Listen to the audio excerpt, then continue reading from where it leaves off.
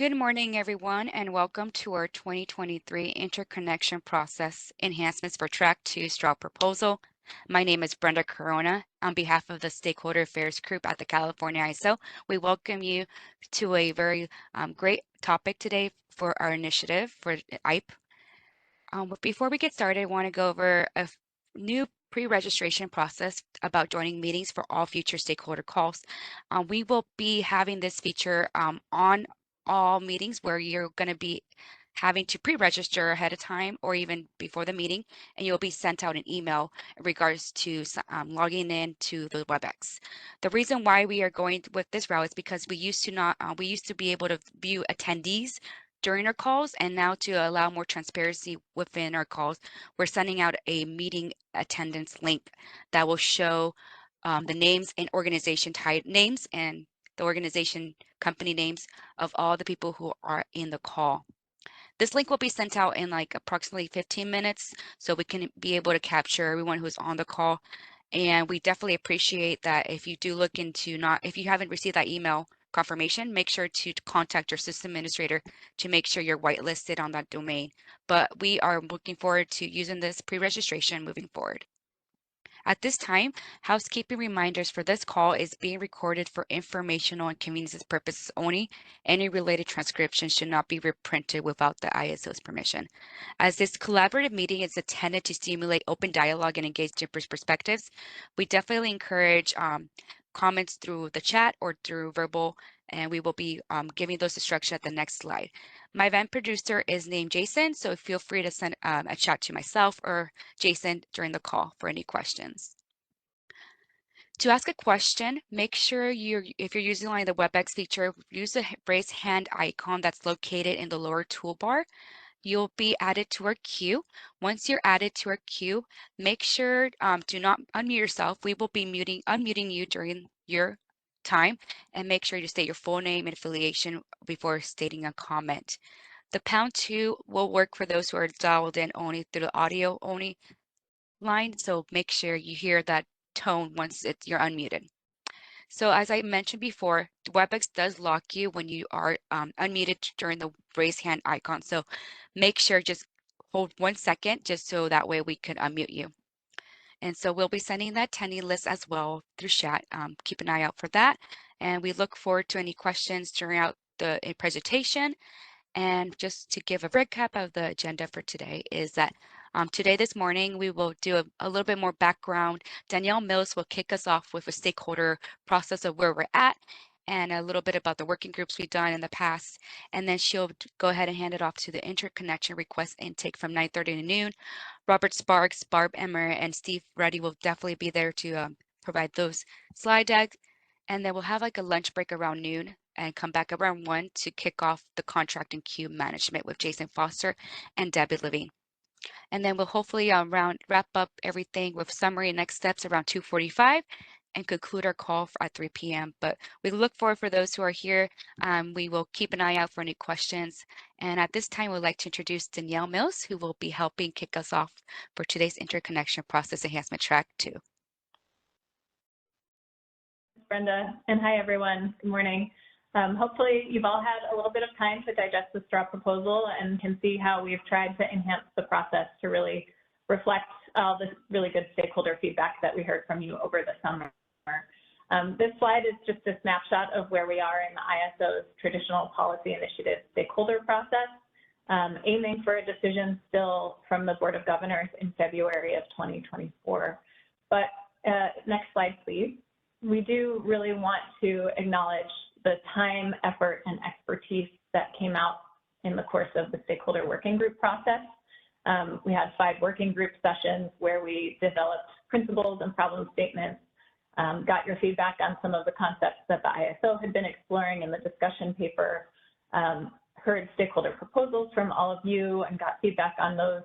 And then you also gave us some great ideas for things to explore in an informal stakeholder survey, and we did look at those results, but just more for our own kind of knowledge and awareness of the interconnection process and the various perspectives that all of you have and bring to it.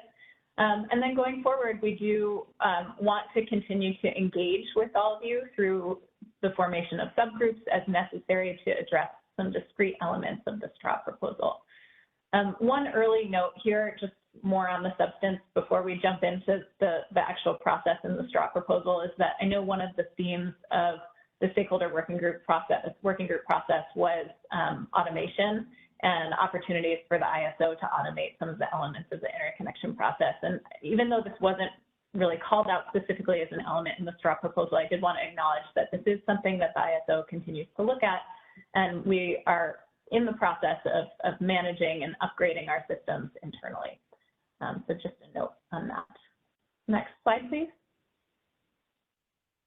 And hopefully this new process that you've all seen proposed in the straw proposal it's clear to you that this is strongly informed by the Memorandum of Understanding that was signed in December of 2022 between the ISO, CPUC, and CEC.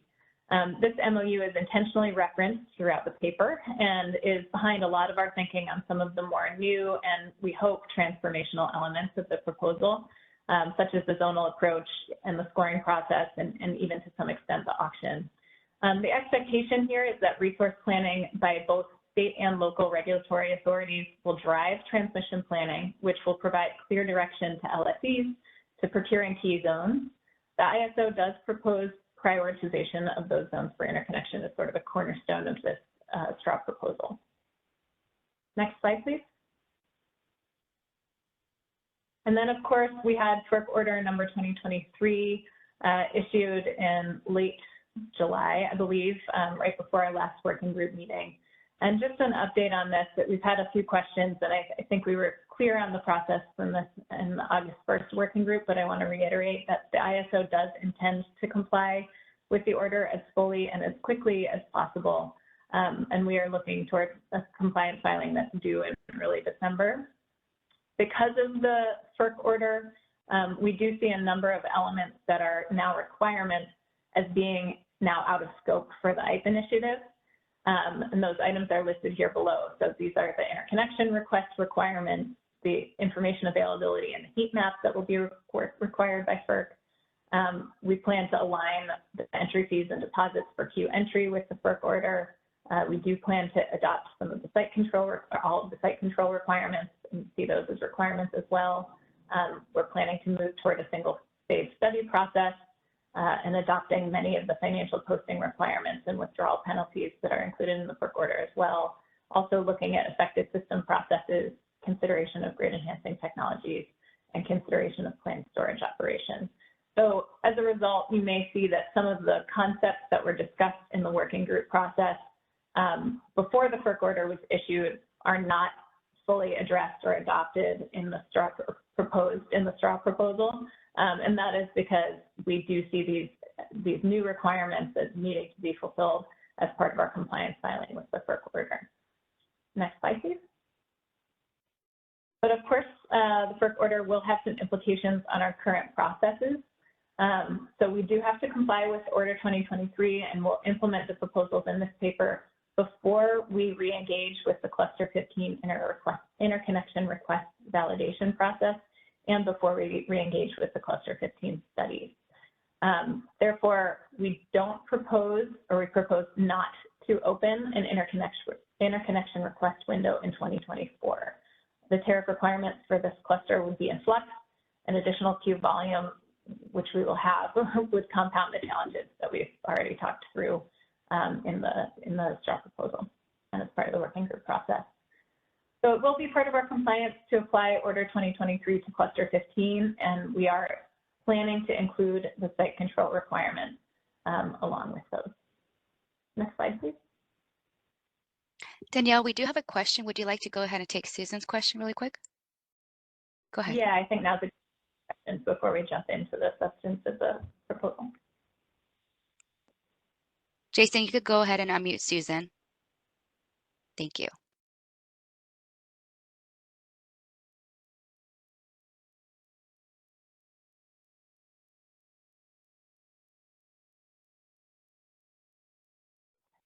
You're not unmuted. Go ahead. This is Susan Schneider, Phoenix Consulting. Can you hear me okay? Can you guys hear me okay? Yes, we can. Okay, all right, sorry. Just a quick sound check on the first question. Yeah, just a really quick question.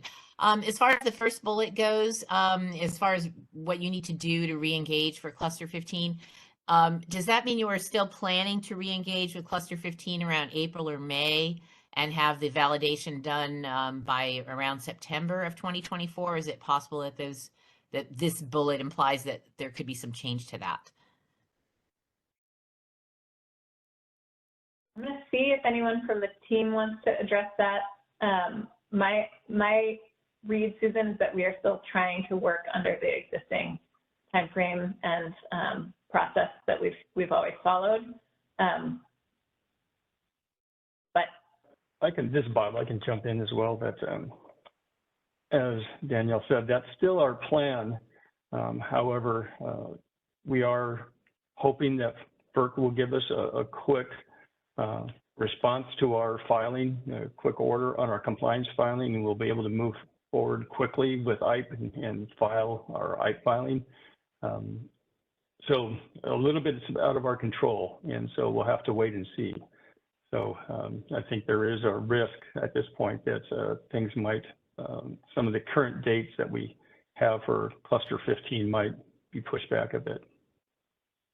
So are you assuming, and just given the December filing for compliance for order 2023 and then something like a board decision in February on IPE, so are you assuming that you will wait until you get a FERC approval of your compliance filing before you file anything to do with IPE? Is that the sequence here? I don't know if we need to get a response from FERC before filing our IPE. Actually, yes, we will. Okay. Because we won't know what the base of the tariff is that FERC has approved to know what we need to add in for the IPE process. So we will need to wait for FERC approval on the compliance filing for 2023.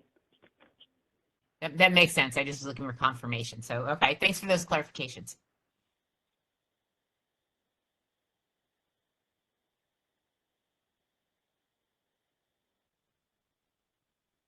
Thanks, Deb. All right, so with that, if there are no more questions on FERC order compliance or the stakeholder process thus far, I will hand this over to Robert Sparks, who will start to address some of the input and data that will be accessible to you all as part of the zonal approach. Good morning. Thank you, Danielle. So, yeah, I'll be talking about the zonal transmission information that the ISO has been working to provide and will continue to enhance going forward for the generation interconnection process changes that are currently proposed, as described by Danielle. Next slide, please.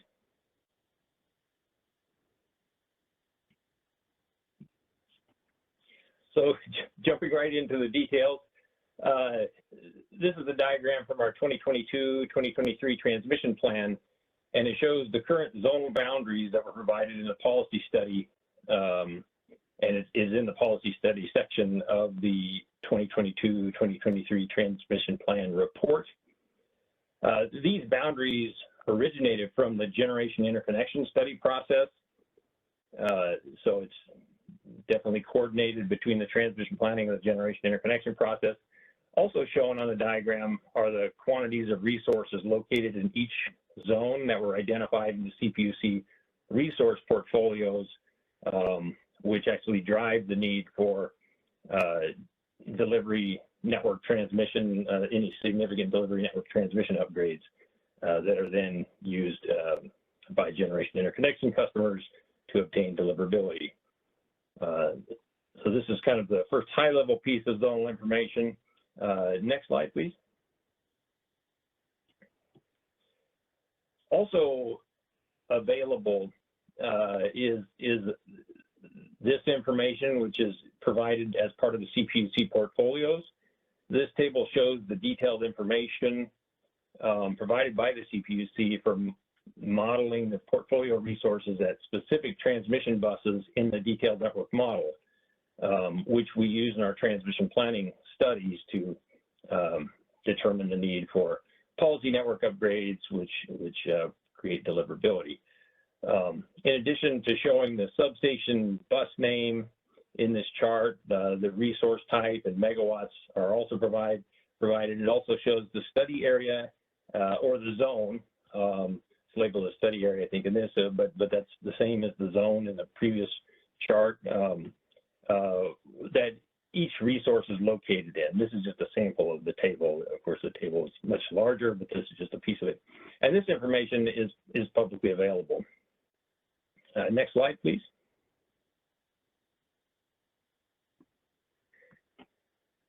So also in the transmission plan, transmission system diagrams like this one were provided in the transmission plan report for each of the interconnection zones.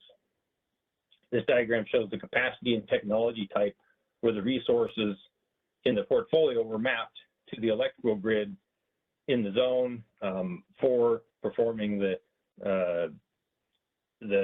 transmission contingency analysis and the power system analysis to verify the transmission system meets the NERC standards. Next slide, please. So 2 additional sources of information are also available to interconnection customers. A transmission capability estimates report is provided to the CPUC for purposes of developing the resource portfolios. And a transmission plan deliverability allocation report is also provided. And the following slides will provide more details on these reports. Next slide, please. The transmission capability estimates report, a snippet of it is shown in this slide, at least the table that provides the information. That report provides the amount of new generation that could be deliverable behind each area constraint that is identified in the interconnection studies. It also provides a potential transmission upgrade for each constraint and the approximate cost of that upgrade, the development time frame for that upgrade, along with the incremental increase in transmission capability that the upgrade would provide. Next slide, please. The transmission plan deliverability allocation report provides information on the amount of TPD that was allocated and the amount of TPD that remains to be available behind the identified area constraint and each of the area constraints that were identified in previous interconnection studies and were binding in the allocation report are provided in the report. The slide also shows, at least in this slide, you can see there's a transition diagram which is included in the report, which shows the boundary of one of the area constraints, as well as a single line diagram of the bulk transmission system within that boundary. Next slide, please.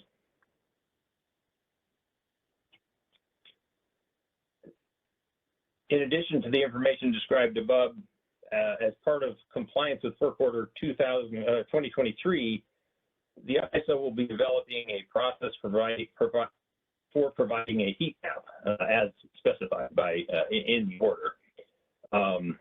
It is anticipated that going forward, we'll continue to provide all the information described above, along with the heat map, which we still need to develop and are targeting Q3, Q4, 2024. Seems ambitious, but that's our target. Next slide, please. I think this is the last slide. So as mentioned earlier, the CPUC portfolios are the primary driver of major transmission upgrades needed to ensure the deliverability of generation. However, that's raised a concern for non-CPUC jurisdictional entities that want to ensure that resource plans are incorporated in the ISO transmission planning process.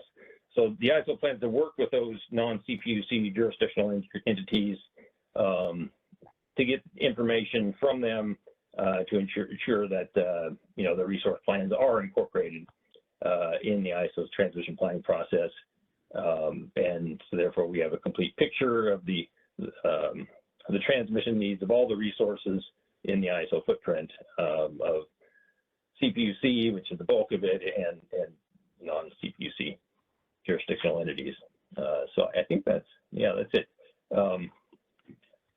So that's all I had. I'm kind of substituting for Jeff here, but I can answer any questions. Yes, let's go ahead and get, we do have a list, Robert, so we'll go first with Susan, and then we'll go Songzi, and then Aswani. So let's go ahead and mute Susan first, Jason.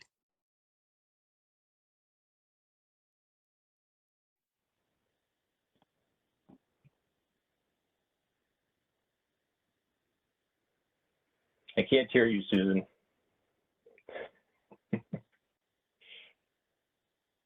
Is it just me? No, Robert, let me double check with my event producer.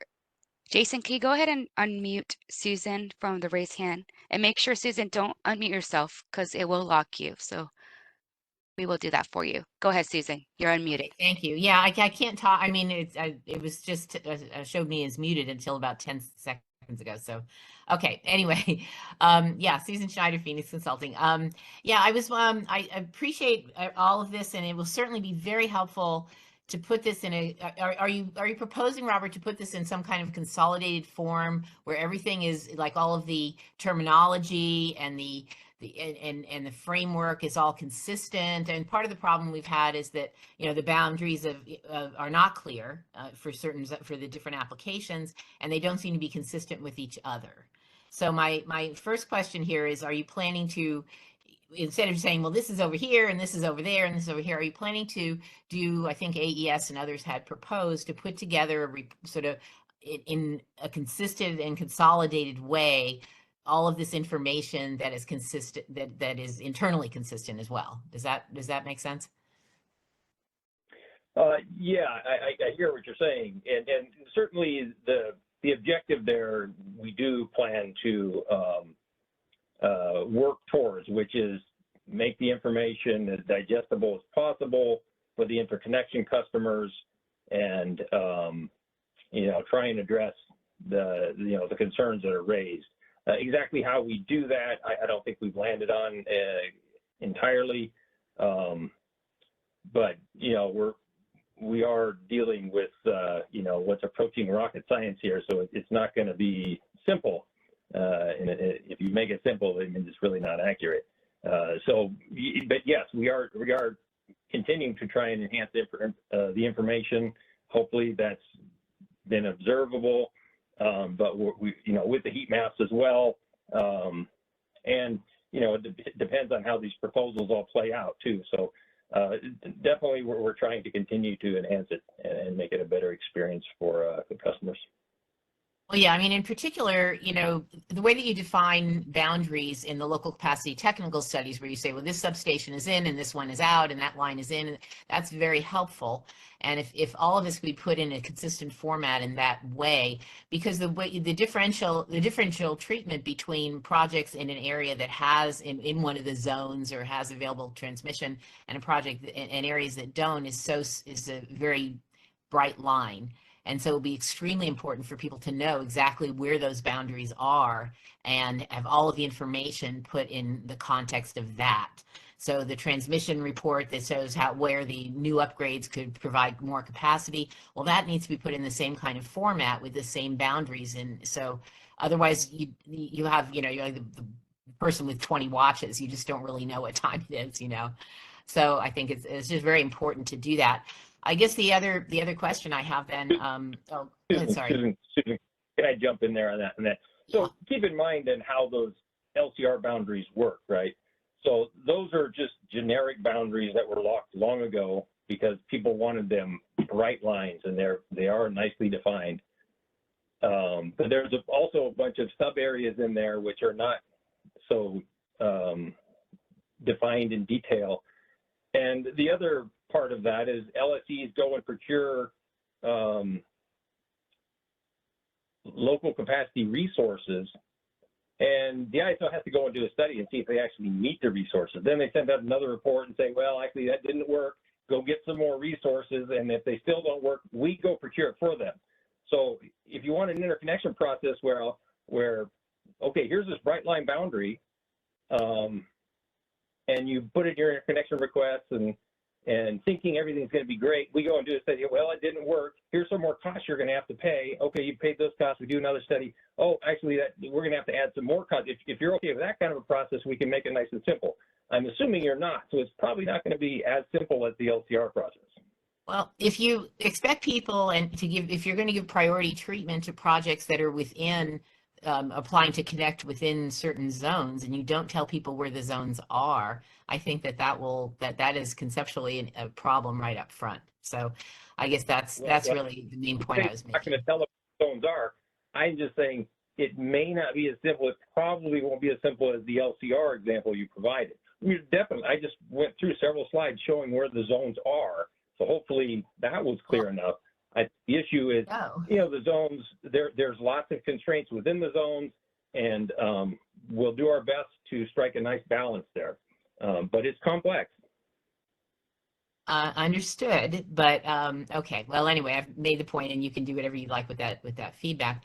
My other question is, AES and others that put forward an idea of having a consolidated report that has all the relevant information in it, also had as part of their proposal the fact that the CAISO would issue this information something like 6 months, at least 6 months before the opening of the interconnection request window. And is that I look at the Q3, Q4 2024, and perhaps you might think about an April window or something. Are you thinking around 6 months, or is that part of the proposal?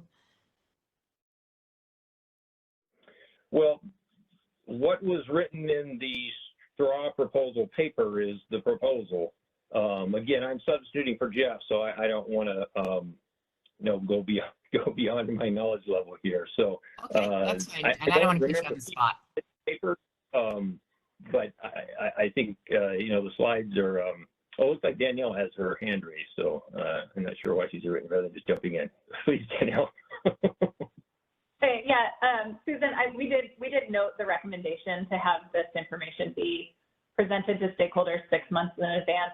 We need to see what we can feasibly do, but we definitely heard that the value of providing this information is to provide it with enough time for stakeholders to respond as they think through their interconnection requests.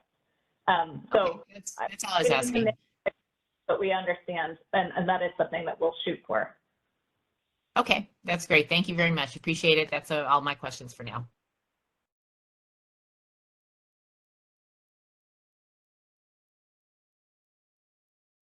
Let's go ahead. I do see Jason. Did you unmute Jason from Grid Star?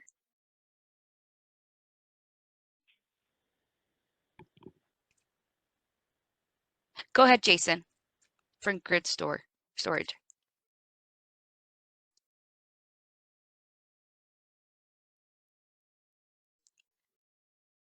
I think Jason Berwin, you might be double muted. We can get back to you. Let's go ahead and unmute Song Z from Grid Bright Incorporate. Hi, good morning, Robert. Can you hear me?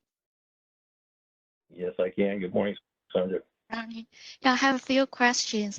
So first, could you clarify the zonal approach in this proposal? The zone refers to the specific jam pockets for each and deliverability constraint instead of the general high-level study area?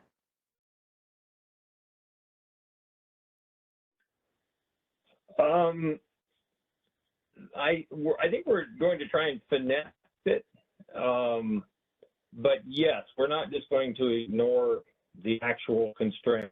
So we have the high-level constraints that were shown in the transition plan, the study areas, as you know.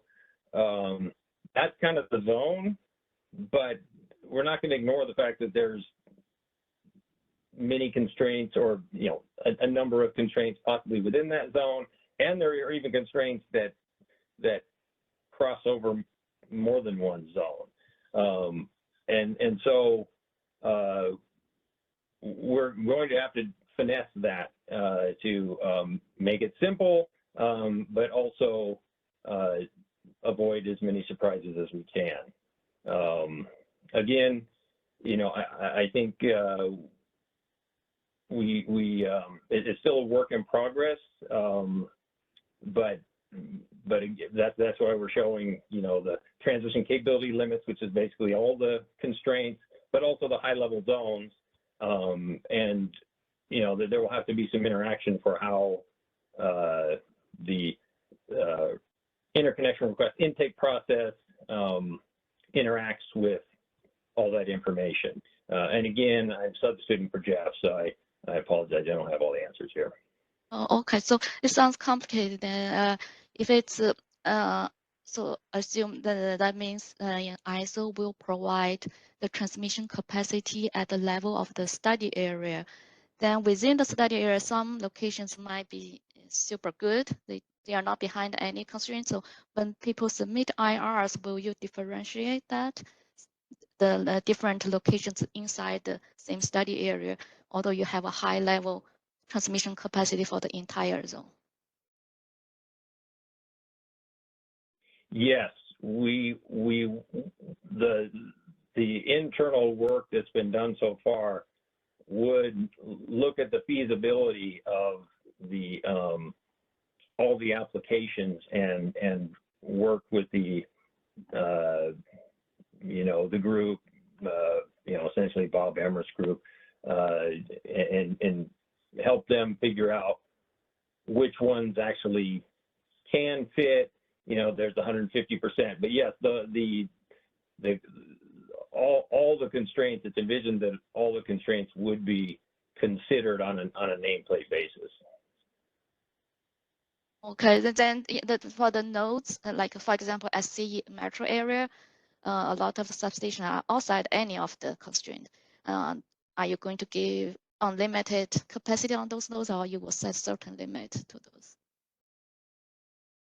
I think the transmission capability limits paper does have a number for the metro area. Yeah, you just set it to South Megawatts because there's no, I think you put a pseudo limit there, right? But just wondering how you're going to deal with it.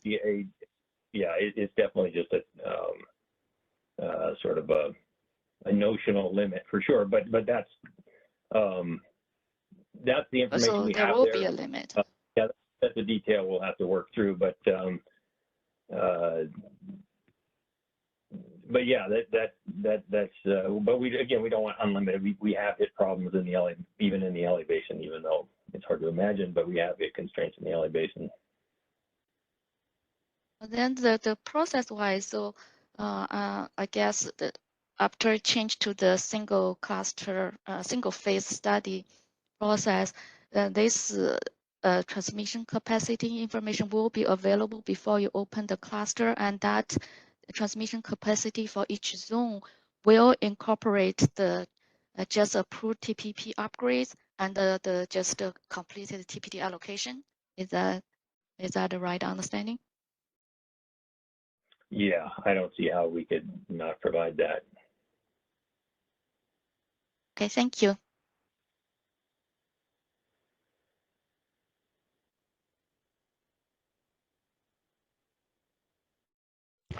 Aswani from PG&E, go ahead. Hi, good morning, Robert. Can you hear me? Good morning, yes. Okay, thank you. I think a lot of my questions have been already addressed through the previous attendees. I do have one question where typically the timelines for CAISO board to approve the 2022-2023 TPP or even the 2023-2024 TPP driven upgrades would be by March of next year.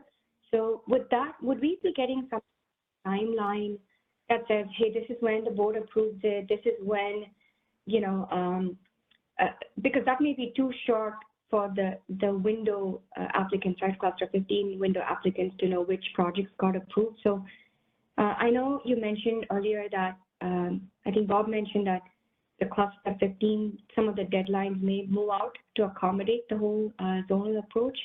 Is that, just wanted to confirm that with you, that that data may not, the approval data may not be available until March for this TPP upgrade. Actually, it won't be available till May. May, oh, okay, all right.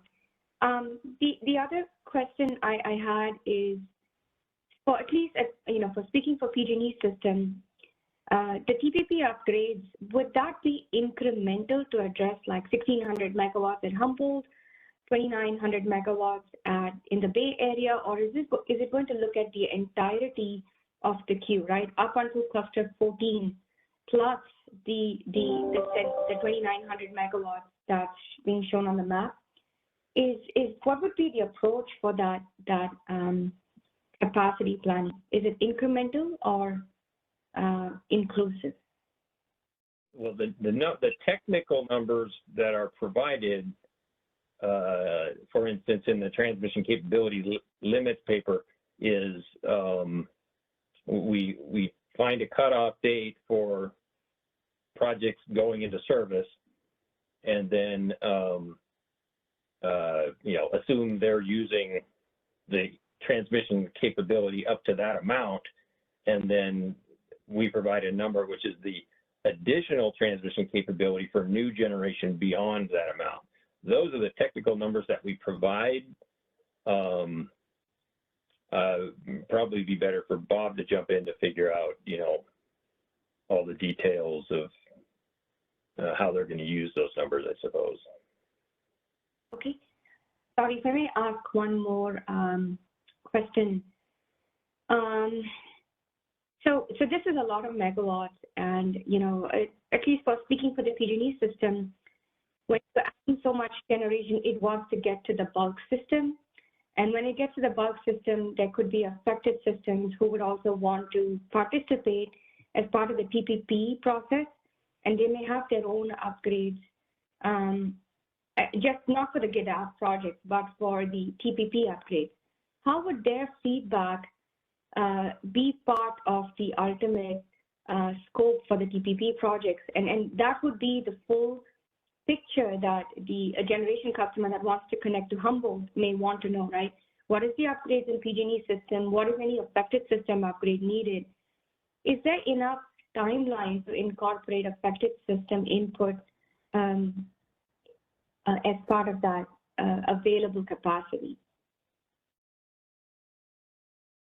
Well, there's never enough time, but I think we would strive to at least include a level of affected system participation and input that we currently have going forward.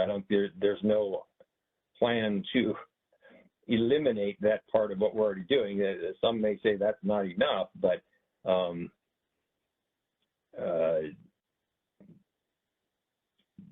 if the tariff basically says that, we do our best to coordinate with affected systems, but it's really up to the affected systems and the generators to work together to come up with the mitigation needed on the affected system that the interconnecting customer is responsible for at the end of the day.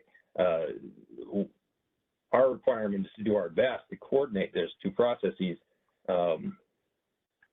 but not to make that the least common denominator and just drag the process out, to an unacceptable time frame.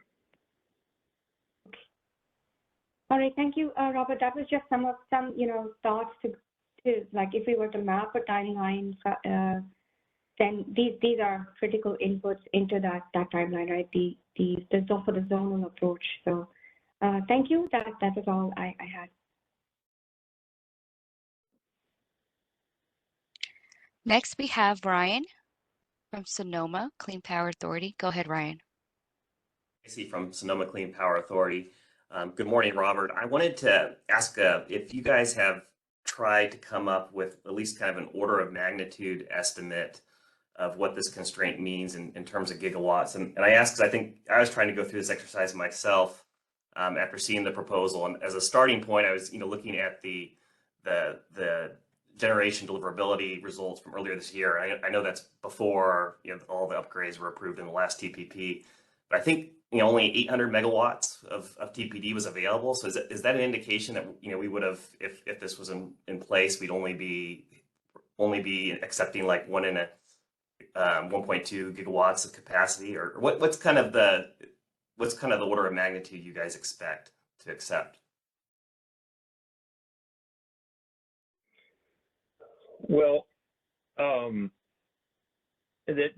depends on a couple of things. One is if it's relative to what's in the queue, or if it's relative to the TPD that's already been allocated.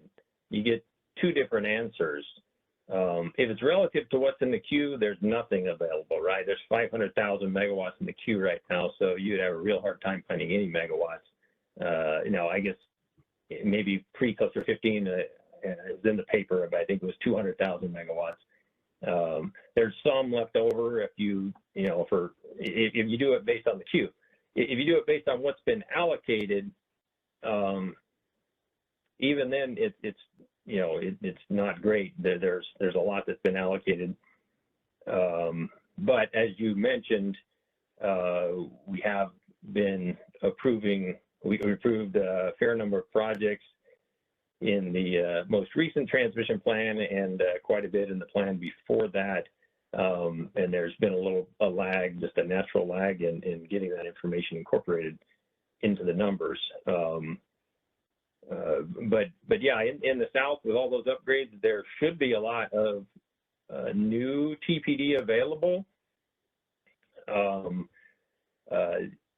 of those projects have moderate timelines for development. Some of them have longer time frame.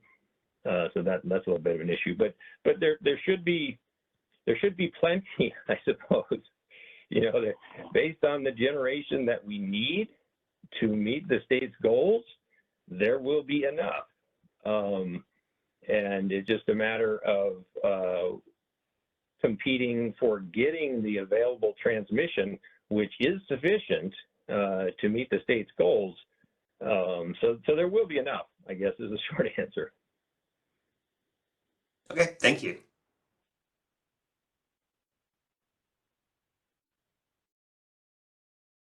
Great. Next we have Aronika from Evron Energy.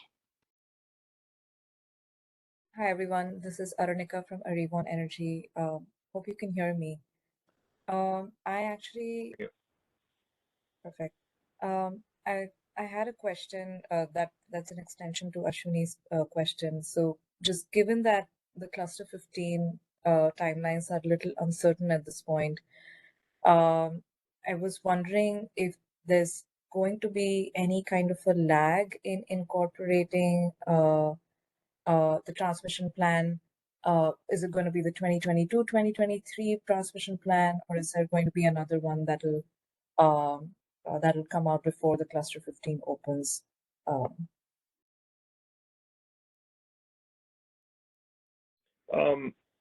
The 2023-2024 transmission plan, as I discussed earlier, will be available in May of 2024.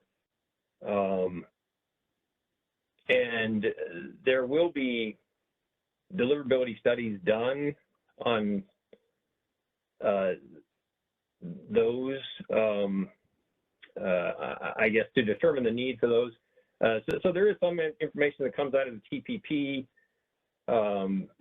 It's based on the portfolios. It's not based on the queue, so it's not exactly apples to apples, but it's it is still a reasonable estimate.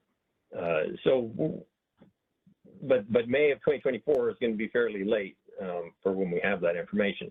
The 2022-2023 information,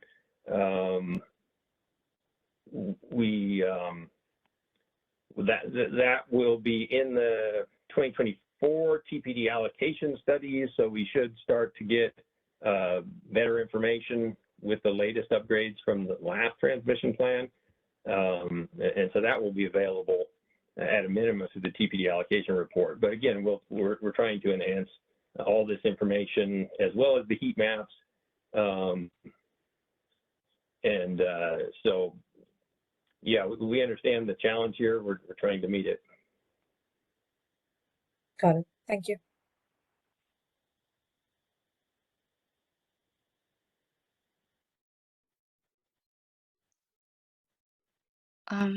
We can go to Jasmine from AES. Hey, Robert. This is Jasmine from AES Clean Energy.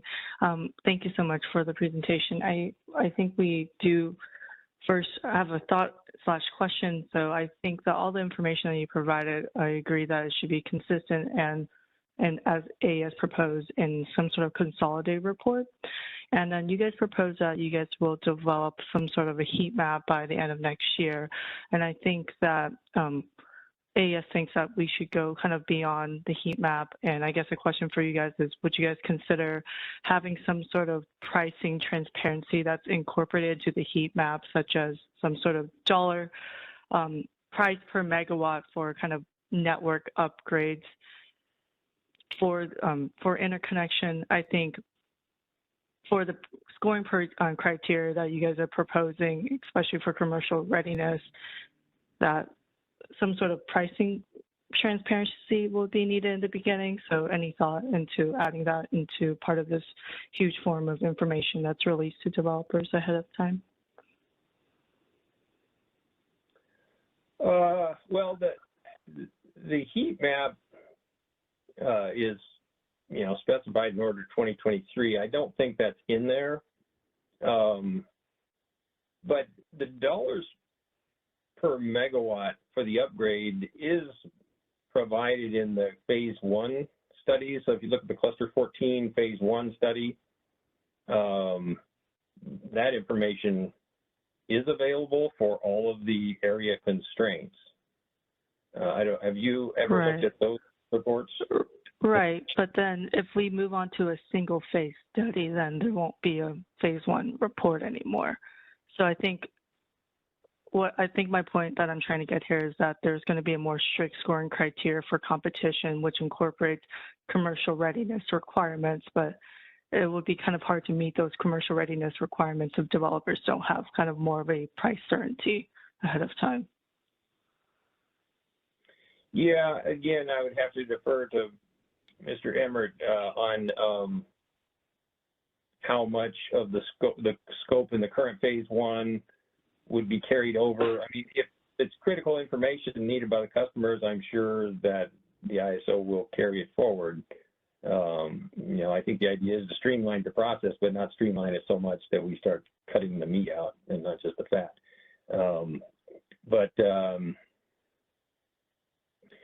yeah, I mean, the other thing about the heat maps is we're, at least in my mind, the struggle will be, are we going to be able to include deliverability type information in the heat map, or is it just going to be similar to what MISA provides currently,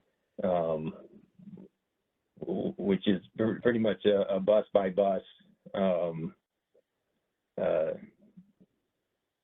how much could you add on a bus by bus to a number of reliability cases that are fed into the program, which is useful information, but it's not necessarily how much deliverability is available. So in my mind, that's where my mind is on the heat map, but it's a work in progress.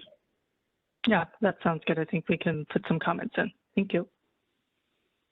Jasmine, this is Bob Emmert. I would suggest, related to the scoring criteria and what you think you need to be able to present in your interconnection request the most viable and ready projects, provide, in your comments what you would like to see us publish to help you in that process.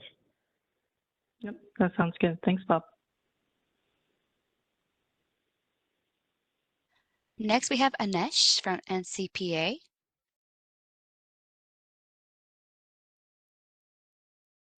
Robert, sorry if you already covered this or I missed it somewhere, but are those single lines for each zone, are they available already or are they still in development? They're in the 2022-2023 transmission plan report in chapter 3, I believe, which is publicly available on the website. Have you seen that? I have, but I don't recall seeing all of them. Are all of them in there? Well, for the 8, I think there's 8 anyway. For the areas, for the zones that were identified, there's one for each zone.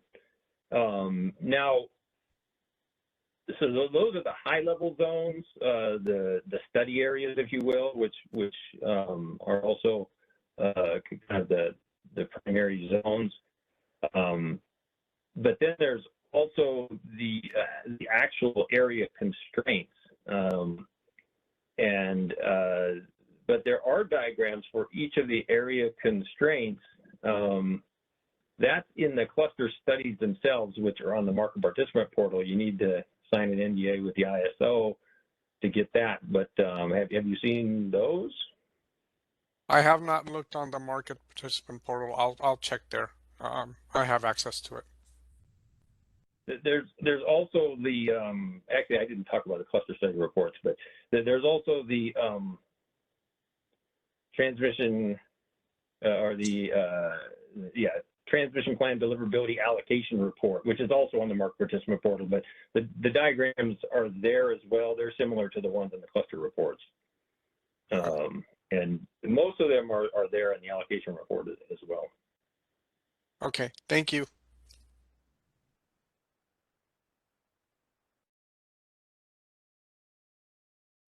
Lastly, we do have Derek from EDP Renewables. Go ahead, Derek.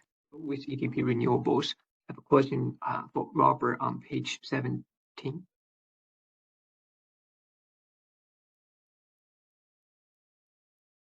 Yeah, regarding the transmission capacity estimate. So each zone has mostly have multiple constraints, and if you look at each constraint, there are multiple transmission limits depends on deliverability and then capacity after network upgrade. And then on the right side of the table, which is not shown here, there's also energy only capacity and then capacity after network upgrade. So just want to clarify which number will be used to set the zonal limit. The transmission plan deliverability numbers, how did we lay? Yeah, basically the FCDS numbers. Does that answer your question? Yeah, so just clarify, the question would be between energy only or deliverability capacity, which value will be used, and is that before or after the network upgrade? So it will definitely be the FCDS numbers, the full capacity deliverability status numbers, which are the ones on the left, not the ones on the right. Those are from the on-peak deliverability study.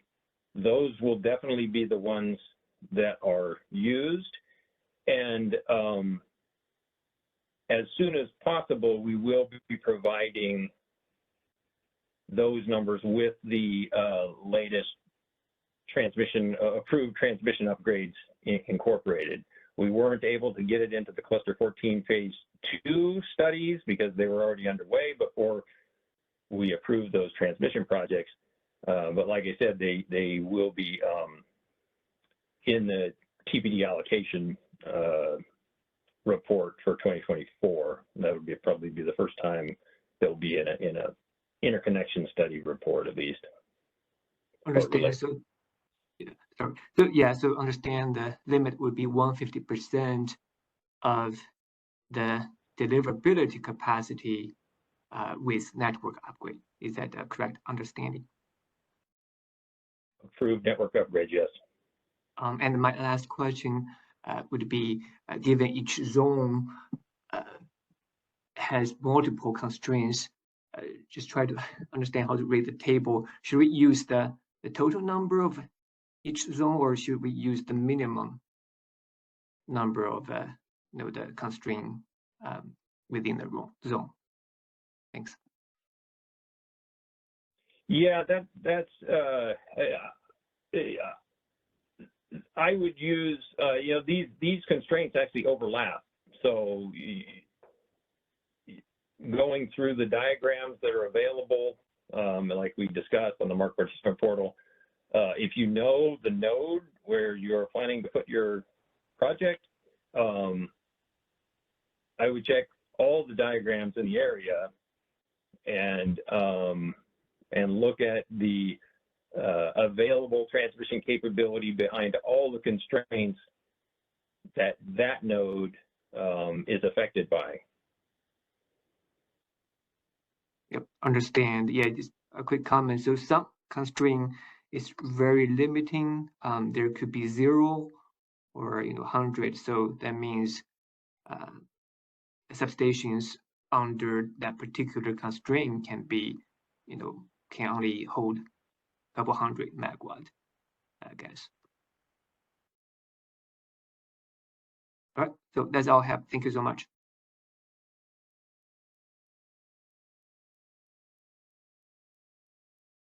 Thank you, Robert. I don't see any more questions in queue. We're going to go back to slide 20 from your last slide.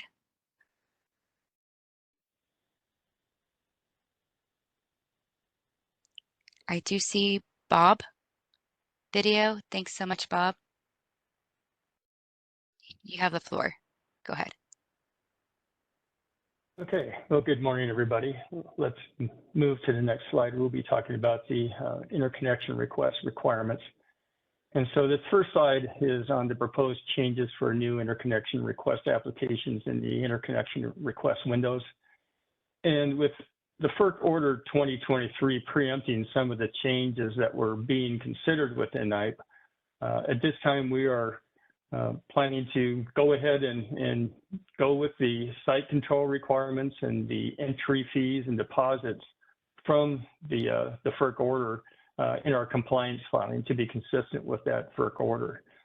So the changes that are proposed within the IPE are limiting the number of requests that a developer or that developers under a single parent company may submit in a particular cluster window to 25% of the available transmission capacity across the ISO footprint for that particular cluster at that time.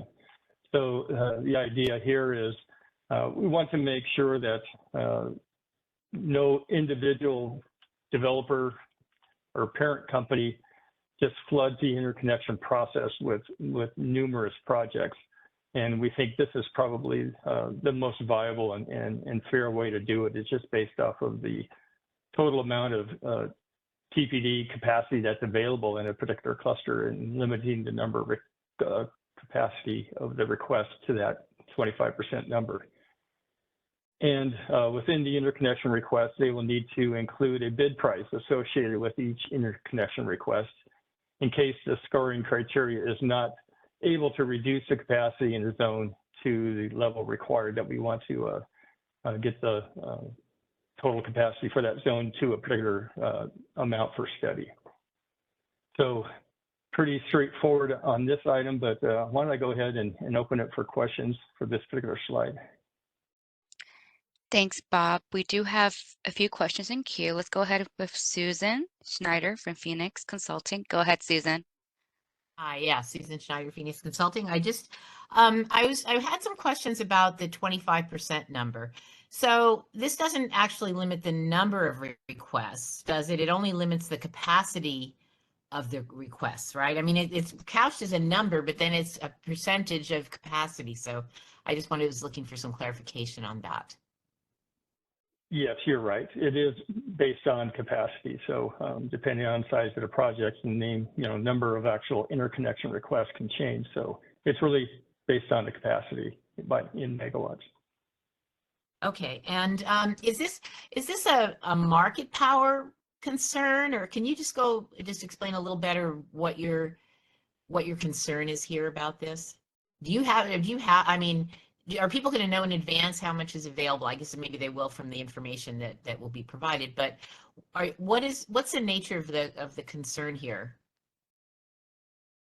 Well, it's really based on what we've seen in past practices, where we've just seen certain entities provide so many interconnection requests that really was part of the issue that, you know, if you will, kind of broke the process, where we got so many interconnection requests that we had to do something different than the standard process. So we were thinking about, how do we address that particular issue?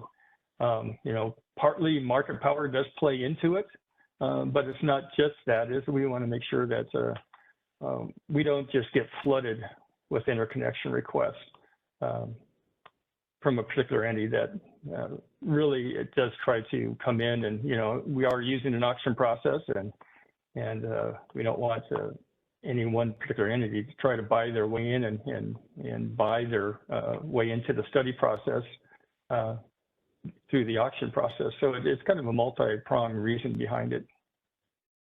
Okay, and I do have a couple of questions about the auction idea. Do you want to wait until you get to that? Oh yeah, that's Steve Roddy will be presenting the auction, so let's wait for that. Okay, all right. Okay, and so is in terms of the, well, okay, I'm going to leave it at that and let somebody else ask questions. But I think the concept behind this is not exactly clear about, you know, again, it's not number of requests, it's capacity, and it's market power normally is considered to be something more of a, I know you worry about system market power, but local market power has been a particular focus, but this doesn't seem to really address that. So the market, that's why I was asking about whether it was a market power issue or not. So I think that the rationale behind this and the level that you've picked and it probably could be explained a little bit better. So we'll put that in comments, but thanks.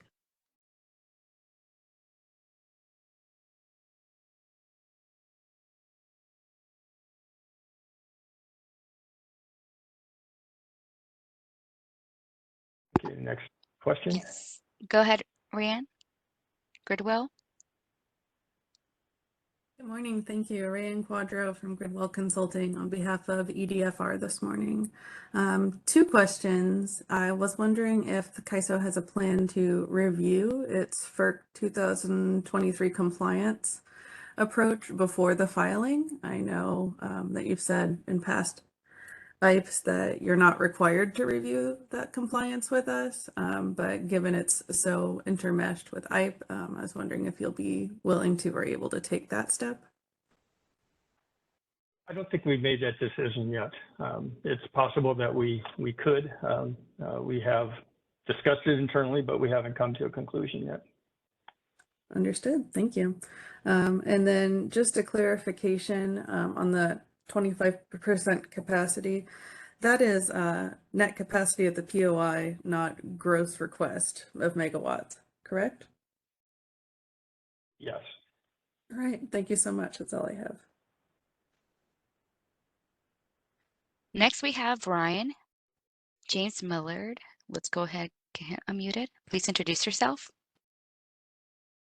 NextEra, can you hear me okay? Yes. I think our initial reaction to this is that this is a step too far with the 25% cap. I don't think this is something that NextEra would be supportive of. I think if implemented indefinitely, it's just going to constrain competition and has the potential to just raise consumer costs without an accompanying benefit. I don't know that, I think this is unprecedented. I don't know that any other RTO has a cap like this.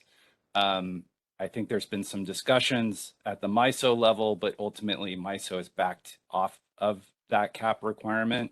So I'd encourage others to kind of weigh in on this. I just think that this is problematic. I think I've raised this point before. This is not a market. This is a queue. I understand the concern about having a single developer, but these are requests. These are projects that may or may not ever materialize. So right now, I think we just are strongly opposed to this.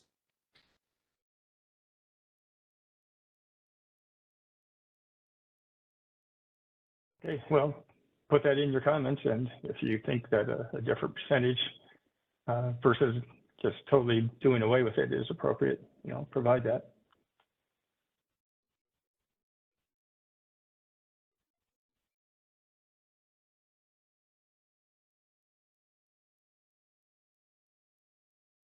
Okay, next in the queue. We do have Jasmine. Go ahead. Yeah, thank you, Brenda. This is Jasmine from AES. I just wanted to also touch on the developer cap of the 25%. We also think that this is an overkill from already having to limit the study capacity to 150% of the transmission capacity. So in MISO, during their queue reforms, they are proposing to also limit the study capacity to 60% of load. And MISO also did propose some sort of developer cap, but they found it also discriminatory at this time. So they are dropping the developer cap. So I just wanted to bring that up in your radar. We do think having some sort of developer cap is going to kind of create more market power issues by kind of skyrocketing RA prices due to the limited supply. But if you guys are considered about market power, we do think it's more of a CPUC jurisdictional issue where they can do something and mitigate RA construct. But if market power is the issue here, that we do think in the rest of the proposal that option B shouldn't be only limited to requests outside of the interconnection zones, if they can also be allowed, if option B projects are... If we could hold off on option B at this point, Yeah. because we do have another slide that we'll be talking about that later. Yeah, that's okay. But yeah, I just wanted to note that we think you guys should consider MISO's approach here as well and drop this.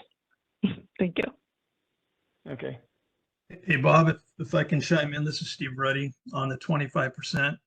So the ISO's concern here, as far as market power, is that if we do limit the capacity that's available for study, and we limit it to 150%, and in an annual year, there is not much available, that one or two entities could buy up through the auction or through viability all of the capacity, then we're only going to be providing at the end of the day to the market one or two entities to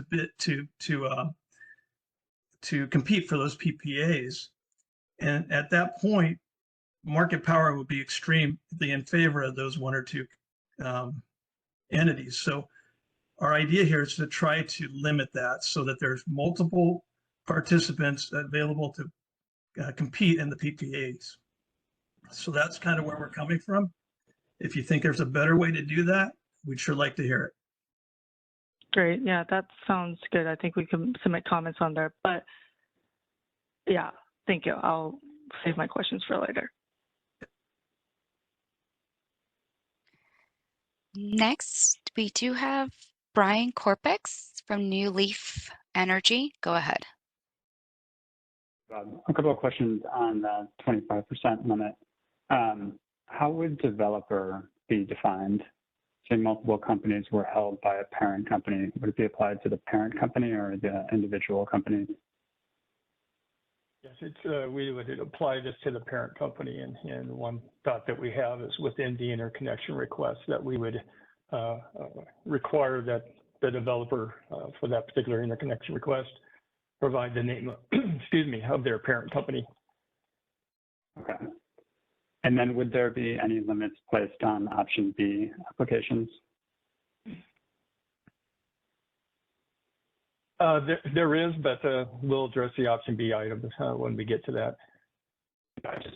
Sorry, would the 25% also apply to option B, or is this just option A applications for the zones? Actually, we hadn't really defined that, so that's something we'll need to take into account. Okay.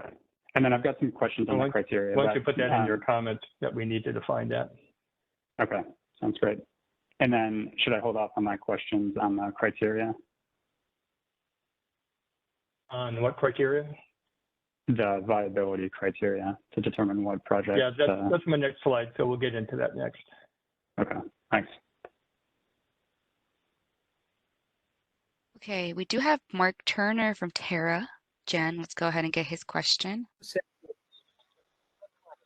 Do you have a sense of what that 25% limit would have been in cluster 14 and 15? Give us an order of magnitude of what we're talking about. No, I'd hate to just guess at it. I haven't gone through a calculation on it, and it changes based on the amount of available transmission capacity that we have going into a cluster. So it's going to change every cluster. Yeah, I don't know if Robert Sparks is on the phone, but yeah, he probably hasn't calculated it either. So I hate to venture a guess at this point. I think that would be informative if you guys did that. Cluster 14 and 15, maybe a couple clusters back, just to get a back cast of what that would have meant had it been implemented before. Okay, yeah, please put that in your comments and we can take a look at that.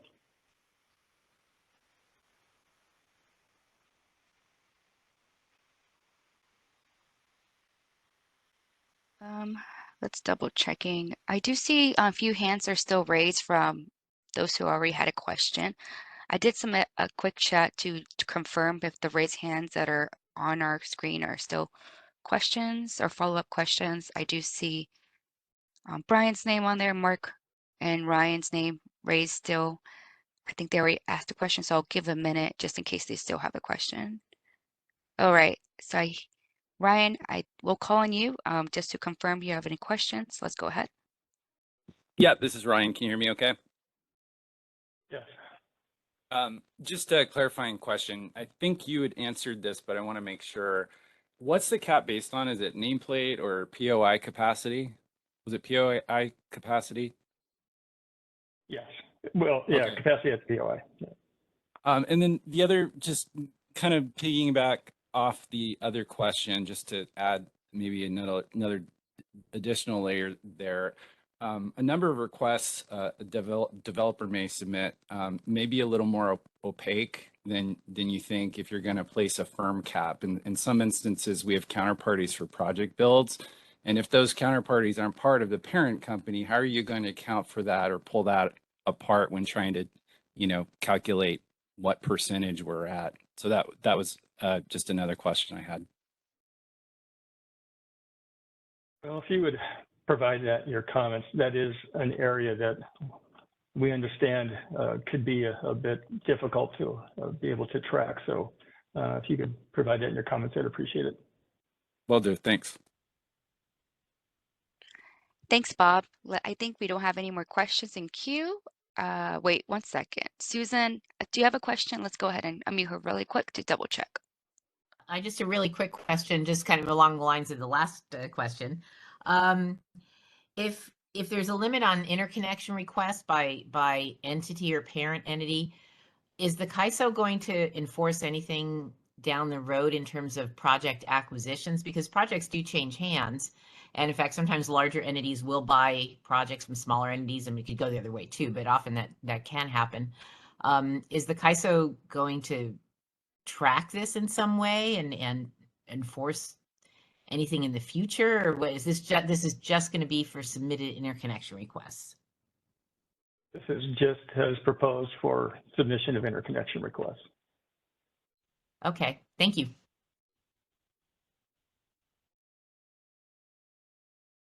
Okay, well, moving on to the next slide. The ISO is proposing a points-based system for scoring criteria for prioritization of projects that will be moving forward into the study process. And the criteria is designed to rank interconnection requests by zone based on readiness and will be used to reduce the capacity to 150% of the available transmission capacity within each zone when exceeded. So the ISO proposes an additional item related to this is that we would automatically include any project that a non-CPC jurisdictional load serving entity demonstrates is a preferred resource in a resource plan that has been approved by their local regulatory authority. the idea here is that while we do our best to try to make sure that all load serving entities are have their plans considered when we're doing our transmission planning process, it's possible that that a particular smaller entity may not be able to get something in that plan in time to be considered for the next cluster. And so we wanted to have an ability for those type of entities to be able to have a project be studied if it's critical within their resource plan. And the ISO takes feedback on opportunities to incorporate information from load serving entity procurement activities into the process. We really think within the MOU process where we're trying to more closely align transmission planning with the resource planning that occurs at the PUC and the procurement activities that takes place through the load serving entities, that we're looking for ways to really try to get load serving entity processes somewhat more integrated and aligned with our interconnection processes. So LSE activities could take a number of forms, including results from a load serving entity in their in some form of an information or offers that they're running at the particular time, project screening that they may do ahead of time before the window opens, bilateral discussions, and other ways that they might be narrowing the list of projects that they're interested in their procurement processes. So we're looking for input on that particular issue from both the load serving entities as well as developers. And we're also looking at considering, following a review of the comments, considering a sub-work group to really refine the criteria. We put together in the straw proposal a list of items that we think would be a proposal or appropriate. At this stage, granted, we understand the ISO is not the expert in all these areas. So while we're looking for your comments on each of the individual components, feel free to provide comments on each of the various components and your thoughts about scoring. And if we think it's appropriate, and I think it probably will be, that we will begin some sort of a sub-work group to really work through and refine that criteria. We're looking really to understand the usefulness and reasonableness of that information at the time that an interconnection request, customer is providing their interconnection request at the application stage. And we're also concerned and want to make sure that all of that information is easy enough for the ISO to validate on a timely basis within the interconnection request window. The process that we envision is that we would go through all the scoring and validate the scoring within the interconnection request window and not in what is the traditional validation period that we have for interconnection requests. Our plan is that once we get the scoring criteria and go through the process of scoring, and then if we have to do the auction process as well to continue to reduce the number of projects down to that 150% of the capacity in the area, after that process is completed, that will determine which projects will actually go through the full validation process of their interconnection request. And we really expect that the criteria will evolve through this IPE process. So, at this point in time, we gave it our best shot. We know that it really needs to be robust enough to really effectively rank projects on their readiness and their viability at the initial interconnection request stage. And if some reason that we feel that that cannot be achieved, the scoring process could be removed from the final proposal. However, we really think, we really want to see this succeed in a manner that can be used to determine which projects do move into the study process so that the auction process would not have to be used necessarily as frequently as it might without a scoring process. So with that, let's open it up for questions. Lauren Carr, Cal CCA, go ahead. Cal CCA. I wanted to ask a clarifying question on the third bullet. Does this mean basically that any non-CPUC jurisdictional LSEs project in a resource plan would be able to bypass the scoring criteria and automatically get studied? That's the idea, yes. Okay. And would those be included in the 150% limit? Yes, they would. Okay. Yeah, so Cal CCA has some concerns with this approach because obviously CPUC jurisdictional entities have their own IRPs too and procurement orders from their LRAs. And so we would prefer to see CPUC jurisdictional LSEs and non-PUC jurisdictional LSEs treated in the same manner. You know, incorporating those plans and portfolios in the TPP and then having everybody subject to the same criteria for the scoring criteria would be what we would recommend. And then I had one other comment on the bullet 4. Okay, so Lauren, you know, within this process, one of the items that we would really like to see some input on as well is, you know, information in the realm of letter intent and or those type of things of indications from load serving entities, whether based on projects that they're very interested in, you know, some sort of indication that you're interested in the project. And also, you know, if you're willing to do that type of thing, what level of commitment you might be willing to make at this stage related to those type of things. And those could be, you know, more than one type of a scoring criteria with different number of points based on the level of commitment that you're willing to put towards a particular project. So, you know, that's another opportunity in lieu of this type of thing. So if you would kind of think of this holistically between this particular third bullet and other alternatives to accomplish that type of a process, we would appreciate that in your comments.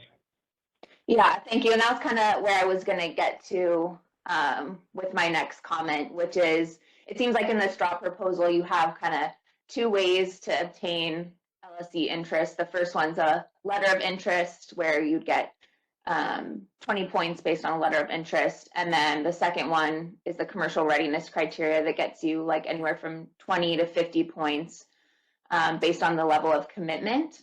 And as you know, as we've mentioned before, that it's not typical for LSEs to take some of those steps listed in the commercial readiness criteria without information around network upgrade costs and timelines and things like that. So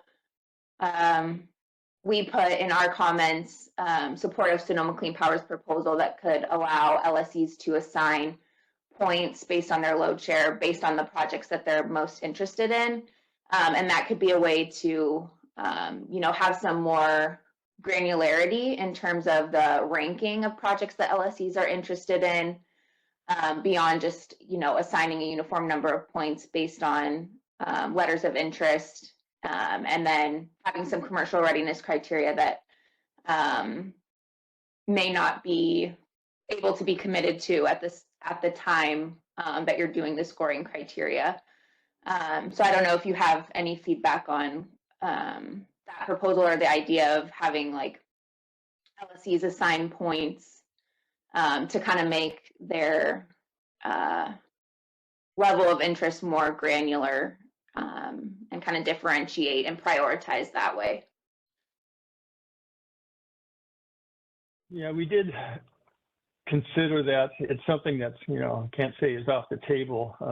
There was a concern with just the amount of time we have to deal with this issue up front, you know, particularly in light of what FERC is requiring within their timelines to do their the initial open window and then validation and study process, that we didn't want to invoke a process that would be potentially complicated and time consuming. But But if you feel that's a better way of dealing with that, we'd be interested in hearing that within your comments. Okay, thanks. Appreciate it. Thank you, Lauren. Next, we do have Ryan Tracy, Sonoma. Go ahead. Your line will be unmuted. Go ahead. Hello. Yeah, Lauren provided a good kind of introduction to what I wanted to highlight. I think, as a load-serving entity with the zonal approach, I think one of our main concerns is it's going to limit our optionality for what types of projects we're going to contract from, lower the type of competition, potentially increase cost. And I think with that kind of in mind, we really want to make sure that everything that does get studied is something that an LSE wants. So I think kind of building on what Lauren said, strongly advocate for thinking of ways to increase the weighting of LSE interest. I think we had the RIC proposal, but I think there may be ways to simplify that, but ways to get direct feedback on what types of projects load serving entities are looking for. And I think the assumption that is provided from the MOU arrangement with the POU or with the PUC. I think that does it geographically, but it doesn't reflect the diversity in technologies and some of the other things that load serving entities are going to be looking for. So I encourage the ISO to look at both a way to kind of more directly incorporate LSE feedback and consider increasing the weight. Whether it's combining those two buckets Lauren talked about, or I think the FERC order. The 2023 order, from what I see, it does try to address some of the commerciality, readiness criteria. I think, from how I see it, the real opportunity with IPE for what the ISO to layer on is to make sure that what gets through is aligned with what the load serving entities want to procure.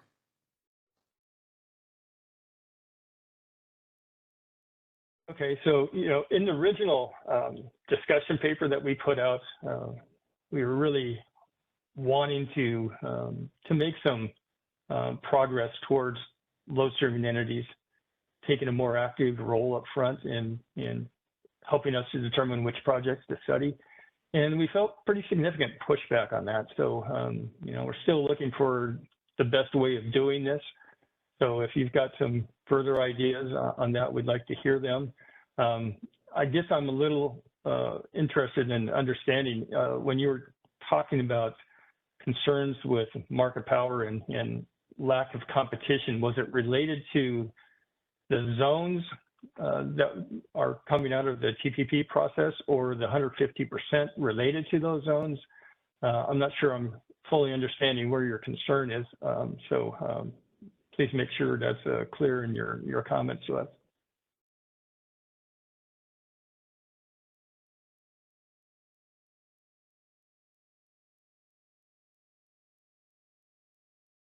I do see we did mute Ryan back. So hopefully, Ryan, if you do have a follow-up, let us know, but we'll go ahead and call on Ryan James from NextEra. This is Ryan from NextEra. Just a couple of comments and a clarifying question. Ultimately, any scoring criteria needs to be clear and measurable, not vague or too broad. I think the letter of interest right now is too broad, but I think you've acknowledged this, so we'll be interested to see more detailed there. On the permitting status, NEPA is a big open question here, and it seems like you'll need comparable milestones for projects going through the NEPA process. Site control is obviously one aspect, but I'm not sure how you'll be able to demonstrate progress with permitting so that you can score similarly to a project going through the CEQA or something else. You don't want projects cited on BLM land to be at a disadvantage because they can't score as high because they haven't set up the metrics, or those metrics aren't comparable, or there simply aren't enough of them to add to your score. So those are just two high-level comments to stress about the viability of this proposal. As far as my question, as part of the discussion in the subgroups, and I think you had mentioned a subgroup is possible for this particular topic. Will you also be reevaluating the actual numbers you have listed in each category, or are those pretty firm right now? Yes, I think everything is up for discussion. This was kind of our first shot, and we'd be looking if we move forward with a work group, developing the specific criteria as well as the scoring. Great. Thanks for clarifying that. Yeah, and just to speak to your comments related to permitting, we see that as, we really debated that one. You know, we considered taking it off, but we thought, well, for a straw proposal, let's at least put that out there. We could see that as, you know, for some of the reasons that you raised, be difficult to actually come up with scoring that truly is provide equal scoring for different type of permitting processes to make sure that we get that right, as well as just the fact that there are so many different types of permits, and it will make it difficult on us to really know what is truly viable information that we're receiving from load serving entities. So we see that one as one that we definitely would need some help on, and make sure that it's done correctly and is easy enough to validate. Okay, next caller. Jasmine from AES. Hey, Bob, just wanted to clarify, did you say that the CPUC jurisdictional LSC projects would be inclusive of the 150%, or is it in addition to that? Yeah, it would be included within that 150%. Okay, thank you. Next, we have Brian from New Leaf Energy. I had a couple of questions on a couple of the criteria. The criterion that's ability to provide local RA within an LCRA with an ISO demonstrated need for additional capacity. Can you clarify what's meant by demonstrated need? Like, is need defined by X megawatts of capacity needed in an area, or demand minus supply? Well, I think we would anticipate leaning on our process that we go through every year, where we determine if enough capacity has been procured in a local area. And within that process, we know how much local capacity is within each of the local areas. And there are some local areas that have really enough capacity to be able to be procured every year for the RA procurement requirements. And then there are other areas that are more on the edge, that more capacity could be useful in those areas. So we were thinking about relying on that process to determine whether we really think it's worthwhile giving some points to a project in a local area. We were thinking that if a local area has plenty of capacity already, that maybe it might not really be appropriate to give a project extra points in that circumstance. Okay, I think we're concerned with this because, you know, in the most recent LCR study, only Stockton and Greater Bay had documented shortfalls in the 2032 timeframe, and I think only Stockton in the 2027 timeframe. And we think, you know, just because there isn't a documented shortfall doesn't mean there's no need. We're seeing high and rising local RA prices, you know, more and more local RA waivers. There's a lot of thermal in LCAs that'll be retiring, but we'll put that in comments. And then appreciate that. Secondly, the criterion for location and load pockets not meeting ADNUs. How do you define load pockets? I don't know that we've got a firm definition at this point, but we did want to open that door. It was something that one of the non-jurisdictional load serving entities put into their comments, that they could see themselves putting in small projects in areas that don't have any transmission deliverability capacity available to them, but due to the fact that it's a small project and relative to the load within that area, that it's something that should be considered. So that's what our thinking is behind that. Okay. And then how would you know whether a load pocket needs an ADNU before the study commences? And would it just be approved ADNUs, new ADNUs, just binding ADNUs? It's just based on the zones that have available TPD and those that don't. So for example, you know, if they're coming into an area that has available transmission plan capacity, you know, they can compete for that. However, if they're wanting to go to an area that has no transmission plan capacity, then the only opportunity based on our current proposal is they would have to go down the option B route. But if they have a project that kind of meets that specific criteria, then it might be something we would allow. Okay. And I guess maybe this is getting too into the weeds, but would the violations be studied both for export and imports? When you say violations, what do you mean by violations? So, you know, if there's an ADNU, you'd want to know how much you're contributing to it, like the defect score. And so if you're not contributing to the ADNU, would that even be considered, or just the presence of an ADNU in the load pocket? Well, make sure I understand your thinking here. Within the various zones that have transmission plan capacity, we aren't going to be recommending new LDNUs, or excuse me, new ADNUs to be developed in those areas. We will probably determine what the next one would be so that we can use that information for the option B process. But related to actually allocating costs to a new ADNU, we won't be doing that in zones that actually have transmission plan deliverability available. That would only be something that we would do for an option B project. Okay, so would it be like any load pocket in one of the zones this would apply to?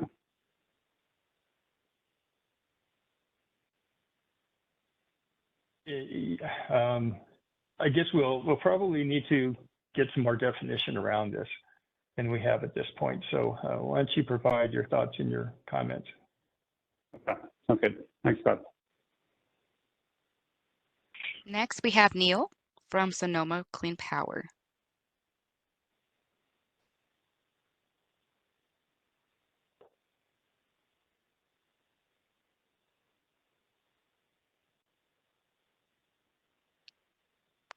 Go ahead, Neil.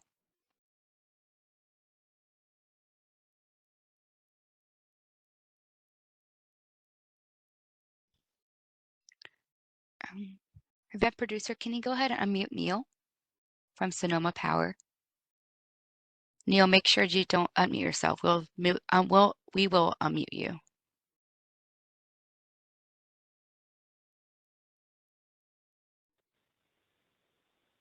Looks like Neil lowered his hand. Okay, let's go to Fernando Cornejo from SCE.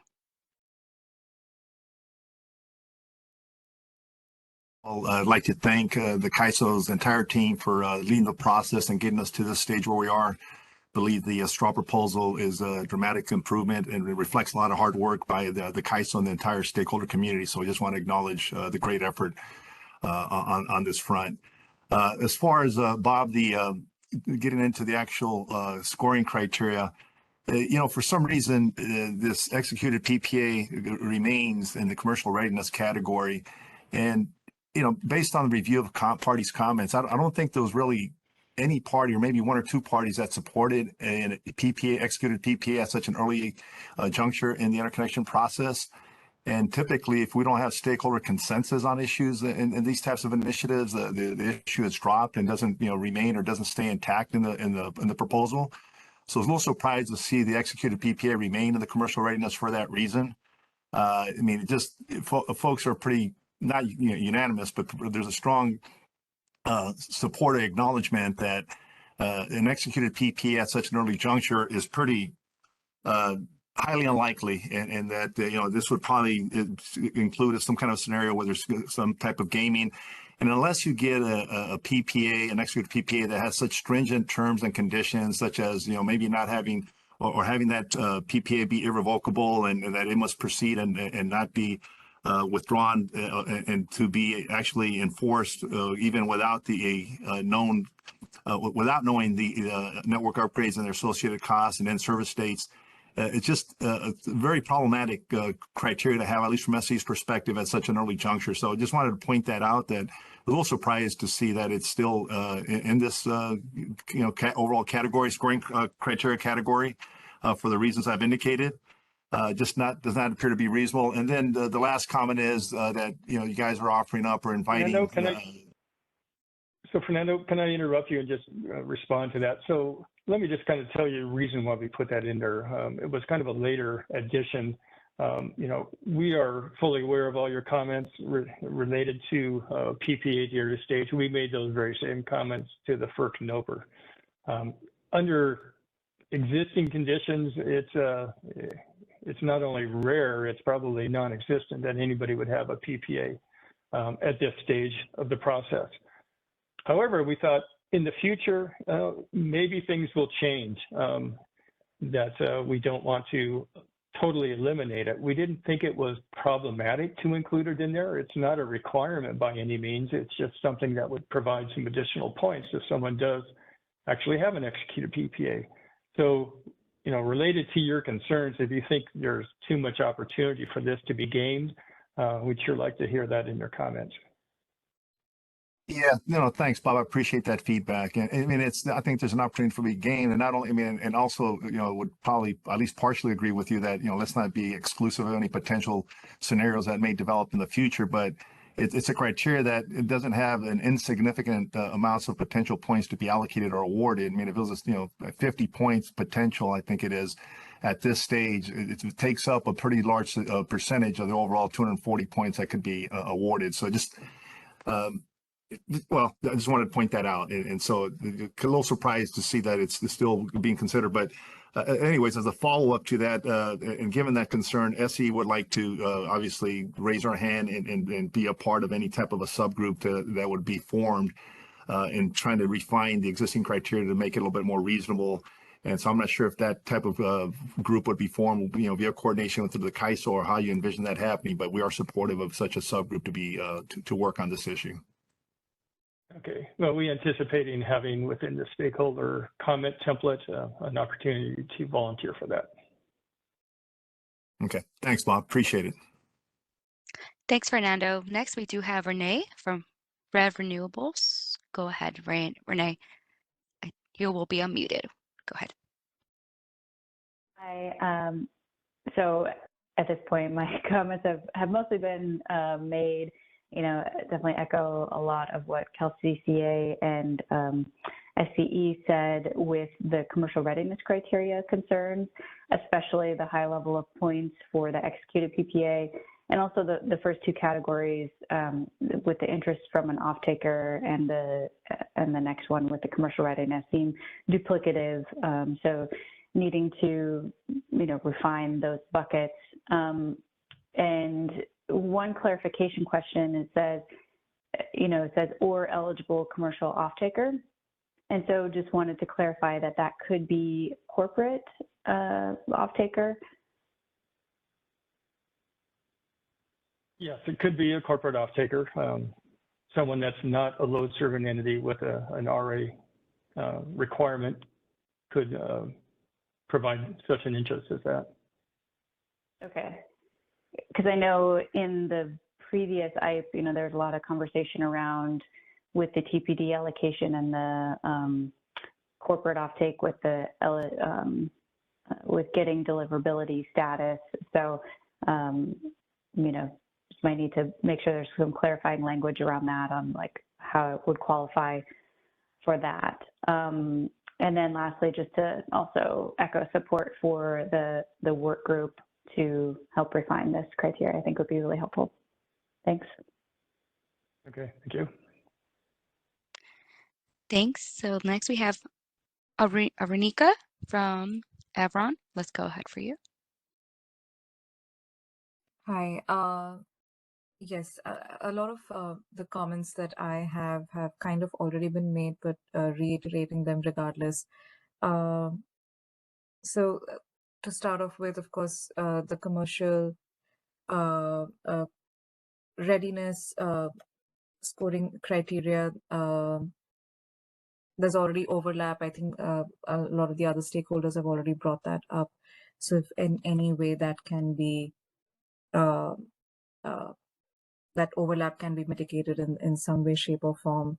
But even if it is the way it is right now, is there any way to get some sort of an estimated range for network upgrade costs that projects could likely be assigned so that there is, if at all there's any way to have a potential to enhance PPA signing or just get any form of commercial readiness that can inherently lead to a higher score? I'm wondering if that's a possibility. Yeah, that item was, I believe you raised that, or someone did, within Robert's discussion. So, make sure you put that in your comments. One thing that we had asked, I believe, in our survey question is, should we actually make the full study reports available from prior studies, to where the cost information, we do have what we call the area reports within each study area, study zone. We do have an area report that talks about shared upgrades, but not specific to a project. One thing we asked is, what are people's thoughts around sharing the full-blown individual study reports so that people can have that cost information available from the past studies? And if I recall correctly, I think we probably didn't get enough agreement that that would be appropriate. I think there was a lot of entities that said they felt that should remain confidential to the actual entity that those study reports were provided for and who paid for them. So, that's one way of actually making costs available, is making those study reports available. So if that's a mean that you might think we ought to continue to consider, provide those in your comments. If there's another way that you think cost estimates could be made available without, providing an incredible, huge burden on the ISO to be able to do that, we'd like to hear that as well. Got it. And I think so this probably is going back to the developer cap, the 25% that was brought up in the previous section, just reiterating some of the comments that some of my peers have already brought up. But I'm also wondering if there's any way there can be, instead of it being limiting on that front, perhaps there can be additional points for projects that are developers, that come within the developer's first few applications within that bucket, instead of having any sort of penalty per se, as incorporated within the scoring criteria.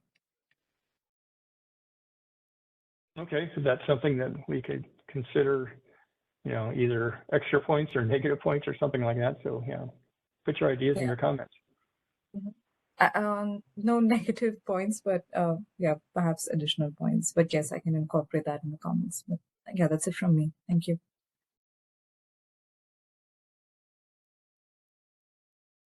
Thank you. We can go ahead and take Eddie. Please make sure to introduce yourself.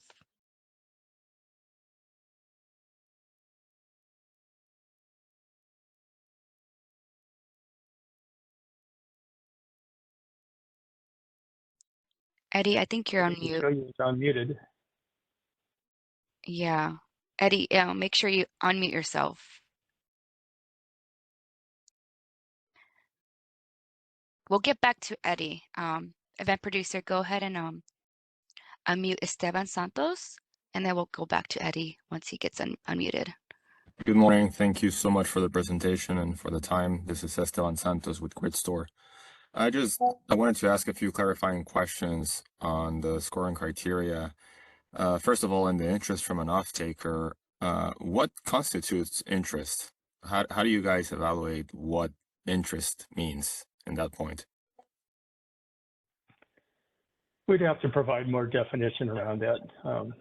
We wanted really to get some stakeholder feedback related to that and on what level of interest that off-takers might be willing to provide. And so, you know, if that particular item survives, it could, you know, evolve into more than one item at different levels of interest. So at this point, it's undefined, and we're looking for more definition around that particular point if it does continue within the process. Okay, got it. Thank you. Appreciate that. Another question that I have is, and this echoes SCE comments around the unlikeliness of having a fully executed PPA at this early stage of the project. So, I mean, just wanted to also, I mean, we have that same concern given that it has such a high weight on the scoring criteria. Yeah, so again, I don't see a high weight being problematic unless it's something that could be gained in some fashion. So, you know, if you have some ideas around that, you know, specific concerns, we'd like to hear them. Got it. Thank you.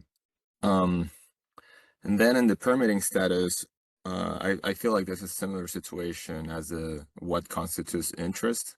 We would also like to understand what constitutes community support. I mean, how are you guys defining community, and what group of people or groups constitutes community? Yeah, maybe Danielle, you can speak to that. That was something that I think was in the Inflation Reduction Act, if I remember correctly. That was part of their funding process. So I think that's where that came from. Thank you. And then in the project attributes, so what constitutes a demonstrated need? As far as the ISO, if you guys require local RA in one area, what would be the process to say the ISO has a demonstrated need for this? Well, that's the process I discussed earlier, where within the annual process, where we determine if we have enough showings to meet the local requirements through the procurement process that goes on through the LSE showing process, that we would use that to determine if we think an area could benefit by having more capacity than it does versus an area that has plenty of capacity, and it's just a matter of what capacity gets procured. So that was what the thinking was on how that would be developed.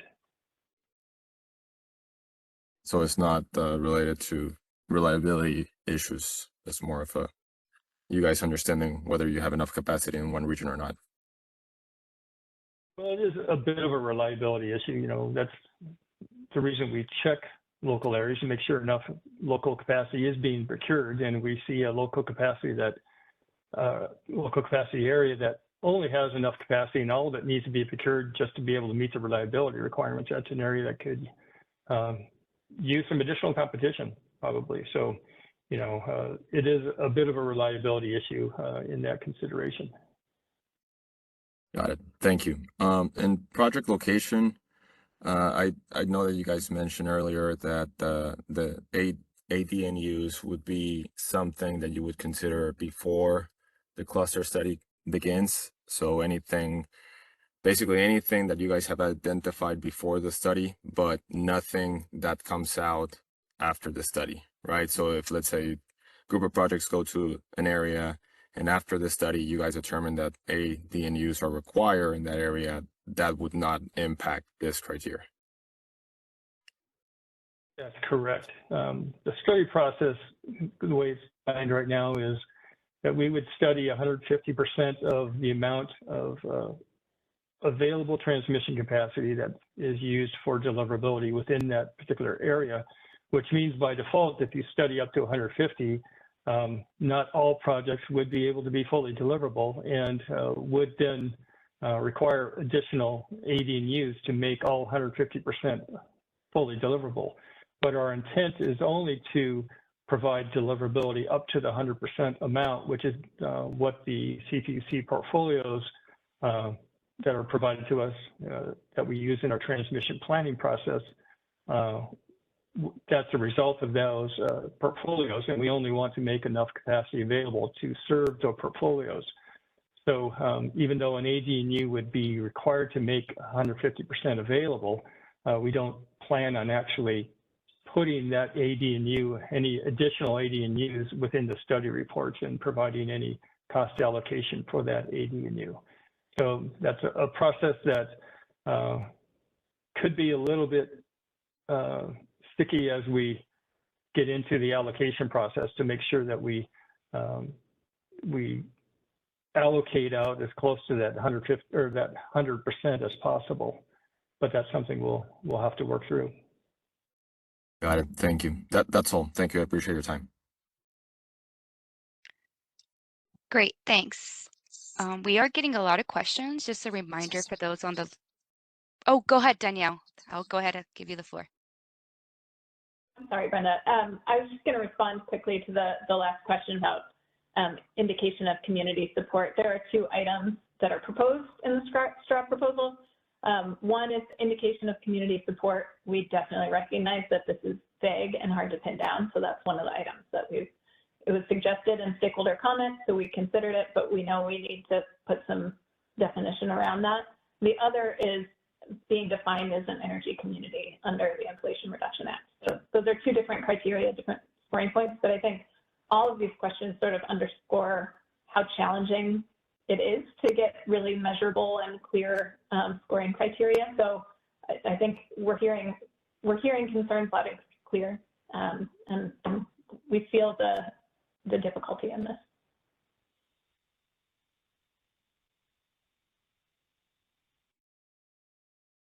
Sorry. No, you're good. Thanks. We can go ahead, and we do have quite a few folks still with the raised hands. Just a reminder, if you do have your raised hand icon, please double check that if you do have a question, just to make sure. I do see Esteban's hand still raised, so we'll go to Eddie, who we were trying to get the last question before. Go ahead, Eddie. Can you hear me? Yes. Okay, great. My comment is related to scoring. We happen to work with a utility that does use scoring to evaluate interconnection requests. And what I can tell you is the success of a scoring system will depend on actual implementation.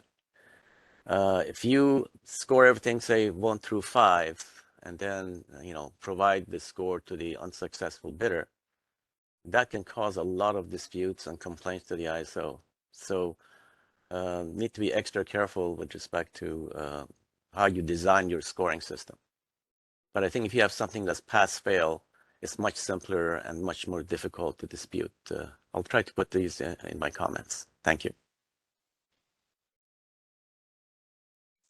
Yeah, we do recognize that getting the points right is going to be pretty critical within this process, and we don't want to have a number of projects that are on a cusp where 5 points is the differentiator between one project and another. And so we agree that's something we're going to have to work through, and that's likely going to be one of the functions of the working group that I anticipate we'll be moving forward with.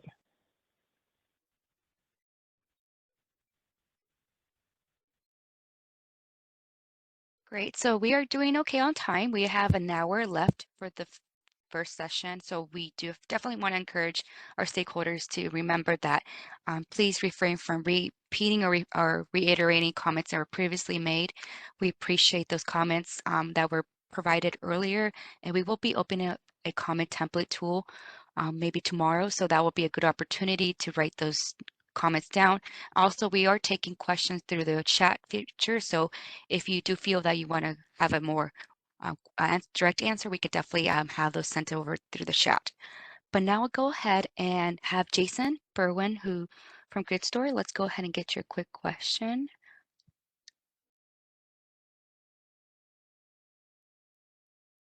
Can you hear me? Yes. Great, thank you. And thank you again to you all as the staff for putting this proposal together and being thoughtful about it. My question is on the criteria regarding expansion facilities, and I wanted to ask about the rationale for that section. I think one of the items is expansion of a facility with a gen tie that has additional capacity. So that seems to be focused on sort of spare capacity in a system that can be used, which makes certainly a lot of sense. The rationale for an expansion of an existing facility that would still require a new interconnection permit study. Can you help me understand the rationale for that? Thank you. Yeah, I think you understood the rationale on the first component, which is if they have capacity on their gen tie, you know, the idea there is there's a project that's very viable.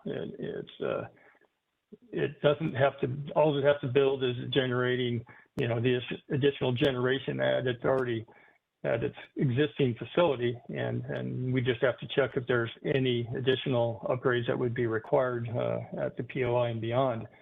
So we consider those pretty viable projects, and we want to make sure that those have strong consideration because we are looking for capacity to come online quickly in the years ahead. So we think those type of projects would lend themselves to be able to come on quickly. Expansion of existing facility has a lesser score than the other one. It's kind of in the same vein, though, that hopefully those kind of projects could come on more quickly. They're already permitted in many ways, and the additional permits may not be as onerous as a full greenfield facility. So we thought those were viable projects. Maybe we don't have the scoring right on those, but we thought it was worthwhile including those in the scoring criteria. Got it. Thank you. I appreciate the explanation there. I guess I would just add that, and we can obviously put this in our comments, that if the rationale is sort of easier permitting, and this is a proxy indicator of easier permitting, you know, brownfield development of different types could fit that bill in, not just the expansion of the existing facility. For example, there may be a retired facility that is using that same site. There may be other disturbed land or what, you know, environmental brownfields that are expedited permitting. So I will put that in the comments, but thank you for the explanation. Okay, thank you. Next, we have Sandeep. Let's go, Renewables. Go ahead. Yeah, hi, Bob, can you hear me? Yes.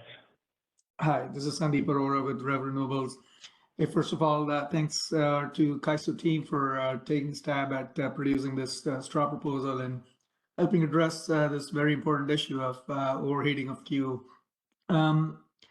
Generally, I think the theme, you know, we support the theme, which is try to come up with some criteria to limit, you know, projects based on, you know, the different criteria that you have laid out. I think, you know, I won't take too much time. Some of these comments have already been made, and we'll file these comments. But, you know, a couple things that just really stand out as we look at this criteria is, you know, the interest from off-taker, commercial readiness, and permitting status. I mean, as we know, one of the biggest, you know, inputs that, you know, makes a project successful or not really is how much would a project cost to interconnect, and what would be the commercial operation date. If we, you know, had a good sense of those two items at the time when we are filing these applications, yes, I can see, you know, there would be, you know, LSCs interested in the project such that they would be willing to issue you an letter of interest, or a short list, or a PPA. Developers would feel more comfortable and they would begin permitting process for that project. But we all know that we're not going to know these this critical input, which is interconnection cost and commercial operation date timeline, at the very beginning of the process. Hence, I mean, these three, you know, really heavily weighted criteria up at the beginning, interest from off-taker, readiness, and permitting status, I'm kind of scratching my head on like how are developers even going to go about really providing more information on this. I mean, there would really be very limited to no information at the very beginning, or no points to be made, but at the very beginning. So we're discussing a lot about this, but how practical is it is something that I question. We would definitely participate in the working group discussions that you were suggesting, Bob, and make some comments there as well and provide written comments. But we think CAISO should definitely reconsider these 3 items and bare minimum, try to reduce the weight if at all we did decide to proceed with these 3. Okay, well, appreciate that. So let me just reiterate that these were initial proposed items that we knew would be going through a lot of evolution in the process of IPE. And so by the fact that we've put something up, included particular points within the scoring criteria, particular items within the scoring criteria and so forth, these were, it's kind of one of those things, it's easier to take items off the list than to add them later. So this was kind of the full list we thought would be appropriate to start with. I'm hearing a lot of comments that are basically along the same lines, and the fact that we are, I think it's pretty clear we do need to have a working group to work through this process. So I think, I have to talk to my team, so I can't fully commit us, but I think we're probably going to commit to having a working group. So based on the amount of time that we have left, we've less than an hour to go through some additional pretty meaty items. I would ask people, unless they have just a real critical comment that they feel needs to be stated at this time verbally, if you could lower your hands for this particular item and provide your comments and your written comments. And if you feel strongly about it, within the comments, volunteer for the working group. And Brenda, I don't know whether I haven't seen all of the questions that came into in the text comments. Is there anything that needs to be covered within that group of comments? We are answering those directly. I think we have responded to all of them at this time, so I think we can go ahead and move on. If Danielle, do you think that's a correct statement? Just want to make sure before we move on. Okay. And I see all the hands. Yeah, okay. Raised hands going away. So I appreciate that, everybody. We don't want to really cut you short from discussions, but this wasn't really designed as a full working group process. So I think at this point we can move on. So at this point, I'll turn it over to Steve Ruddy. Hey, Bob, thanks. And way to go leading that discussion. Did a great job. Appreciate it. So the auction process. If by chance the viability process cannot determine the correct number of projects, we don't have enough viable projects, the ISO is proposing to conduct a market clearing sealed bid auction for the right to be studied in a zone. So what we're asking is, proposing is all interconnection customers will submit their bids on a dollars per megawatt basis with their interconnection request. Again, we'll only look at those bids if the viability scoring is unable to limit the proposed capacity to 150% within a zone. And only those projects that are deemed equal in viability rating and cause the total megawatts for the zone to cross that 150% capacity for that zone will actually have to participate in the auction.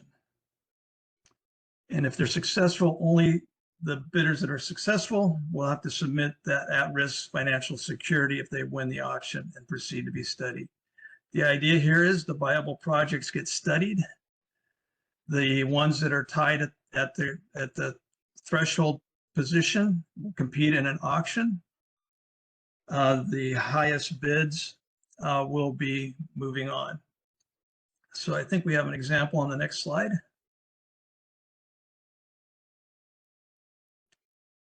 So this was the same example that was in the paper. Assume that a zone has 266 megawatts. We try to make it simple. 150% of that is 400 megawatts. We have 7 projects competing in that zone. 2 of the projects have a viability score of 70. 3 have a viability score of 60, and another 2 have a viability score of 50. Again, we're only going to take 400. Each of these projects are 100 megawatts. A and B automatically get studied. They had the highest viability score. They're the most viable projects to succeed. So we're going to put them into the studies. They do not have to compete in the auction. C, D, and E cross that 400 megawatts. So the 2 projects there, we'll look at the bids from those 3 projects. The 2 with the highest auction bids will win the auctions and be studied. And they'll have to post the clearing price, and that's the lowest of the 2 winning bids prior to being studied. So both of those 2 projects will post the same amount. Projects F and G here in this example are not studied. They will not be studied. Their viability score wasn't high enough to be included in the auction. So why don't we go to the next slide? I'm going to hold off on questions until I get through all 4 slides because we'll do that. So what are we going to use this auction revenues for? Stakeholders were concerned that this is going to run up the cost on final ratepayers. So our intent here is that that won't happen. The auction funds are going to be posted similar to financial security. They'll be in favor of the participating TO, and we'll use exact same instruments as we currently allow for interconnection financial security. Now, if you are successful and complete, if you compete in the auction and are successful and you reach commercial operation, we will send you back your financial security. It'll be refunded, and it will not add any cost to anybody. Granted, there is cost to carrying that security. We understand that, but we think that's minimal in the grand scheme of things. Now, if a project withdraws or is withdrawn prior to reaching commercial operation that had to post some or all of their auction posted security will be forfeited and used to offset and support still needed network upgrades. Why don't we go to the next slide, please? All right, so this is what we're proposing. This is our initial proposal for what's at risk for those that have to compete in the auction. And the timelines we drew from the FERC order 2023 to match the timelines for financial security that FERC is proposing. Now, the amounts that are in here to be dispersed to the PTO and to the interconnection customer may seem high. It may be a lot at risk. But remember, these are additional funds that an interconnection customer is willing to put at risk for their project to be studied. They're telling us, hey, my project's viable, study me. I'm willing to put up the money and do it. And so these numbers are high. If you join and you have to put it up at just the same timelines as the FERC 2023, if an interconnection customer withdraws or is withdrawn during the cluster study, the very first study, or after receipt of a study report, but before commencement of any restudy or interconnection facility study, if they withdraw in that timeline, 15% will be dispersed to the PTO and 85% will be returned to the customer.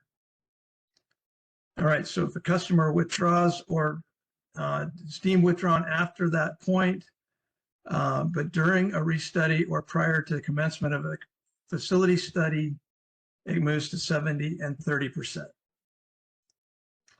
If an interconnection customer withdraws after that point, let's see, I'll just read it because it's easy. Or deemed withdrawn during the interconnection facility study after receipt of the interconnection facility study report is issued, or after the receipt of the draft LGIA, but before the interconnection customer has executed the GIA. So now the studies have been done, you've gotten all your reports.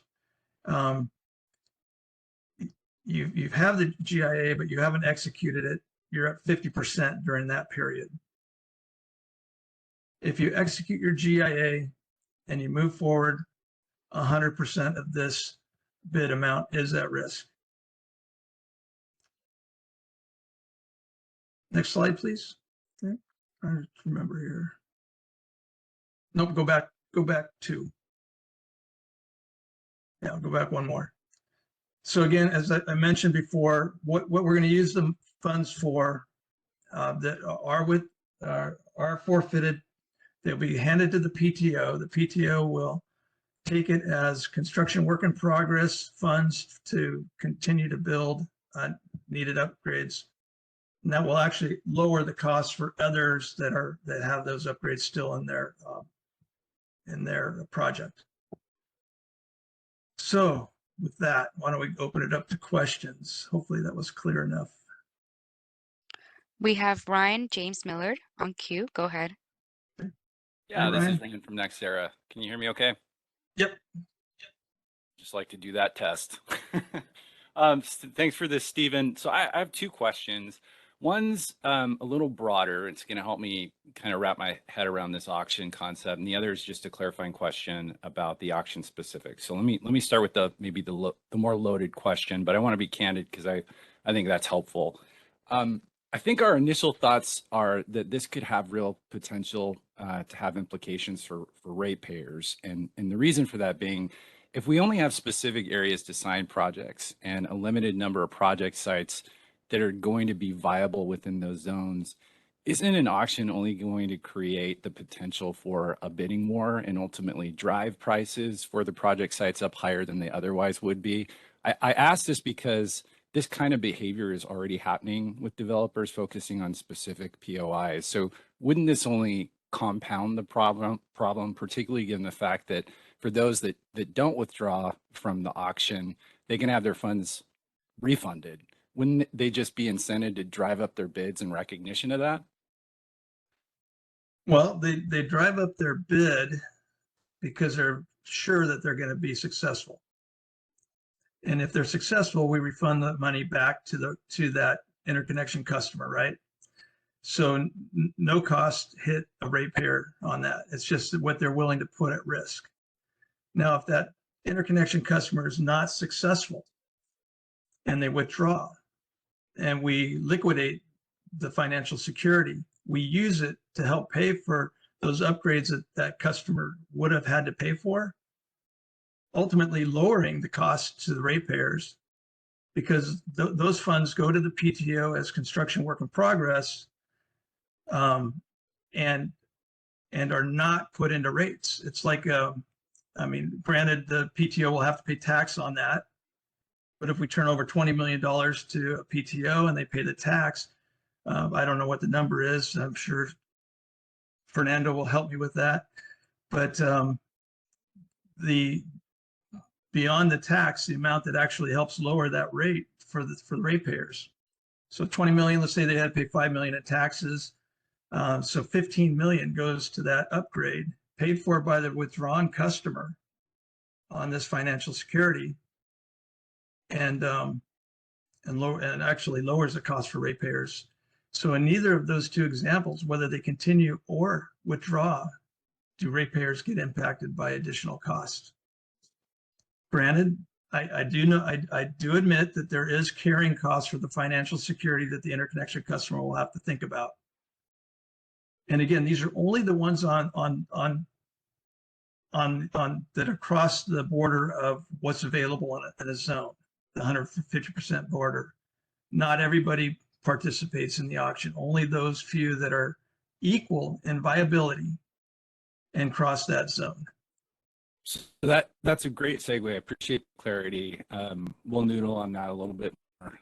So leading up to my second question, if we're being told where the available transmission capacity is, that's where a majority is going to be submitting interconnection requests. So we could envision a scenario where you'll have maybe 10 projects, as an example, that all have a really high score, and not just those within, you know, the lower range that you would envision being part of using the auction. So in that scenario where they all have a high score, are all 10 of those high scored projects going to trigger an auction? I just want to understand that a little bit better of who's actually in the auction. If you go back one slide again to 25, I believe.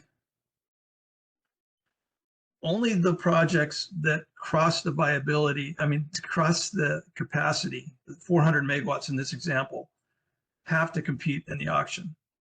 The most viable projects do not have to compete or pay. Only those that cross. And basically what you're saying is, I'm not as viable as the really good guys, but I'm close. So I'm willing to put at risk money to show that I am going to complete this project. I am going to come through for the ISO on this one. And I'm willing to put this money at risk. So there'd be no scenario in which you have everybody's totally viable and then thus forcing them into an auction? Let's just go back to your example. If you have 10 projects and we're only going to take 7 of them and they all have high viability scores, the top 7 projects of viability will get studied, no auction required, if there's no ties that cross that 400 or the megawatt threshold for that zone. So we're taking the most viable projects. We only institute the auction if there's ties that cross the viability, cross the megawatt for that zone. Does that make sense? Yeah, I feel like I still have a question, but I can't articulate it well. So I'll think on that and give others a chance to. Okay, maybe someone else will ask it to clarify it better. Okay, thanks. Thanks, Ryan. Appreciate it. Yep. Hey, Susan. Got to get you unmuted here. There you are. Okay, yeah, Susan Schneider, Phoenix Consulting. I guess I just had a couple of thoughts about this whole auction thing. First of all, it did seem like there was very little support for an auction. This is like the zombie thing that people keep shooting in the head and it just keeps coming back. It didn't seem like there was a lot of stakeholder support for an auction approach, with a couple of exceptions. So I was a little surprised to see this come back. I guess you're talking about such a limited situation here where it's only in the zones where there was available capacity and it's only the projects have exactly the same scores, and that would it in a group that and those projects are the ones that would put you over the 150%. It seems like a very complicated structure where you could, for example, give them all pro rata allocations and make them either PCDS or allow them to downsize to what they get or whatever. It just seems, or just let in just maybe 152% instead of 150%. Or it just seems like this is a very complicated structure for what possibly will be just a really small amount of application or need for a situation like this. So I appreciate what you're saying about the very viable projects don't have to participate, and then really not viable projects don't have to participate. But it's just really this very, very small group within a small group kind of and then you've got this whole structure that has to be tracked, and then you have it. I guess I'm just wondering if there may not be a simpler approach like a pro rata or just a little bit of like I said, 152% to let everybody in who's got the same score or something. There seems like there may be some better and much simpler approaches than setting up this whole auction structure. Yeah, we considered the pro rata for those that were tied, just give them all so much, but we don't know what their development cycle is. We decided we'd go with an auction, figure out who's willing to put most at risk. That's probably the project that's going to be most successful. It is a viability statement. Look, I'm willing to put up more than the other guy because I am going to be successful. And well, the people who are highly ranked don't have to do that. And I just, because they're more viable. They already have a higher. I get it. I get why you're doing it, and I'm not questioning the motivation. It just seems, I guess the overall comment is this seems like a very complicated thing for what could be a very small amount of benefit, and perhaps a small amount of applicability for this purpose. So, and there may be very much simpler solutions. That's all. Well, if you have a simpler one other than the pro rata, because we'll We're not going to go there. A project comes in and they have a development size of what they want to do. We don't want to then go back and say, oh, are you willing to go to 66 megawatts? Oh, you're not, but the other guy is. So now what are we going to do? We're not going to get into those discussions with the interconnection customers. Also, no, I see that you can't do that, but go ahead. Let me let you finish. Okay. Also, let's just take the worst scenario here, that we cannot come to agreement on viability. Then the auction would take precedence to score everyone. So it could be that it's much bigger than just a few projects. Okay, Also, and I think that, go ahead, sorry. No, sorry. Most likely, most likely we'll have projects with zero that are tied, zero viability score that we have to choose between. And so it may be more than just, the three in this one example. There might be multiples at zero. Then if they have zero, what are they willing to put up to get studied? Again, the reason why we continue with the auction approach is we need to keep the studies down to a reasonable amount at the 150% available capacity. This is the last straw to bring them down to that number so that we can study the right number of projects. We also, no, I get it. One more point. We also took strong input of don't hit the ratepayers, and we believe this proposal hits them most likely in a favorable way. And if it's negative, it's very minimal, just the carrying cost for financial security. Yeah, no, So, I see the whole minimum, the whole hitting the ratepayers minimum thing. I wasn't questioning that at all, actually. But that was the biggest argument that we saw against the auction. No, I think the argument is it's a very complicated structure, and what you do right now, when you don't have enough deliverability for everybody, you allocate it, and people have PCDFs, and so this is not deliverability. Let's be clear on that. This is your right to be studied. It has nothing to do with deliverability. That's fair. That's fair. Anyway, we'll give some more thought to it, but it just seemed like this is for people. So you're thinking that people will come in and get zero. Your feeling is that people might end up with zero with every score, and this marginal group will all be a bunch of zeros, or maybe everybody will have zeros. That's kind of a weird setup of scoring system where you think everybody will all be zero. This is why they assigned it, Susan. This is why they assigned me the auction part. They didn't assign me the viability part. Okay, I think I would question the viability of your scoring system if you really think everyone's coming in at zero, because that's I know you're gonna have a working group and hopefully they'll come up with something that is not going to have that result. So anyway, just the idea that if you think this is going to apply to everybody, if everyone's going to have to go through an auction and put up money at the very beginning without having any idea what their costs are or anything else, I just think that's really where you got the bad pushback last time. So anyway, I appreciate you sharing your thoughts about that, and we'll put some other thoughts about this in comments. All right, thanks, Susan. This is Bob. Just to clarify, we aren't going to ask people to put up money for their auction until they're actually chosen through the auction process to be studied. So within the interconnection request process, you'll give us your bid, but you don't need to put your money up until you're actually chosen through the auction process to proceed. Okay, that's fair. Thank you. Yeah, good point, Bob. Thank you. But still. All right. Great. Jason's next. Yes, he is. 30 more minutes, just a time check for everyone. Can you hear me okay? Yes, Jason, go ahead. Thank you. Jason from Gridstore. So a question on the auction bid security. Two questions, really. One is, I know that there are certain conditions under which, say, penalty-free withdrawal will now be afforded, whether that's the Order 2023 requirements associated with network upgrades or the Appendix BD indications for changes in timelines associated with emissions or errors. My first question is, will the auction securities be returned under those conditions as a part of the penalty-free withdrawal structure, the way you guys see this?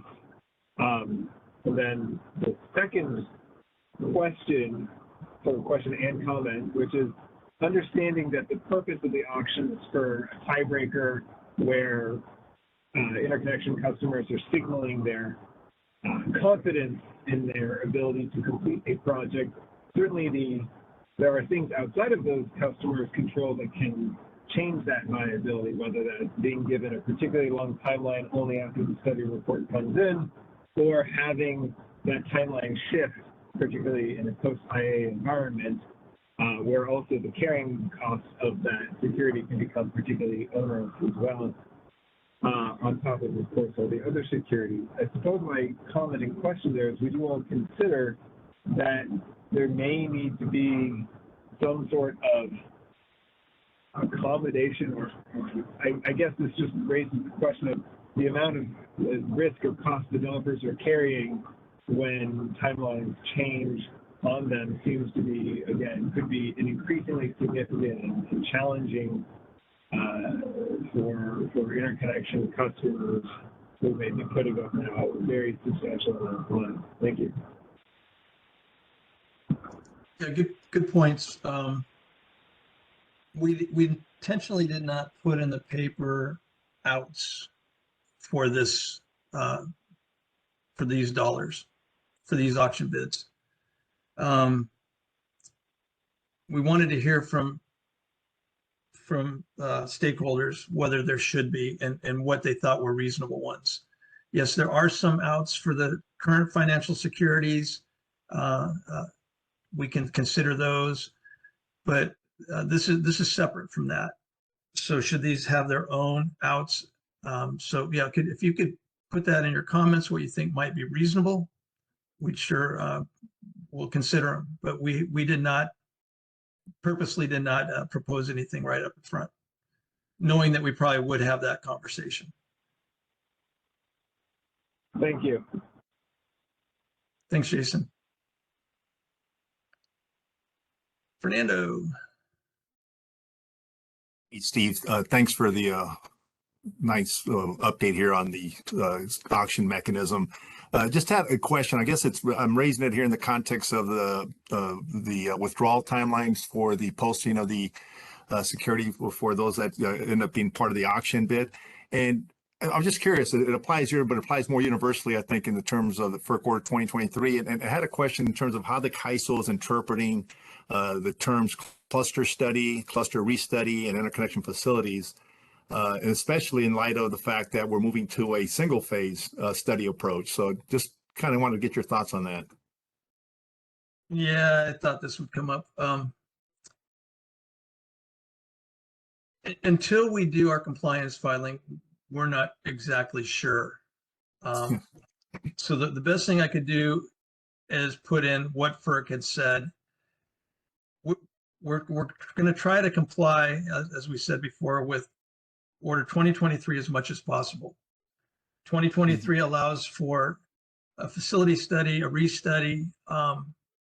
We're going to obviously approach the original study as if it's a phase 2 and provide as much as we can there and do the timelines. But we're still working through that. So take it with a grain of salt. The timelines here for the financial security withdrawals, they may change to match whatever we do in our compliance filing with FERC. Okay, I appreciate that clarification. Yeah, because the question applies, like I said, more broadly, but since you put it here in your table, I thought I'd ask it now, and especially given where the direction we're going towards that single phase study. Go to the next slide. I'm sorry, I haven't put this next slide up, so people on the next one. There. Yep. Yeah, so it's to be determined. I guess you don't have an answer now. It's reasonable to be in that position, but it's something that you'll resolve or work on in the near term, I take it. Right. I mean, okay. Our other choice was to put in here, on the same timeline as our current financial security. After phase 1, you post. After phase 2, you post. Once you go to construction, you post again, right? Yeah. So it's to follow that, or we can follow FERC. So Okay, same so concept. okay, so you're envisioning the single phase study being analogous to a current phase 2 study, and then you'll figure out how to get these withdrawals and the refunds and all that based on whatever model comes out of that interpretation. Yes, but at this point, yeah, exactly. At this point, I would say you're accurate. Okay, thanks. I appreciate that, Steve. But I had a follow-up question, and I thought I heard you say if we're not able to agree upon the commercial viability criteria, that we're going to go to a auction mechanism. I hope that outcome is as a result of first applying some kind of scoring criteria or the scoring system with viability criteria. And if the results are that you don't have any, that all of the interconnection requests have to go through the auction mechanism, that's a byproduct of implementing first the scoring criteria and not as a result of doing away with the scoring criteria. Is that a fair understanding? Yeah, that was my tongue-in-cheek comment on the viability. Yeah, because there's a lot of opposition to a lot of the points. And so it's my encouragement to the working group, please come up with a good viability criteria that everybody agrees with so that we don't have to rely only on the auction. But okay. Yeah, we have a great team at the ISO and you're going to be part of it. So yeah, so no, I appreciate that. It just, I think there was general agreement, or at least some agreement in the workshop forums and stuff, that folks were a little concerned about having an auction mechanism. And I think you and I had conversations, Steve, about it not being the primary means to get the interconnection request studies to be down to a reasonable size, but that it can be a potential secondary model after you first, utilize a scoring criteria. Okay, so I just want to make sure that's clear that, we're going to have some type of a scoring system. If the net results of applying that scoring system don't yield the desirable results, or you come out with everyone that's similarly situated, and that forces the auction mechanism. But okay, I appreciate that distinction, because we would be a little bit concerned if you did away with the scoring and went straight to the auction mechanism. No, we absolutely want to use viability to rank the projects to be studied. Absolutely. So, okay, all right. Just with that, I just encouraging the stakeholders and our team that that we have to get there. Otherwise, this is what we're going to be left with, the auction. Okay, yeah, fair enough. I appreciate that clarification. And then lastly, just by the way, you're talking before about the deposits for the auction successful bidders. The tax rate's 24%, just as an asterisk. Oh, perfect. Thank you. Appreciate that. Thanks, Steve. Appreciate you. That's all the questions I had. Thanks for the responses. Sure. I think we have one more, Emma.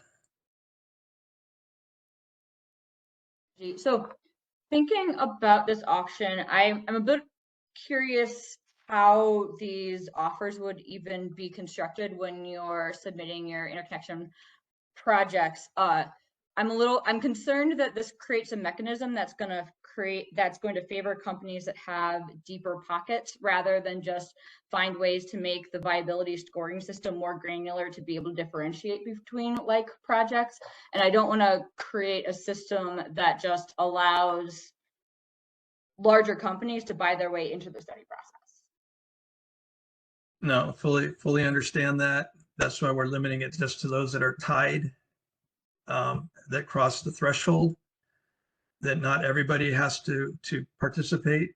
And so lower viability projects can't buy their way in. First of all, they have to be viable at least to the threshold and then compete. But yeah, the deeper pockets, the ones more concerned, more convinced that they're going to be successful, probably will bid higher. All right. Another reason why that 25% number that we had talked about earlier this morning is something we really need to consider, so that we don't have single or two big entities buying up every available megawatt for a study. Yeah, and so that 25% was another thing that was in my mind as you're talking about this. So let's say you have the example of two companies that submit 10 projects. One of the companies submits 10 projects and only one of the projects goes towards this auction process. And the other company submits 10 projects and all 10 projects go towards this auction process. the way you would construct those bids in those scenarios, granted, you've already had to construct what those sealed bids would be before you even submit your projects, but the scenarios of one project going towards auction or 10 projects going towards auction could be very different. So I'm just wondering if you, rather than put the sealed bid in as your first putting in your interconnection process project, instead be able to create the sealed bid after you learn if you are going to go towards the auction, so you have a better idea of how many projects you might have that are entering that process. Yeah, we thought about that one as well, but then that adds another timeline delay for when we can actually get to the studies. And we're trying to streamline the upfront process as much as possible. In fact, we're probably going to build something automated that helps with the scoring, has the hidden or whatever you want to call it auction bid, and applies it only when necessary, and it comes out at the end and says these are the projects you're going to study. So the whole idea was to have the whole picture at the beginning for us. Got it. Yeah, I would like if we could potentially, I mean, definitely in comments, start trying to explore ways to maybe look at other times in that timeline when you could submit that bid if we're going towards this auction process, just so that companies have a better idea of which projects are going forward and what sort of security they're able to put down, so that they don't end up having to put down security for their entire portfolio. Well, they don't have to post security unless they actually win an auction. Only at that point do you post the security. Yeah, but the security that you would bid. You're talking about your study deposits and stuff? Auctions you're participating in, and there's no way to know how many auctions you're participating in when you're entering the queue. Yeah. Well, yeah, if you could put that in your comments, yeah, we're trying to get our part. I mean, trying to speed up this effort. We have 1 year to get stuff open, figure out who's in the study, validate who's in the study, make sure we have their study them, get out a heat map for the next cycle. I mean, we have to compress every day that we possibly can. Yeah. And so this is, so when you think about opening up another timeline for a bid for the auction, make sure you're considering that might be 10 days that we're going to be later with the heat map for the next year, or that might be so. Yeah, and I appreciate that, and I do appreciate you trying to streamline this process. That is one concern I have. No, I appreciate it. Look forward to your comments. All right, thank you. Thanks, Emma. All right, I think I'm turning over back to Bob. Sorry, Bob, only left you 15 minutes. My time earlier took more of the time than you did. So the next item is modifications of the merchant financing option B process. And so we wanted to just kind of reiterate that the zonal approach is foundational to the straw proposal. And so the option B process is something that we think we need to continue to allow projects to have an opportunity to interconnect anywhere they want. We really anticipate most projects would be going to the zones where we do have available transmission capacity. Those are the areas where that will provide the fastest opportunity and most viable path for interconnecting new projects to meet, and not only for those projects to be successful, but for the ISO as well to be, and the state to be successful in its requirements to transitioning to clean generation, as well as to meeting the renewable standards that we have. So to get into our option B proposal, we were proposing that only projects seeking to interconnect in areas that have no available transmission plan deliverability capacity, either existing or planned, will be eligible for option B. We feel that within the areas that have enough that have capacity, that there's a significant competitive process for projects to seek to be studied and interconnect in those areas, where we don't need to allow an option B process on top of that. Option B will not be available to projects that are not selected in study in transmission zones that have available transmission capacity. And option B projects will not have to compete for TPD in the allocation process. There seemed to be some misunderstanding or not quite sure how that process works. That's not a change from what we do today. So today it works in the same way that if you're funding an option B AD&U, by default, the capacity that's assigned to you in your cost allocation is yours. You don't need to actually get an allocation for that capacity. We did relax this where projects requiring LD&Us will be eligible for cost recovery of their interconnection financial security posted towards those LD&Us. And projects will be eligible to receive merchant transmission congestion revenue rights for the AD&Us that they build. Next slide. Projects will be required to make an initial interconnection financial security posting of 30% of the estimated cost of the required AD&U during the cluster application window, of that 50% would be non-refundable. The ISO will be publishing the available cost estimates for AD&Us from prior cluster studies. That's what that estimate will be. Those estimates from prior studies will be used for making that posting. However, if no estimate is available for an AD&U in the area that you're seeking to interconnect, we will then utilize a posting requirement of $10,000 per megawatt, not to be less than $500,000. And projects that complete the cluster study process will be required to increase their posting amount to 50% and no longer be eligible for partial refunds of their interconnection financial security postings upon withdrawal. So the idea here is we're really wanting projects that come into the option B process to be projects that people are very confident are viable and have a good chance of moving forward. We did fully consider stakeholder comments and suggestions for changes to the option B criteria. We had a lot of discussion about those. However, in the end, the ISO believes that these requirements are needed to ensure that only truly viable projects utilize the option B path, and that option B is not used to circumvent the standard option A path.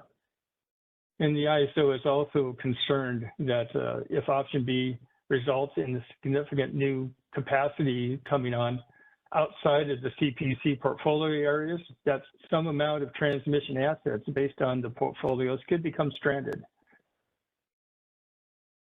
So, and I think I should clarify as well that if a project is already has partial deliverable capacity or is adding energy storage to an existing project that's fully deliverable, that those projects would be eligible to not have to go through the option B process. So with that, I'll open it up for questions.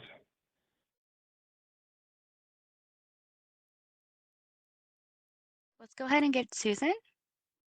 Question first. Hi, Steve. Yes, it's Susan Schneider, Phoenix Consulting. Can you repeat that last statement again? Because I don't recall reading that in the proposal about if someone's adding storage, they can do option B even if they're in a zone. I didn't not quite get what you said. I apologize. Yeah, I don't blame you, Susan. I got ahead of myself. That was something that I was thinking that's actually part of the TPD allocation process. So if you would just hold that until I get into the Okay, I'll be happy to do that. Okay. All right, so I have several questions here.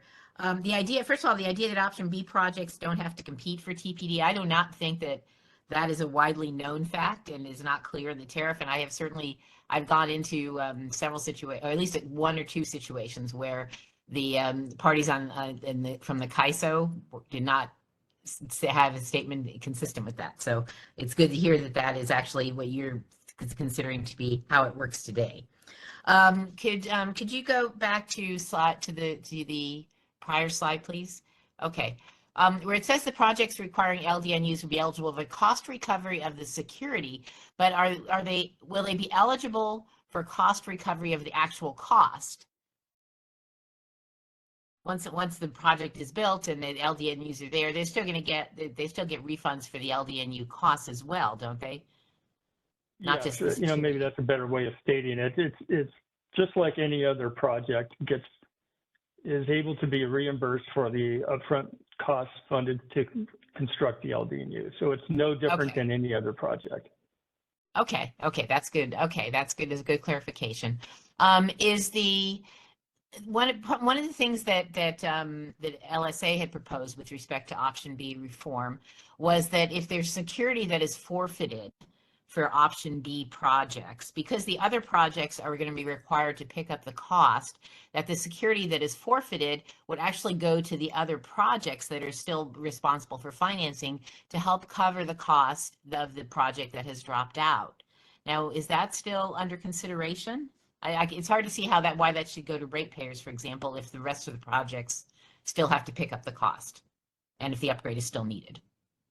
Yeah, I think that could be an easy add to the process to say that we'll use the non-refundable funds process to allow money that are lost from projects withdrawing to be used towards still needed upgrades.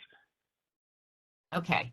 All right. And then is it possible then that the parties that are responsible for an ADNU might have their own agreements, for example, where they sort of indemnify each other in certain ways or put up higher postings or any of that? I'm assuming there's nothing in here to preclude the parties from protecting themselves further against something that, withdrawals from each other or anything like that, or defaults by the other parties. The CAISO wouldn't prohibit anything like that, would you? No, an option B AD&U has the ability to actually be constructed by the customers as a SANU type of project, but yes, not really exactly. even within the SANU type framework. So if two or more projects need an AD&U and they want to work together to do, whatever sort of business arrangements around constructing that upgrade and even owning that upgrade, there's a lot of flexibility around that. Okay, and even if the PTO owns the upgrade, is it possible that they might have agreements amongst themselves to protect each other that would go in addition to this, like maybe the postings? Like for example, they may have insurance or they may have other, bonds or bonding or anything or any other agreement, even if the PTO is building the upgrade, but to protect each other against withdrawals by others within the group, that the CAISO wouldn't prohibit that, would you? Well, as far as I am aware, I don't think the ISO has any prohibition to any sort of business arrangements between interconnection customers. Okay. And then if it turns out that, one of the LSA proposals was that the CAISO would provide upfront at least an estimate, maybe non-binding, but an estimate of the CRR values that might be enabled so that the parties could consider that in deciding whether to proceed with an ADNU. Could that still be part of the process? I don't know that we could do that. There are more than one option on CRRs. I'm not an expert in the process, but you have to choose your sink and source, and so there are various ways to approach that. Yeah. So the ADNU I don't know that we could provide a good estimate. Would the CAISO still consider that, though, if that could be done? Again, the parties have to see what the net cost would be, and if there's some reimbursement available from other sources like that, then that might be something they would want to consider, even if it was only an estimate. Well, it's something that you can put in your comments and we can consider it, but you can develop your own estimates as well. True. Okay. And then lastly, well, I went next to last. There was also a proposal to allow parties that are sponsoring AD&U to come back to the CAISO and show that there are other system benefits of the AD&U that maybe weren't considered or should be considered that the ratepayers would receive, or other parties, for example, well, anyway, I'm going to put any examples in right now, but with that, is the CAISO still open to considering that kind of a request? I guess best I can say is put in your comments and we can reconsider it. If you provide some pretty strong specific examples of what you mean by additional benefits to the system that can be monetized in some way, we'll take a look at it. Okay. And then the last question, I was a little puzzled by your removal of an option B option from parties that say don't make the cut for the transmission zones. And so, I mean, if developers are willing to finance additional transmission into areas, even if they already have available transmission, but they're willing to finance additional transmission into attractive areas where that might even be the most, an attractive, a better option than going to some other place. Is there what would be the reason for not allowing them to do that? Well, we were concerned that projects that were not viable, through these scoring criteria and didn't want to proceed in the auction would then say, well, I just want to go the option B route. And we'll end up with a lot of option B projects in various areas. And we think there's already through the rest of our proposal, a pretty robust process to compete to be one of those projects to be studied in those areas. I will say that I'd like to see your comments on it, but one thing that did cross my mind as we're thinking about, just as this meeting was going on today, is what if you're in an area that all that's got is 100 megawatts of available capacity? We might want to do something that says we would allow it in certain areas that have just a very limited amount of transmission plant capacity available. To allow something like that, but in areas that maybe have, over 1,000 megawatts available, not allow it in those areas. So, this is a straw proposal, so, we're still open to refining this. Okay. Okay, great. Thanks. We'll put that in our comments. Thanks very much. Those are all my questions now. Okay. Next, we have Sangji. Go ahead. Your line's unmuted. This is Song Zhu, Bright. Just a quick clarifying question. So you state option B project will not have to compete for TBD, but you are not going to change the provision that they can compete, right? If they do get allocation, they are not responsible for the AD&U cost anymore. Well, the way that we've set this up is you can only put in an option B project where there is no transmission plan deliverability to be allocated. So there's no way for an option B project to actually try to seek an allocation for existing capacity. So the only way that they will become full capacity is to actually build the upgrade, and then by default, they will get an allocation, or they don't even have to have an allocation. They're actually building their own capacity. Between the time when they submitted IR and actually the TPD happens, things could change. Generation change, maybe some earlier project have withdrawn and free up deliverability, load will change, and maybe between that, the new transmission upgrades. So it's possible, although maybe not often, at the time of TPD allocation, there is deliverability available for those option B projects as well in those zones. So you're not going to prohibit them from trying, right? Well, that's a point that we didn't consider, so why don't you put that in your comments? Okay, that's all I have. Thanks. Next, we have Grant Glazer. I think he's the last question in our queue. We are at exactly noon, so go ahead, Grant. This is Grant Glazer with Emanate Energy. I just had a quick clarifying question or something that I missed at the end as you were presenting, Bob. You alluded to a stranded asset concern. I was wondering if you could go over that briefly one more time.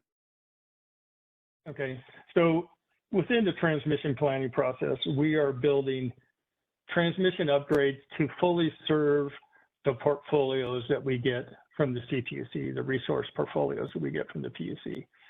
And so if we build transmission to fully serve those portfolios, but then instead we get too many option B projects moving forward, they all build their own upgrades, and procurement ends up buying those option B projects instead of the projects in the areas that were based on their portfolio. We could end up having some transmission that we built to serve that portfolio that's not needed. So, our just concern is that we don't want the option B process just to, go wild, if you will, to where we just open it up pretty freely, because we're concerned that transmission that is built for the portfolio could end up not being needed because too much generation is being built as option B in other areas outside of the portfolio areas.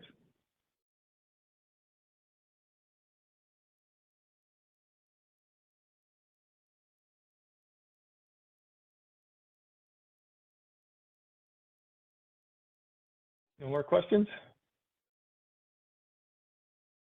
So question, I've got one more, I've got a slide to discuss the TPD allocation process. We could either do that after lunch or do it now, just one slide. Yeah, go ahead, Bob. Yeah, let's do it that way, then we can just turn it over to the queue management portion of the presentation. So for this, the full proposal for the modifications of the TPD allocation process is pending further initiative work, both within this process, within the IPE, as well as the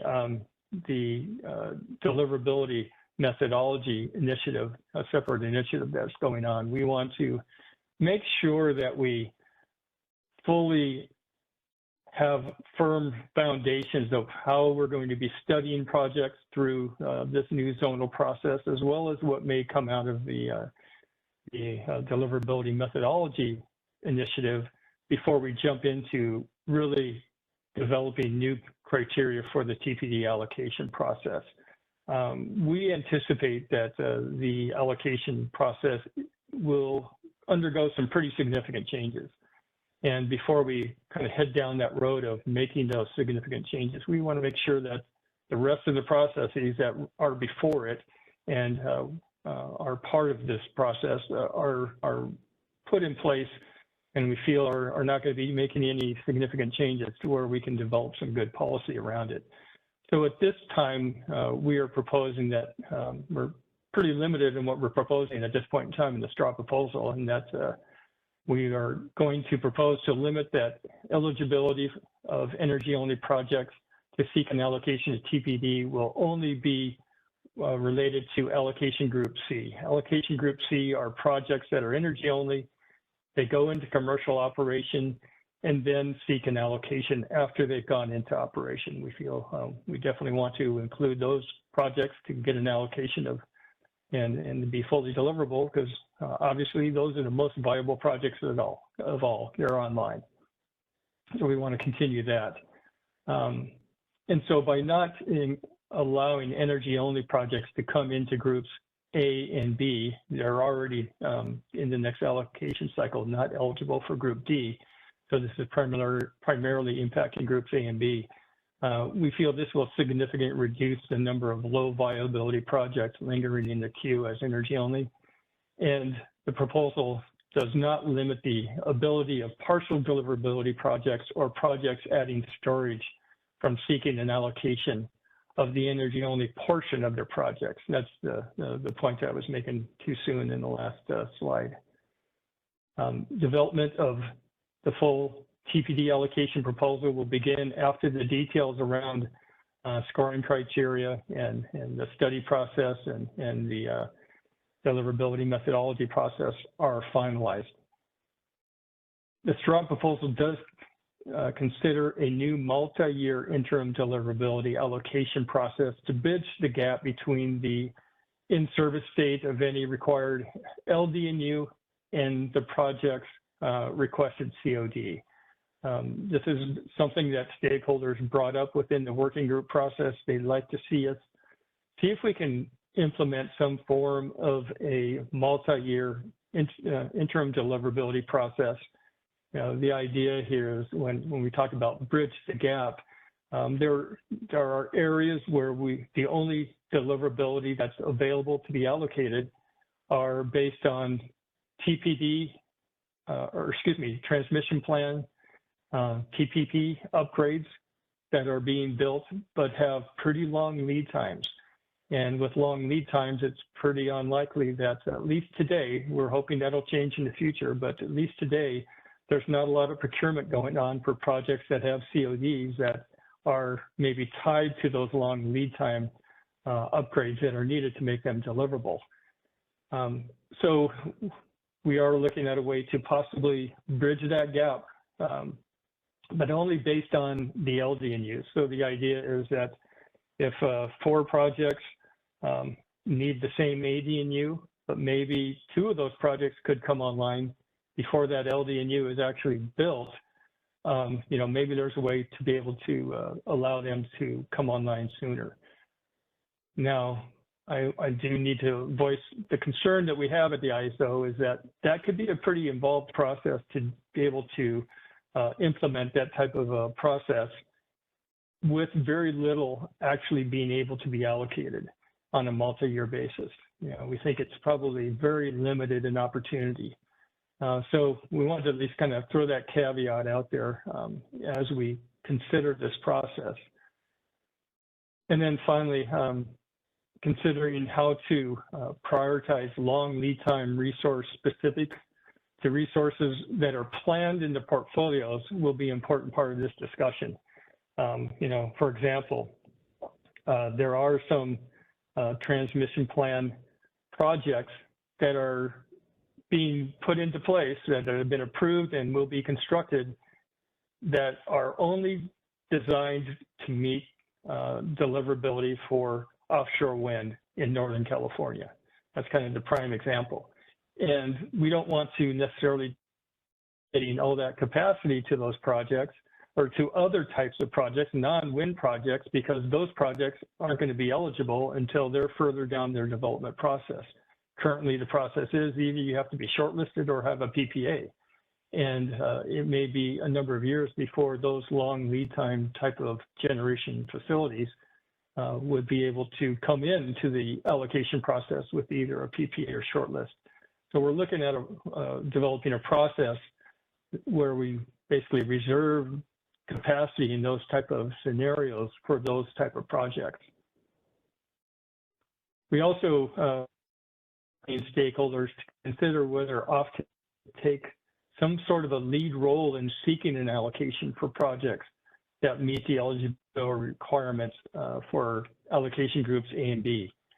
Whether maybe, a thought that we've had, and I'd like to hear both the load serving as well as developers on this, of the possibility where the load serving entities actually are the ones requesting allocations of generators for groups A and B.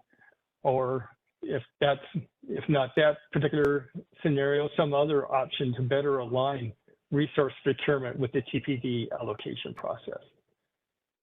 So with that, let's open it up for questions. Okay, Bob. So we are about 12:09, but I want to get a pulse from everyone. So we'll get, if we like, we can start our lunch break now and resume at 1:10, or we can take questions and start a little later. I just want to kind of get a pulse from everyone who is on the call. So let's see. I do see hands still raised, so let's go ahead and get Ryan Tracy from Sonoma unmuted so he can ask his question. Hey, Bob. Thank you. I have 2 questions. On the first thing, I appreciate the provision to kind of consider the long lead time designation in TPD allocation. But one thing I wanted to ask is it was kind of punted out of the criteria for determining what gets studied. And I think it might be a little bit difficult for the long lead time resources to get in with the criteria, looking for ready projects to even get to the TPD process. So I encourage the ISO to look at if it makes sense to consider long lead time issues in the gatekeeping for the interconnection studies as well. My second question is on the interim deliverability. And the straw proposal, the comment was made that there was no interim deliverability available for at the ADNU level through this last cycle. And I was wondering if that was just a one-time observation, or if there's a potential future situation. I actually especially think with these long lead time resources where you have a big project that triggers an ADNU with a long COD, where you might have some interim deliverability available underneath an ADNU for projects that you could give out. Is it make sense to completely dismiss the ADNU interim concept even though it's not available, or what's your thoughts on that? Are you referring to those areas that have long lead time upgrades, or I'm not sure I'm following your scenario? Yeah, so I'm wondering, if we end up getting an offshore wind project, let's say, that does come through, gets TPD, triggers an ADNU, but that offshore wind project doesn't come online until 2035, let's say, but you have some deliverability available for later cluster projects that can COD earlier. I'm just wondering if the LDNU view of interim deliverability, if that ever will make sense at an ADNU level. Does it make sense to dismiss it or leave the door open for that? Well, related to, we already have an interim deliverability process for ADNUs, but it's only on a year-by-year basis. And so, in the case of these longer lead time upgrades, the ADNUs are not even going to be in place to be able to provide even interim deliverability for. So we still have that interim deliverability process based on ADNUs, but it's the year in advance and 1 year at a time. And based on our review of that process, we think the chances are even less likely that a project would get multi-year interim deliverability based on available capacity on ADNU. So we narrowed this proposal down to just the LDNU process, or the LDNU scenario, because we think that's probably a more likely scenario where we actually could potentially provide some multi-year interim deliverability. Okay, thank you. We do have Brian Corpix from New Leaf Energy. Go ahead. Hi, Bob. I wanted to see if you think the full TPD allocation proposal will make its way into the final IPE proposal, or are you proposing that there would be a new track of the IPE started? Well, I think at this point, we'd like to try to work it in within the existing IPE timeframe. If it turns out that it gets complicated and needs more, revisions to a straw proposal and revised straw proposal before we get to a final proposal, there's always a possibility we could take this into a different track and go to the board at a separate time frame for this. I think we actually have time to be able to do something like that because the next TPD allocation cycle will start in February of 2024, and then after that, after the cluster 15 studies. So we'll try to keep it on the same track, but I think if it turns out that we need more time, I think we do have some flexibility to do that. Okay, and I would just urge you to consider starting up a subgroup for TPD allocation maybe now, so that there could be a more full proposal for PRESIC to consider in the near term. But thanks, Bob. Yeah, I think where we're at on that one is we want to see the comments and just make sure that, something doesn't happen that somewhat changes our thinking around our study process that would impact the TPD allocation process. So, once we feel pretty firm on things, I think this is probably another item that does warrant a working group process to work through the details. Okay, thanks. Next, we do have Susan. I think you have another question, just to confirm. Go ahead. Jason, go ahead and unmute Susan.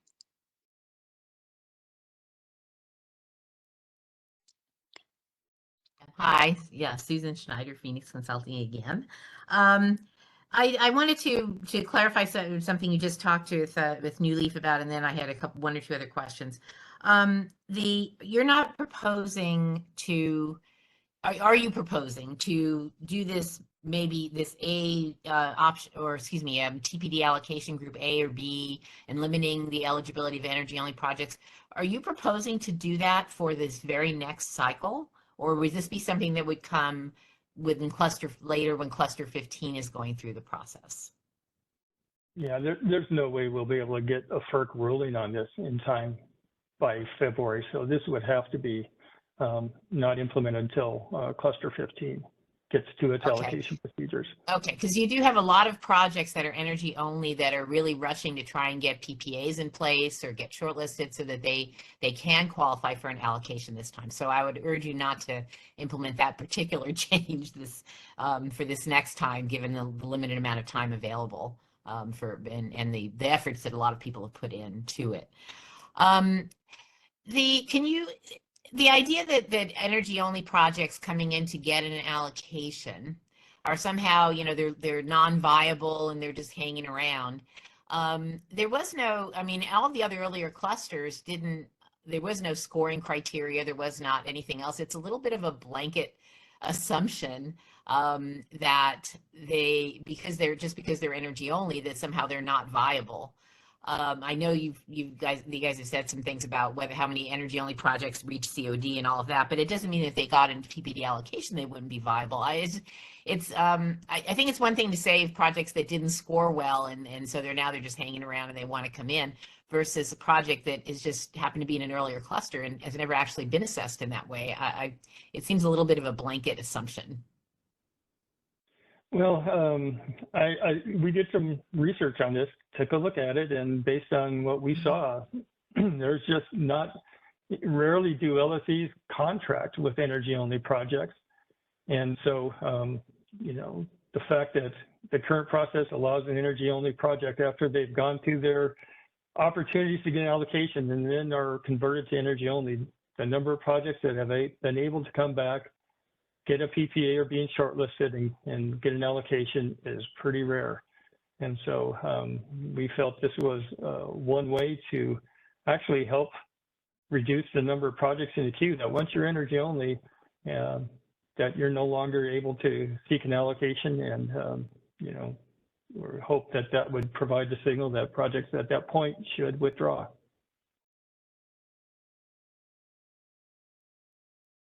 Okay, we'll put some comments in about that, but I think it just seems well. Anyway, I do know you've talked about the fact that it doesn't happen very often, but I do know there are, at least currently, like I said, there are projects now trying to get PPAs and come in and be able to come in with option A. There's a big incentive, of course, to do it this time around and get up ahead of cluster 15. But okay, I understand your thoughts.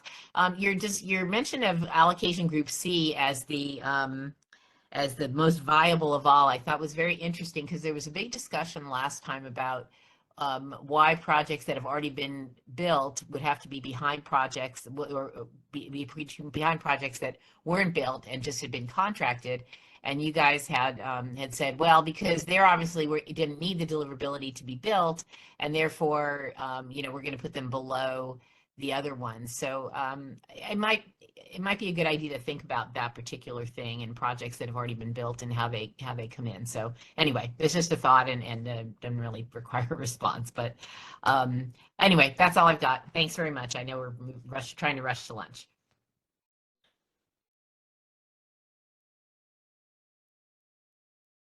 Okay, are there other questions? I double checking. Yes, we do have Brian Corpix again. But go ahead, Brian. Oh, Ryan. Actually, Ryan Miller has a quick question from NextEra. let's go ahead and unmute him. And we do have the Slido poll for those who are still with us. Just give me just a pulse of where time you guys would like to resume. Thanks. Go ahead, Ryan. Yeah, the good news is one of my questions was answered previously, so I can check that off. In our last comments, in next year's last comments, we outlined an issue with TPD allocation affidavit scoring, where cluster 14 projects receive a higher allocation priority than 13 projects that converted to EO but actually receive a higher score. Unless that gets fixed, cluster 13 is going to hang in there and clog the queue for as long as they can and seek every opportunity to get deliverability until they get deliverability. If you have a legitimate shot to get deliverability with cluster 13 that's not snagged away from 14, those cluster 13 projects are that could probably get built and built sooner than anything in other clusters. It doesn't seem like the IPE proposal ever addressed that issue. And even if it's explored in future clusters in a TPD allocation subgroup, the existing problem is never addressed, which seems like it kind of flies in the face of this first ready concept we're shooting for. So I think the justification was the FERC ruling and the timing, but we still have this problem that's not going to get resolved. And I don't know how we address the current problem or what your thoughts are on that. So just kind of a general question that I'm left with. Yeah, the issue is there's no way for us to take a change to the TPD allocation process to accommodate cluster 13, get it to the board, get it to FERC, and get it approved before the allocation process, the next allocation process. So there just isn't time to be able to do that, and it would take a tariff change to be able to accommodate that. One thing I could say is, within, we haven't designed, the full-blown allocation proposal yet, but in light of this process where the energy-only projects would not be able to seek deliverability, I will go out on a limb and just say, I have thought personally that maybe we ought to do a transmission process to where on a one-time basis, energy-only projects could seek an allocation, and then after that, no longer be eligible. So that would leave the door open for cluster 13 and earlier projects for one more chance before they're no longer eligible for groups A and B. So if that's something of interest, put that in your comments. Appreciate it. I did see one more hand. Let's go ahead and take Susan from Clearwater Energy. Go ahead. Last question. Sushant Barve from Clearway Energy. Bob, quick question. Same lines as the cluster 13 question. I think the issue with cluster 14, TPD retention, is also not addressed. The question is, the final proposal that you're thinking about that will go in for cluster 15, would that be the place where TPD retention rules or any changes to that could also be addressed in that? Yeah, as we go forward and make changes to the allocation process, we'll also be reviewing the retention process and to see what changes make sense that to keep the retention process aligned with the allocation process, as well as just any potential for some transitional process. Thanks.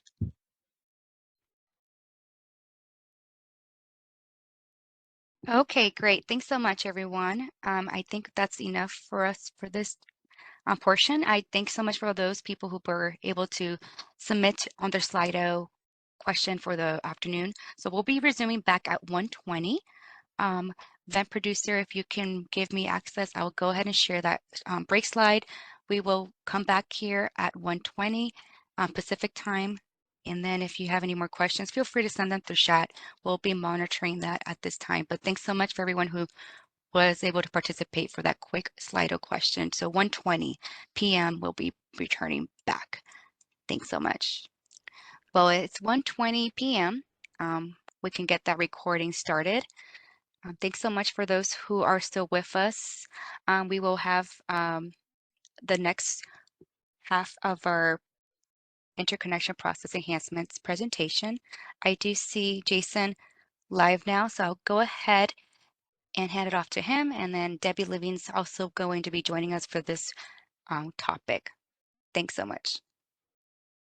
All right, thank you, Brenda. Thanks everybody for joining back. Hope you had a nice lunch, nice break. On to the contract and queue management topics, if we could please. Perfect. We wanted to start off with the one-time withdraw opportunity. This is still on the table. We went through many considerations and a few different options here, but we did land on similar or almost exactly as what was proposed previously, where we will offer the one-time withdraw opportunity, or this proposal is to still offer the one-time withdraw opportunity, where all non-refundable financial security would be held by the PTO and used to assist in funding any remaining upgrades. Such non-refundable funds would be then refunded to the interconnection customers that have withdrawn after that upgrade is developed or in service or is deemed no longer needed. We find that CAISO believes this presents a balance of benefits and cost impacts to all parties and would incentivize lingering projects in the queue to withdraw. I'm going to pause here. I think I incorrectly stated something up front. This is not what was proposed previously. This is the new proposal that's on the table. It's kind of an escrow account type of scenario. The ISO was presented with, or by a few stakeholders, a scenario that we did consider that we ultimately deemed would be retroactive rate making. The consideration here was a cost shift per PNUs, where headroom would essentially be created by upgrades that were withdrawn that weren't a direct result of this one-time withdrawal, but would allow an opportunity for cost to be utilized for those non-impacted upgrades that were removed, and we just couldn't make it work without deeming it a retroactive rate-making situation. So I'll pause here, see if there's any questions. As a reminder for those who have joined us, we do have that raise hand icon located in the lower toolbar. Feel free to submit that through the chat and you will be on their queue. But this time I don't see any questions in queue for you, Jason.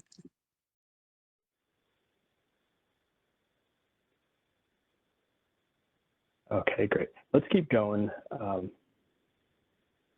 was expecting a few comments and conversation around this topic, so maybe we can circle back and ask if others have questions later on. But yeah, moving on, relative to limited operation study policy, the current option for customers to submit an LOS request is 5 months from their synchronization date, and the ISO is proposing to provide a 9-month option here to provide or request a limited operation study. We did hear stakeholder feedback that they would like to see, as long as 2 years to submit or request a limited operation study, and the ISO determined that that is just too far out to provide accurate and detailed enough results to mitigate any reliability on the system. So we were able to extend it to 9 months. That should provide the customers with roughly 4 to 5 months of time to receive the results and make a business decision after receiving those results for what to do with the project. Additionally, same as what was presented in the working groups, was we are planning to update the BPM for generator management, just to clarify that any technical requests, MMA requests that were submitted simultaneously with an LOS must be deemed complete and valid prior to the start of the LOS. And then further, if any MMA requests are submitted after an LOS is completed and the impacts may result that limited operation study, that LOS would potentially need to be reevaluated or restarted. I see Rayanne has her hand up.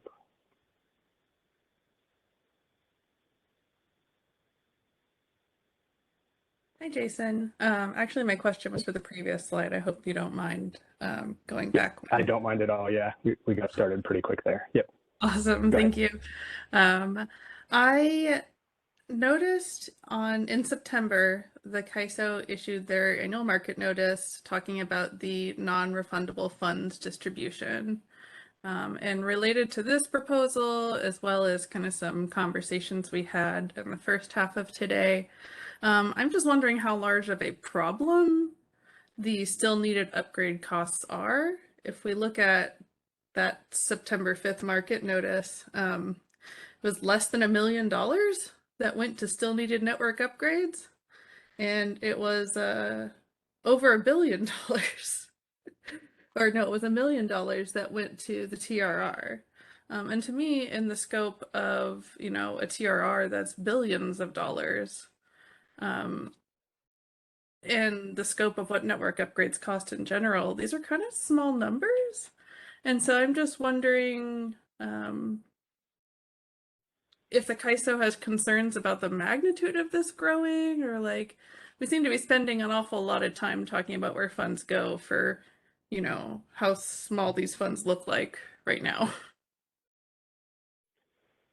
Yeah, Rand, I think there's some more qualification and probably quantification of the values in the non-refundable funds calculations. I do recall seeing the market notice. I didn't look into the detail to see how many projects had withdrawn and the scale of the non-refundable funds, and how the calculations played out to either go to the rate base or the non-refundable fund, you know, upgrades. As far as scale goes here, I think the scale all depends on the volume of projects that ultimately withdraw and the result of the upgrades that end up either not needed or still needed to cascade to later, either current or later clustered projects. And if you're thinking scale in a different way, let me know.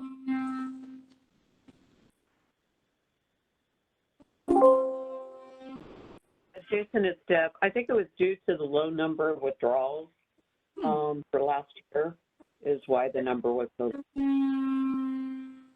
I mean, that would make sense, Deb. Thanks for that. I'll go ahead and look back at previous years too. And of course, you know, how many withdrawals you have is going to dictate the funds, but I just want to make sure that we are sort of rightly putting our thought work where it needs to be, if this is, you know, less of a problem financially than we think it is. So I appreciate you being willing to entertain that conversation. Sure. And you know, what we heard from primarily the PTO community was the cost to finance the upgrades that are still required if we provided an opportunity of 100% refund right up front to the customers. And so the balance here that we tried to find was the non-refundable portion that would normally have been withheld from a project would now be utilized by the PTO to help fund those upgrades, right? Reducing the cost to finance that upgrade. And then such that, you know, RNUs are refunded, fully refunded or up to a certain amount, the non-refundable portion would then be refunded under that normal circumstance following the in-service of that upgrade. So sure. Really, but in this proposal, right, we have, so let's, you know, last year's refunds were 1.2 million to the TRR and 800,000 roughly to the still needed network upgrades. You're saying the CAISO is okay, at least with the amount that was going to the TRR, to be given back to the interconnection customer under this amnesty, and just wants to make sure that the PTO still has their still needed upgrade money? I don't want to agree to that, but let me say it maybe differently and see if we're on the same page here. So I would say that under your scenario here, where we had 1.2 million going to the TRR and 800 going back to the customers, the 800 would be, well, I guess all 2 million of that was the non-refundable portion. Then the non-refundable funds calculation kicked in to determine where those upgrades went, right? So in this one-time situation, all $2 million would be, let's assume it's all PG&E related projects, right? All $2 million would be held by PG&E, and that $2 million could be utilized to fund upgrades that are still needed. That $2 million would then be refunded back to the customers that withdrew once those upgrades are in service or deemed no longer needed. I see. And so given where we're at sort of with transmission build out times and what we know from the Transmission Development Forum, that could be even further out than historically that 5 years after COD completion. It wouldn't start until the transmission was complete, and then I assume be over that 5 years. meaning folks withdrawing Correct. next month may not get their money back till 2032? Correct, but let me just clarify the nuance there. They would get, potentially up to 50% based on the tariff section 14. Hold on one second, I have it here. Based on 11.4, Appendix DD 11.4, and then any non-refundable funds would be refunded to the customer, yes, at some point in the future, and it could be, 2030 plus sometime. Sure. Okay, I understand. It would be coming, but it would take time. Yeah, I appreciate that clarification, and I'll go ahead and forward this note that I have about the refundable funds to you, just in case you want to have further discussion over email. Okay, yeah, and please include anything in the comments as well. That'll help us keep things organized and respond to it as well. All right, thank you. Thanks, Ryan. And Susan? Oh, yeah, hi. Yeah, Steve, I guess I'm still a little confused about this, because you're talking about financial security, not necessarily money. So, and I guess financial security could be provided by a cash deposit, in which case it's money. But otherwise, it would be like maybe a letter of credit or something like that. And so I'm wondering what the refunds over 5 years are for actual invoice payments that people make. And then when they reach COD, they get their refunds over 5 years.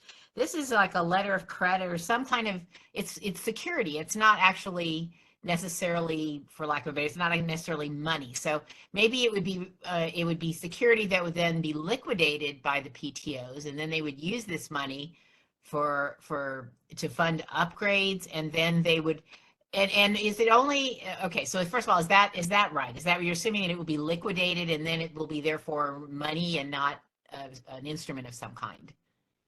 That's correct. It would be money. So I think even today, when a project withdraws, that financial security is either liquidated or the customer can pay in money the non-refundable portion to the PTO. Right. Okay. So now, is there any determination here about whether upgrades are still needed or not, or is it just the non-refundable part is kept until what the last upgrade is built, or what? What's the logistics here of it? Well, first of all, if there's upgrade dates not needed, but they still keep the whole amount. Can you sort of just go through that for a minute? Yeah, I'll caveat my thought process here with the details certainly need to be worked out and documented clearly, but in my quick thought here, we would go through the one-time withdrawal opportunity, identify the projects that are withdrawing, do the non-refundable funds calculation for each project individually to determine their refundable portion and non-refundable amount that would be retained. From there, all of those withdrawn projects would have to go through the reassessment process to be completely reevaluated. The whole cluster, the whole queue as a whole would have to be reevaluated to determine which upgrades are still needed, what falls off, what projects are impacted, and all the details and nuances of the results and how much funds will be held longer term to fund upgrades and how much can actually be refunded now or following the reassessment, such that upgrades are no longer needed. So okay, so let's say they made the second. Oh, go ahead. Sorry. Oh, go ahead. I was going to see if Bob or Steve maybe wanted to jump in there, but go ahead, Susan. Well, I was going to say, so they've made the second posting, they withdraw, they get half of that amount back, or the securities released for that amount, equivalent amount. The other part is potentially subject to conversion, to liquidation and use it for something else. But let's say some of the upgrades are shown not to be needed in, say, the next reassessment. So do they then get a little bit more of it back for the upgrades that aren't needed, or how exactly does that work? That would be my understanding, is if upgrade A was identified for the project today and went through the reassessment, upgrade A was now no longer needed, that those the held non-refundable amount would then be refunded to the customer at that time. Steve, go ahead, jump in. Yeah, no, that's right. You had made a statement earlier about that we would hold the whole $2 million out of that one non-refundable funds, we would only hold the 800, the amount that was posted towards the certain upgrade, the 15% or 30% that was held towards that upgrade. So if an upgrade goes away, we would then give that money back. So the money so is if they have upgrade go ahead, specific. sorry. Okay. So if they didn't have any upgrades left that were needed, they presumably could get the whole rest of it back. Yes. Okay. Thanks. I appreciate the clarification. Jason, is that where you're at? Let's chat offline. I think we may have just crossed paths in our understanding of the 800 versus the 2 million. So are you saying that we would do the non-refundable funds calculation, and in this case, if any monies go to the TRR, those funds would still go to the TRR and never be refundable to the customer? No, they would get that 1.2 million back right away, just like they do today. If the upgrade is not towards a needed, I mean, if the money's not towards a needed upgrade, then we're going to refund it. Got it. Yep. Okay. So ultimately, like Susan said, it's all refunded just based on timing and an assignment of cost, basically. Okay. Sorry. Yes. Thank you, Steve, for clarifying that. I'm glad you jumped in. Sure. Susan, anything else? Nope, nothing else. Thanks. Okay. All right. We can go to the next slide. Just want to pause here real quick, see if there was any questions on limited operation studies. All right, seeing none, let's keep going on to the next slide, please. Thank you. And a few more topics as proposals, all of which were presented previously. We want to revise attachment 7 of the small generator interconnection and agreement to be consistent with the Appendix H language for the large generator interconnection agreement. And this just brings consistency for the inverter requirements, data collection and reporting requirements for all projects in the ISO rather than separating the small versus large projects. We are still proposing to remove the suspension rates from the LGIAs. And then TPD transfer limitations, projects the proposal is for projects transferring TPD will be withdrawn from the queue upon the approval of such transfer request. Again, this goes back to the viability. If that project is transferring its deliverability and converting to energy only, we believe that that makes the project then less viable, if not viable at all, and the receiving project then becomes that viable project. ISO will consider situations where a single parent company owns multiple queue positions interconnecting at the same POI. So we've had situations even recently where a single parent company has multiple queue positions, multiple GIAs, and they're transferring deliverability to satisfy some power purchase agreements. We deemed that as an acceptable situation, and we allowed the transfer to happen. And then just to clarify, the TPD between resources and technologies within the same queue position or queue number is not considered a TPD transfer. I'll pause here. We'll go back to Susan real quick.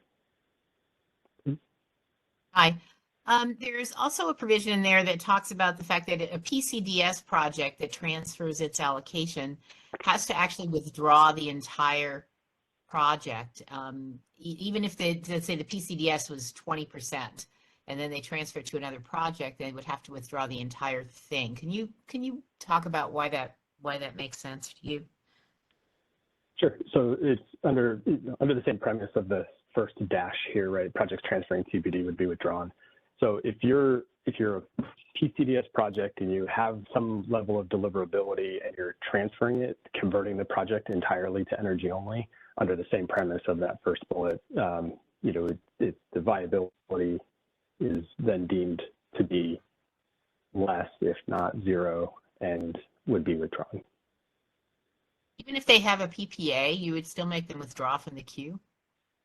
What kind of PPA are you referring to?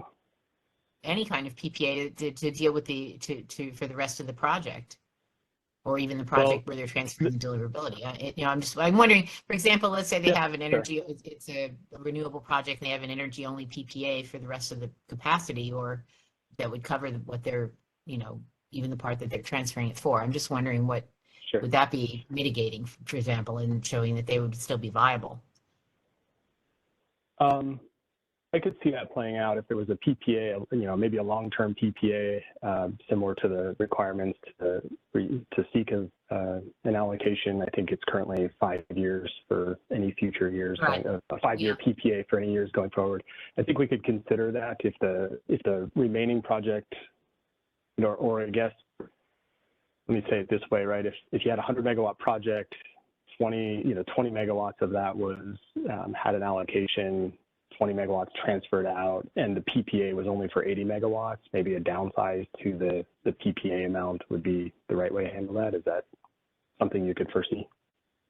Yeah, and for example, even under the first bullet, if they're transferring the TPD, but they can show that they have an energy-only PPA, would you allow them to stay in?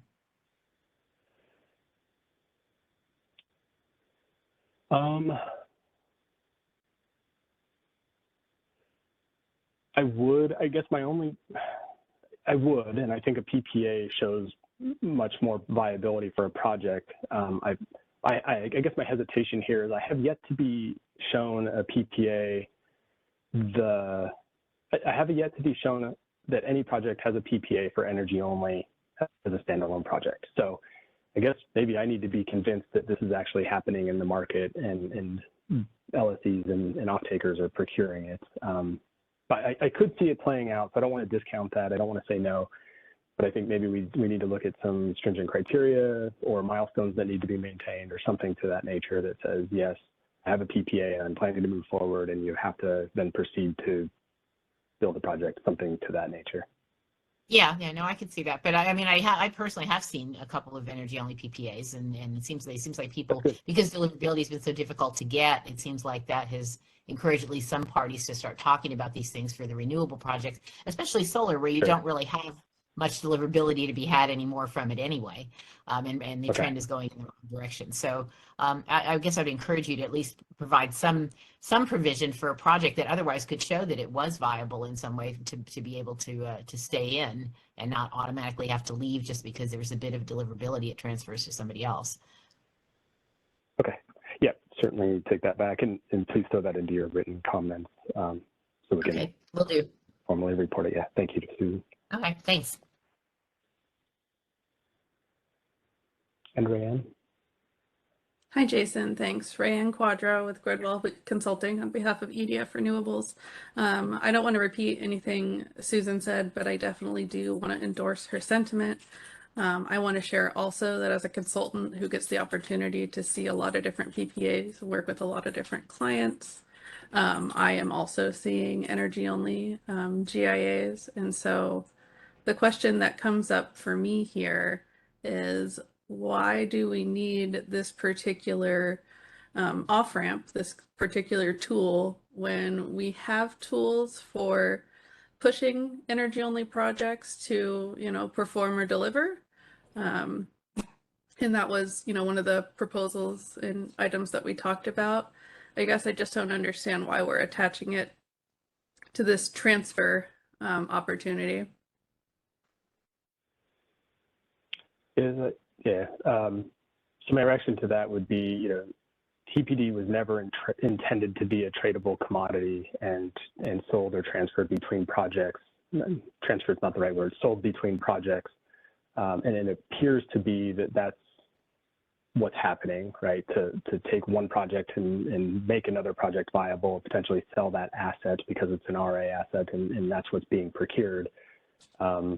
And we're trying to limit that situation, right? Projects need to come into the queue. If they're viable, they should be building. If they would like to sell that project to another entity, that is allowed.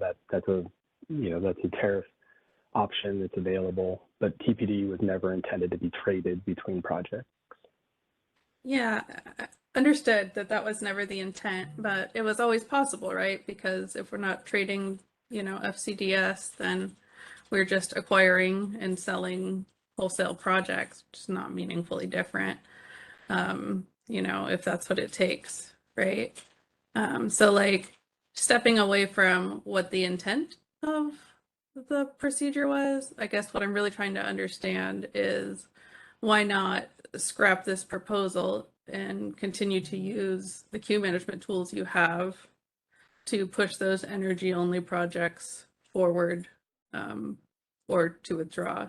There are just so many opportunities I'm seeing, and many which Susan described, where energy-only projects, especially PV projects, are viable or are becoming viable. And it seems like this might, become stickier as time goes on, and as we see the procurement market shifting. Plus, there's like 6,000 megawatts of energy-only solar in the CPUC's base case, so that stuff's got to come from somewhere. A few thoughts ran into what you were saying, and you touched on a couple different points. Let me see if I can hit them. I see the way we manage and treat energy-only projects in trying to define whether they're viable and can continue in the queue is much different than a TPD transfer and determining the viability there. We're just trying to make this an exit point for projects that aren't viable. And, potentially, like Susan was saying, if there's TPAs and it does remain viable, then, maybe there's that element where we can allow that to occur. Relative to the 6,000 megawatts in the CPUC order or procurement, we heard from Jared on one of the calls that is not energy only as a standalone, but energy only as co-located, and is not directly tied to, energy only single source projects in the queue. And so similar to what we chatted about on, I think it was August 1st, the viability and financial viability of a project oftentimes that we've seen, or if not all the times that we've seen so far, rely on an RA resource to make it financially viable in the long term. And maybe things are changing, so we can leave options on the table for those scenarios, but we certainly need to be looking at how do we limit this going forward. Appreciate you taking the time to step through the CAISO's thinking on that, and understanding this is just a straw proposal. Maybe there's some opportunity to soften it here for projects that are continued to be viable despite being energy only, for lack of better phrasing. Yeah, I appreciate that. Sure. And if you or others have direct specific ideas and suggestions, we'd love to see them in your written comments. Will do. Thank you. Thank you. I think we can go to the next slide, please. All right. And relative to more time in queue here, the ISO is proposing to impose an unavoidable time in queue requirement to execute a GIA for those who have not, and provide a third posting, a third financial security posting by a specific date based on time in queue. Just to note, this finite time in queue proposal ultimately places a financial obligation on the project if it desires to remain in the queue. And before we go to the next slide, I would just caveat this with, in alignment with the one-time withdrawal opportunity, we're trying to identify an additional way to, identify those projects that are willing to proceed, that are viable, and that are willing to fund their projects and continue to commercial operation. And if they're not, then it's an opportunity, again, to, thin the queue, if you will. So with that comment, can we please go to the next slide? And so here's the proposal, just to kind of outline each column here. The cluster on the left in the top column is established for any cluster 6 and prior projects, so 1 through 6 here. Just identifying the interconnection request was received in that year, typically in April. 7 years in the queue would be the year identified there. We're proposing a GIA to be executed no later than the date identified here for each cluster, which in the next column identifies the year in queue of that GIA execution. And you can see that, all the way up until cluster 11, roughly, they will have been in the queue for 6.7 years, which means their CODs aren't out until even further than that, which is far beyond that 7 and even 8-year mark in the queue. From the phase 2 study, you can see how many months it's been since their that they've had that each of these projects that don't have GIAs would have had to negotiate and execute the GIAs far beyond what I think we're about to see in Order 2023. And then the second element of this is to provide a notice to proceed and 100% third posting no later than the date identified here. It also identifies the year in queue and then the time to provide that posting after the GIA execution. So we believe that's plenty enough time to plan and prepare to provide those postings and continue on in the queue. Pause here again for questions, and we'll go back to Susan.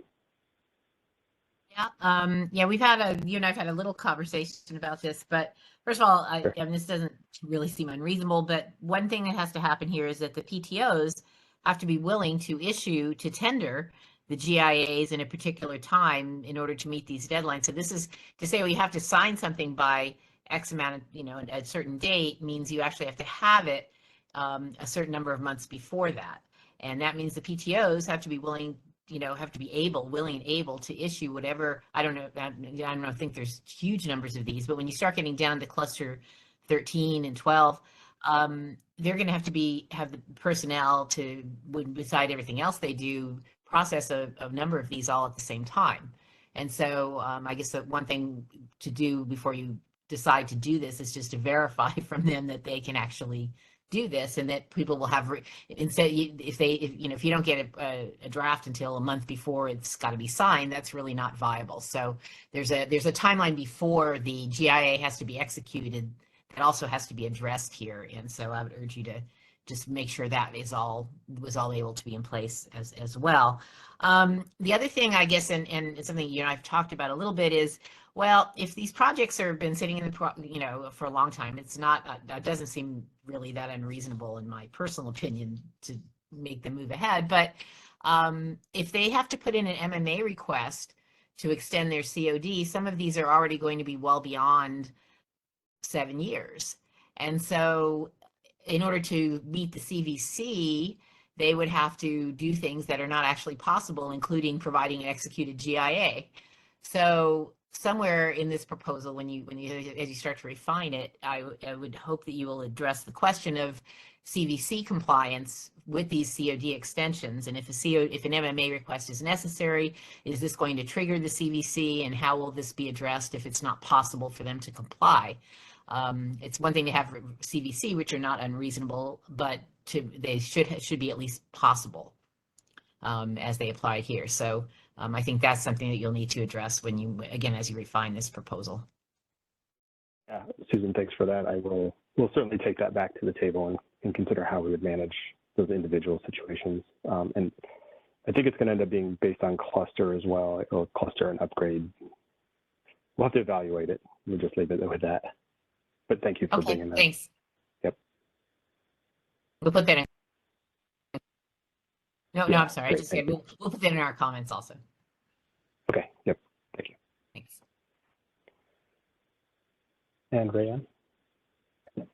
Hi, thanks. Just one quick question. Is this going to replace / eliminate the tariff language that exists right now that allows projects to wait for their GIA execution until the timeline needed for their longest lead network upgrade? That is correct. I don't know if we would take a waiver or this would be a one-time adjustment to the tariff language for these clusters. We'd have to work through what that specific tariff language would look like. But yes, this would be an unavoidable GIA execution regardless of the GIA execution and third posting regardless of your upgrade timeline. Got it. Thank you so much.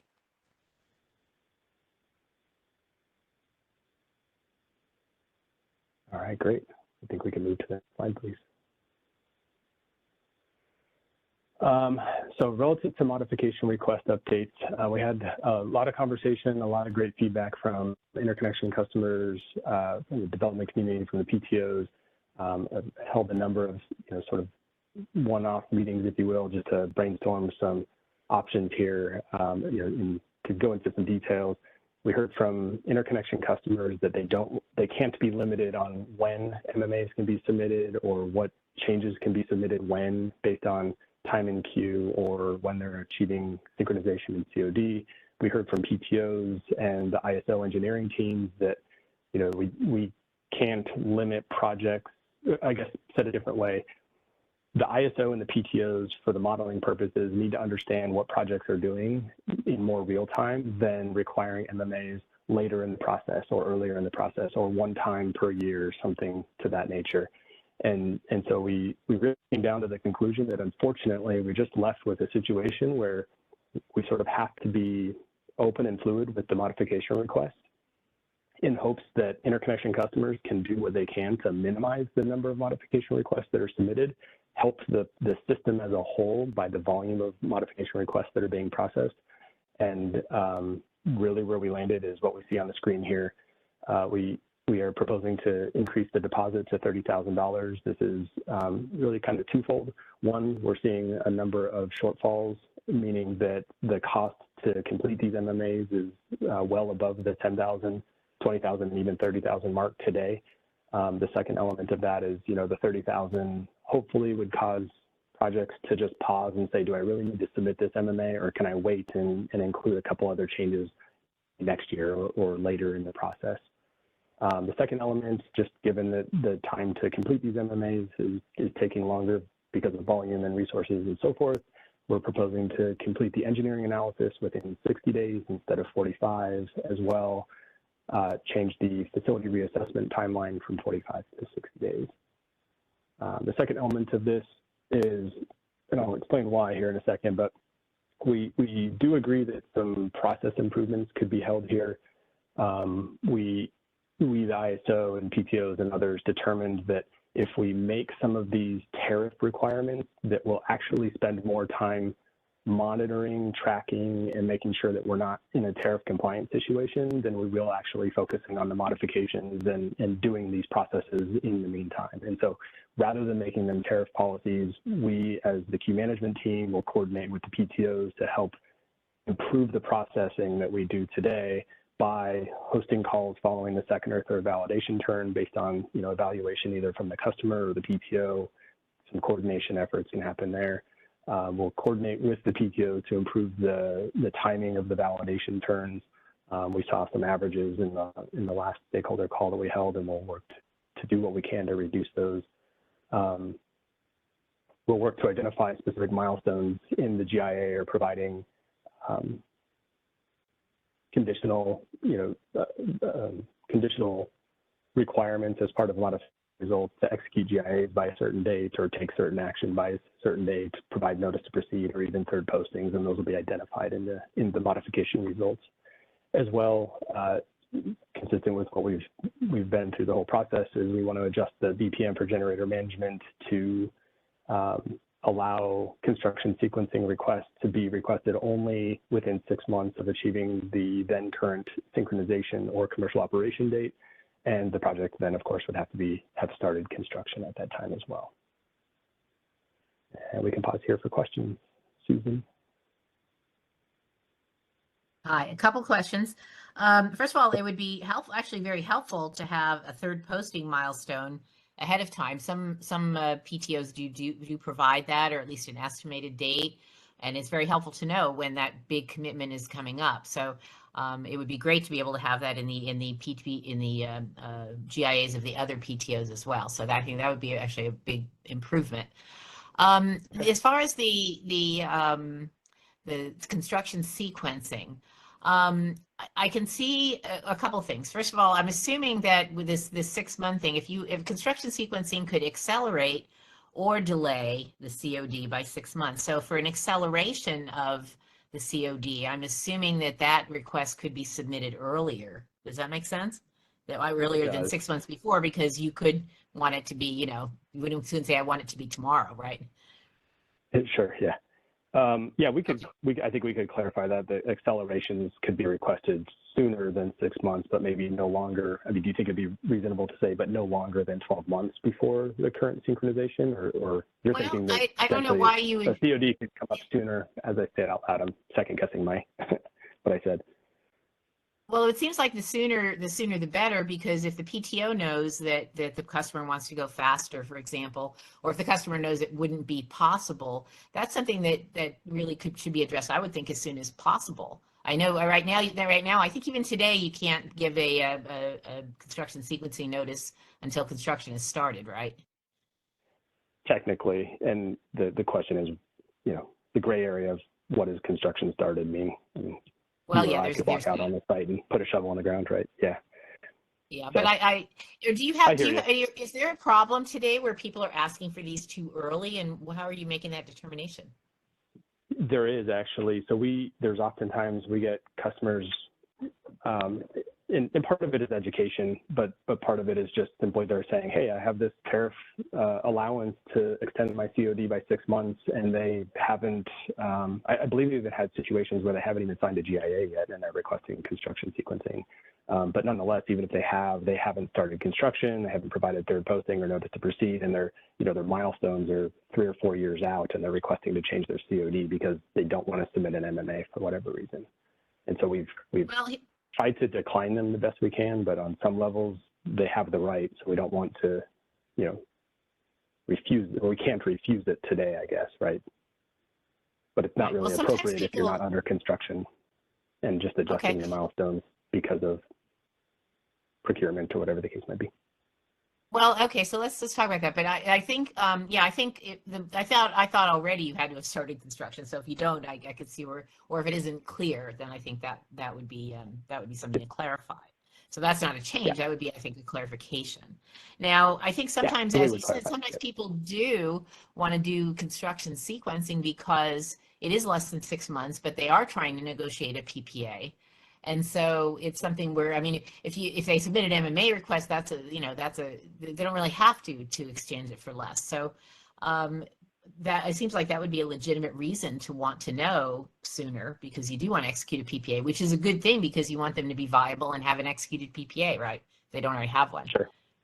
Yeah, that's fair, and certainly a valid argument. I would say we actually had a project in that situation where they utilized their 6 months of construction sequencing early on, and they actually got to within about 30 days of their synchronization or COD, I don't remember exactly, and they said, we need to use construction sequencing to extend our milestones. And we said, sorry, you already used your allowance of construction sequencing. And at that point, just 30 days before their synchronization date, they had to submit an MMA because we couldn't allow them to use construction sequencing any further. So by allowing construction sequencing earlier in the process, it actually puts more risk on the project later if they actually need to make an adjustment because they can't achieve sync or COD within, if they need to extend it by 3 months or whatever is happening for testing or whatever the case. So they would extend it by 3 months. They went 6 months already, and then they had to go more than 6 months. It turns out they needed more. That's correct. Okay, well, I mean, that's just really poor planning, but okay. But it happens, right? Yeah, so I understand. That's why we encourage the MMAs early, so that construction sequencing can be used quickly and for its intended purpose to make those adjustments late in the process without affecting the timeline of the project. It's a quick email, it's a quick review by the PTOs and the ISO, and it's a quick response back to the customer. Continue forward with your construction. I would encourage you to not make huge policy changes based on, the one time somebody was really not very good at their own scheduling. But Susan, that was just one example. It's happened multiple times. It doesn't happen every day by any means, but it's not a single situation that's caused or triggered this. Okay, well then maybe we may put in comments a suggestion that it be maybe 12 months instead of 6 months, just to, or something like that. So we'll talk about that. But thanks for explaining the rationale. Sure. Thanks, Susan. Ryan. Yeah, this is Ryan from NextEra. This is kind of a nag, Jason, but I just want to kind of bookmark it. I know there are overlapping issues, one of which is entry fee costs, but if you're going to increase the deposit for MMAs, it's really important that you increase the cost of entry so that will give someone pause as to whether or not they actually need this update.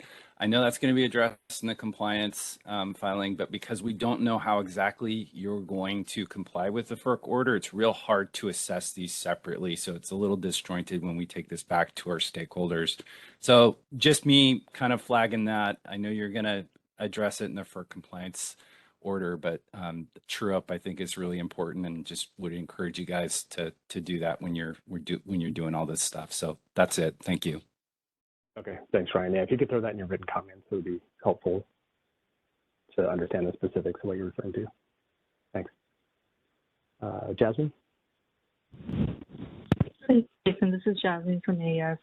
Just coming from the working group, I remember we all kind of discussed about potentially like allowing like a list of MMA requests that don't actually need an MMA request, like the simple date change or inverter changes. I was wondering if there are any thoughts into that, and maybe that can help with the MMA influx.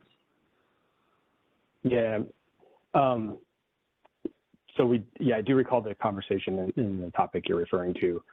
Essentially where we landed was we identified a list of all of the potential modifications that a project could make, and we outlined what requires a modification request and maybe a technical package or model validation and what doesn't. And through conversations with the PTOs, we determined that essentially everything's going to require a request. Even COD extensions sometimes require the project to, not just look at the COD for this project, but they have to do a deeper evaluation of the rest of the queue, well, the rest of that cluster, but maybe potentially the rest of the queue as well. And so, the PTO said we need to have something to bill to do the evaluation. Maybe one or two MMA COD requests are super simple. They don't take a lot of time. That just is fortunate or unfortunate. But there are times where COD extension requests do take a little bit of extra time, and the ISO and PTO do need a mechanism to bill our time too. So I'll kind of elaborate a little bit deeper on that. There was also a discussion of, well, what if we had a deposit of only $10,000 for COD requests and a $30,000 for any other requests? And again, one of those situations where, yes, logically that makes sense in conversation, but in application, whether we receive a $10,000 deposit or a $100,000 deposit, the processing is exactly the same regardless of the request. And so it's much simpler to keep the processing all consistent and at the same price. So we decided to just keep the deposit at $30,000. Yeah. Okay. Thank you. Sure thing. Thanks, Jasmine. And Rayam? Thanks, Jason. I already presented on this in our working group, but I just wanted to make the pitch again that part of stakeholder concerns and part of the frequency of MMA submittals, for one thing, then the next, is because of a concern about risk. Well, what if I need this change and the CAISO is not going to approve it? My financier, my LSC, they need to know that the CAISO is going to let me add 5 megawatts of storage or let me change my inverters because my things aren't matchy-matchy. And we know also collectively from CAISO's reporting that like 98% of MMAs are approved. And I understand that approval comes after PTO analysis. But if we could get stronger language somewhere, more attention brought to the fact that this is really a low risk process, and this is about record keeping and, keeping the base case updated, I think that would go a long way in terms of encouraging people to hold tight and put all of their requests into one modification once a year or something like that. Yeah, Rand, so I agree on the last part there. I certainly highly encourage interconnection customers to submit as little MMA requests as possible. It certainly helps the entire system, not just the ISO and the PTOs, but I think collectively we all will get results completed sooner and out to the customer sooner. Relative to those items that are always approved, or the statistic that 98% of modification requests have been approved historically, reiterating a bit of what I said in the last call, but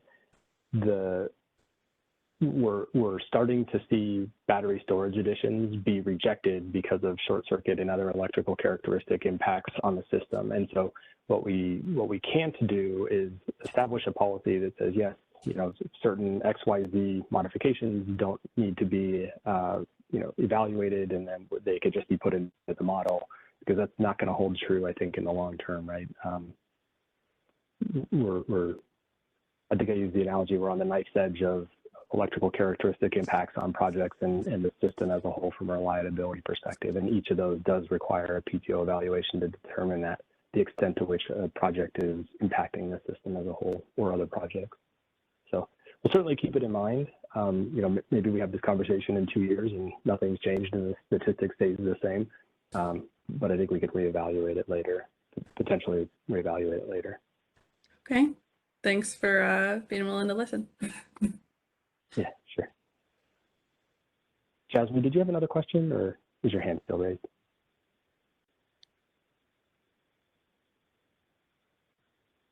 I'm sorry, I do not. Oh, good. Okay. And then Rayanne, you're still okay. Perfect. I think we're good to go to the next slide. I'll hand off the mic to Deb.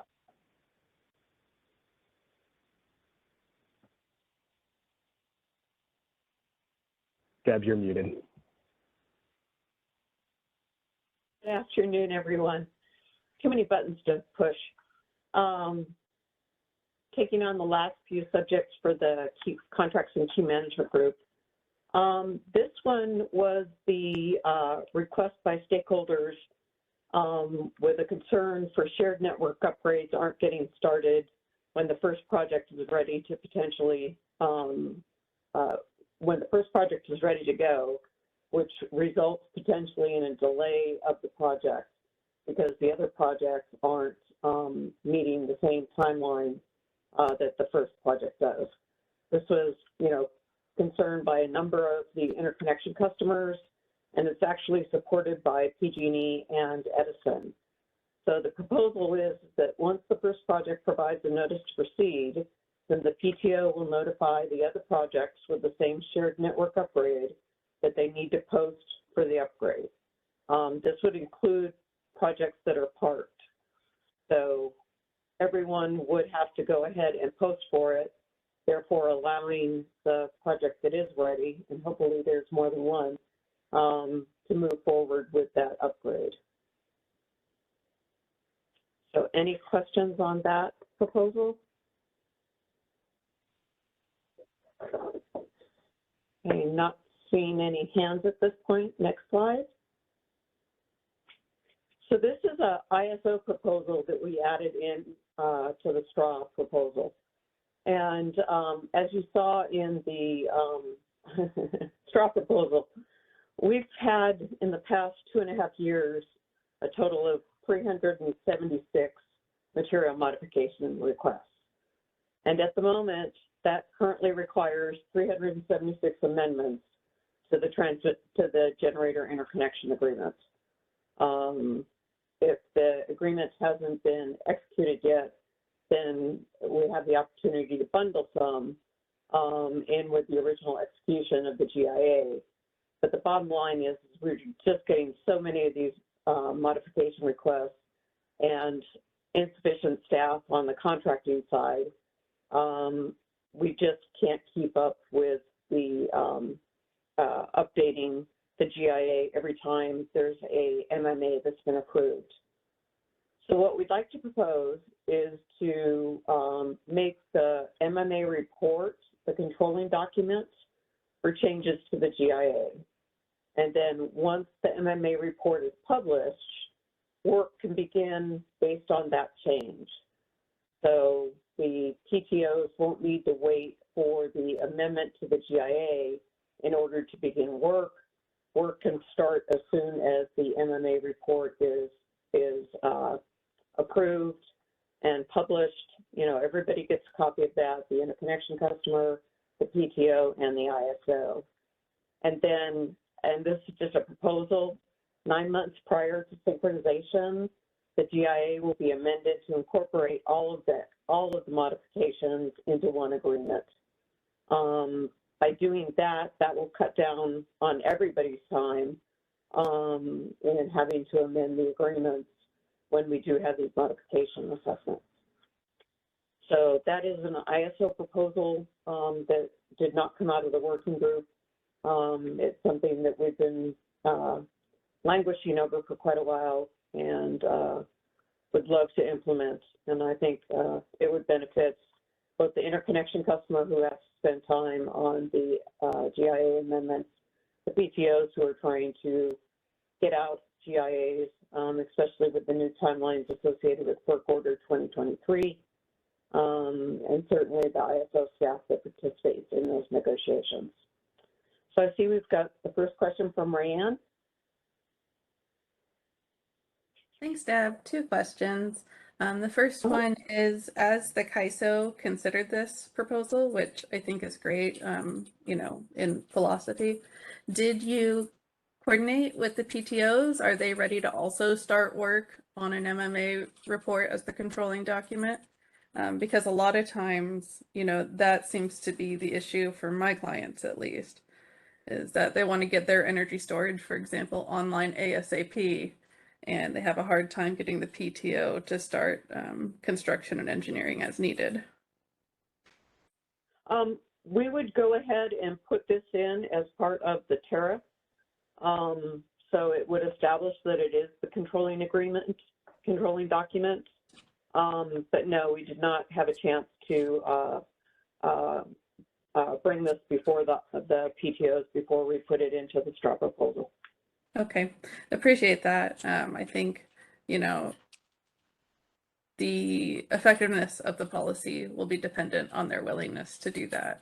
You know, if they're footing the dirt about it, then it might not help.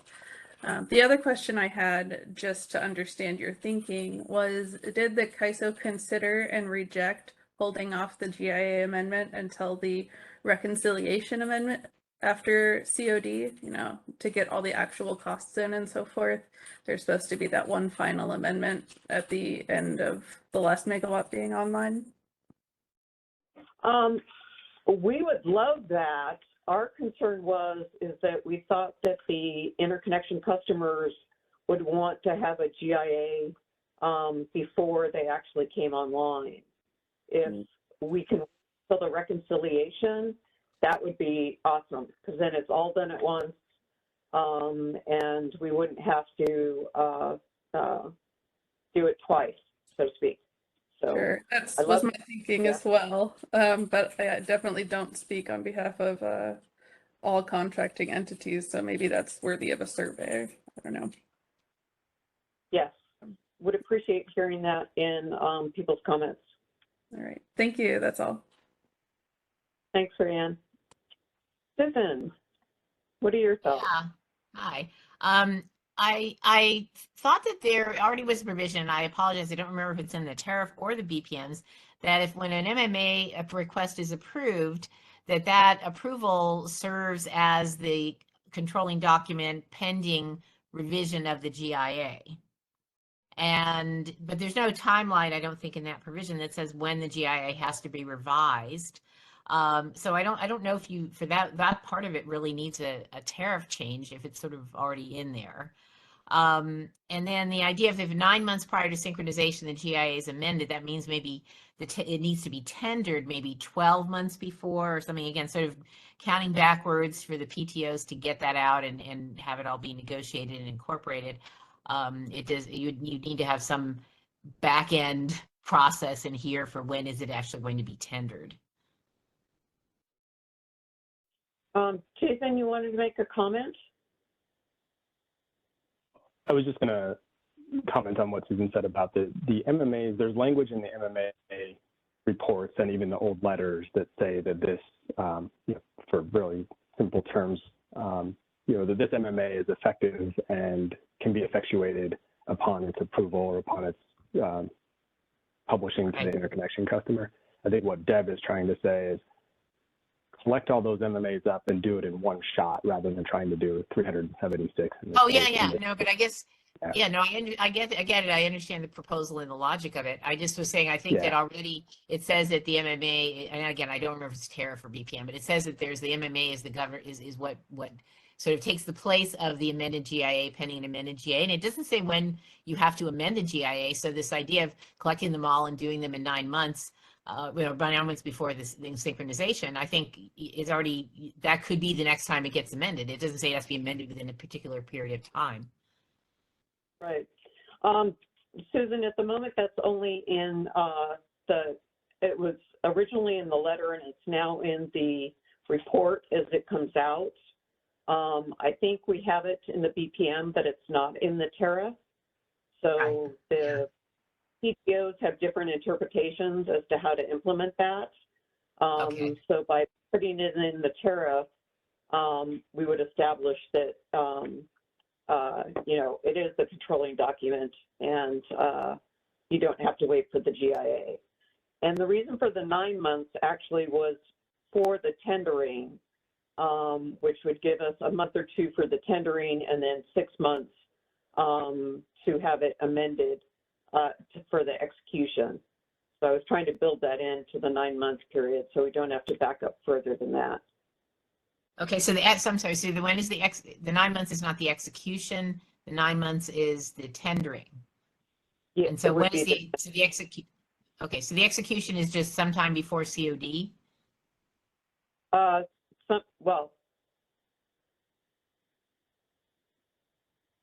it could be at reconciliation after COD. Right. Okay. The proposal, what we were thinking is tendering it 9 months out and getting it signed, 4 to 6 months before the synchronization is what the proposal was. But we're open to suggestions. Okay, well that makes sense now, but let me ask a question then. So when you go into the new resource implementation process, you might not have your executed GIA yet, and that's one of the requirements for entering that process, I think. So I think you'd have to modify that or get it done before that, right? Well, you have an executed GIA from the original GIA that was executed. Right, but I thought you had to have an executed GIA that actually represents what your project is going to be when you enter the NRIP. Okay, I'll double check with the NRI team on that. Okay. Well, Deb, I don't think we're saying negotiate and execute the original IA. The original IA has to be signed way earlier in the process. We're saying. Oh, no, I understand that. Okay, maybe I missed something then. Susan, sorry. No, but I thought, and I could be wrong about this, but I thought when you enter the NRIP, they're looking for a GIA that includes all of the modifications and the project that you're actually going to build, because you went to that process to get that project ready to, to sync to the grid. So if you still had MMA requests that were not incorporated in the GIA, it would just have to, this would have to be okay for you to go into that process without a comprehensive GIA that's updated. And that's all I'm saying. Right. No, I gotcha. Okay, thanks. Okay. Any other questions or thoughts on this?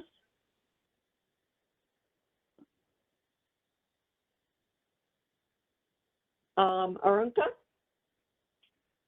Yeah, so I had a question on the previous slide for the IFS for shared network upgrades. I know to some extent it is resolving the issue of, synchronizing the timelines, but I was also wondering in some way it puts onus on the project that has a later NTP request to follow the one with a prior NTP request. I was wondering if you had any thoughts about how it might automatically push the project to be liable to any milestone or deadline that perhaps isn't suitable for its timeline. I was wondering if perhaps a phased approach to the IFS security for the project that is not ready to provide NTP might be one such solution. Well, if it's a shared network upgrade, then they're in the same cluster.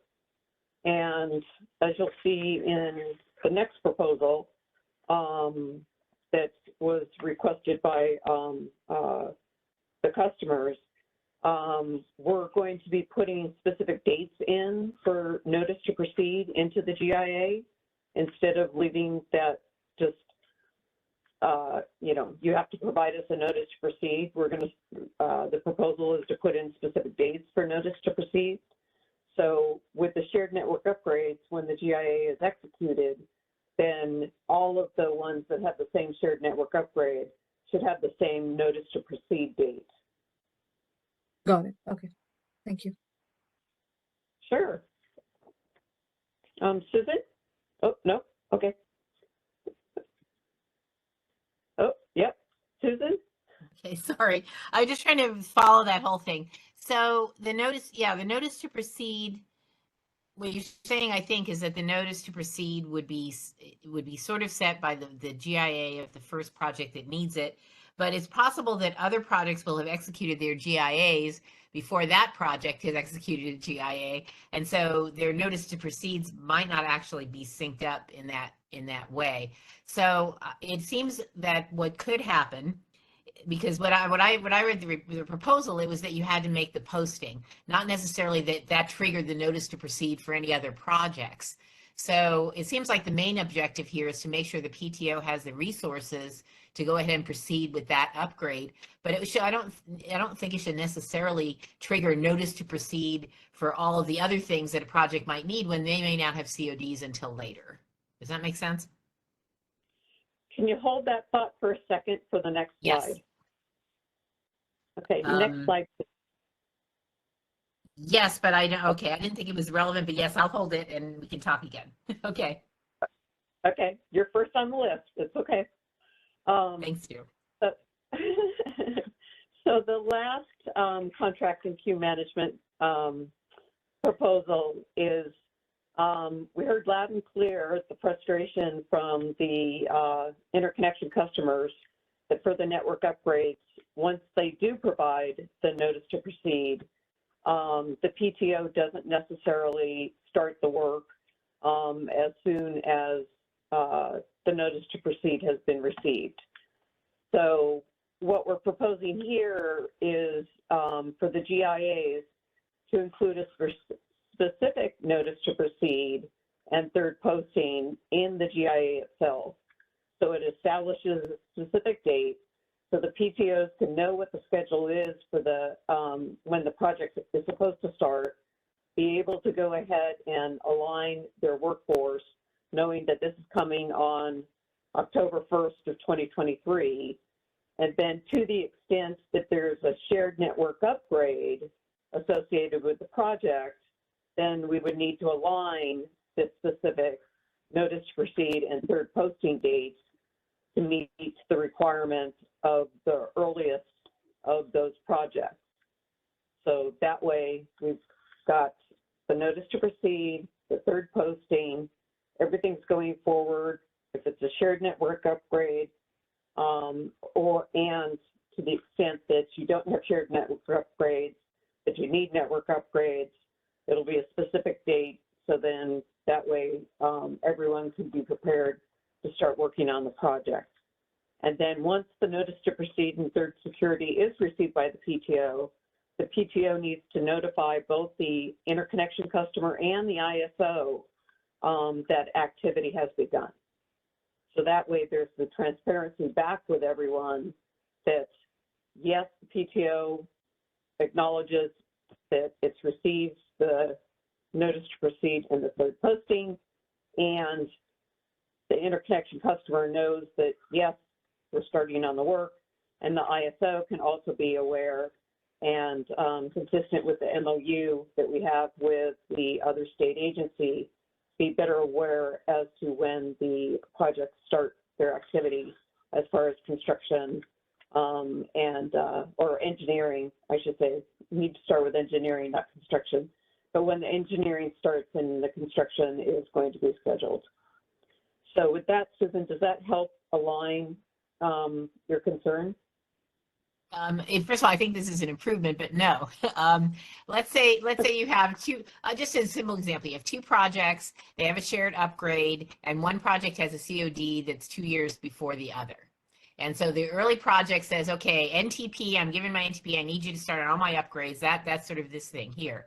Okay, now once they do that, the second project has to post for that upgrade, but it doesn't necessarily trigger NTP for all of the other upgrades for that second project that has a later COD, right? That's where I was trying to get it. I was just following on the earlier question, the person who came before me here. So that's what I was trying to ask.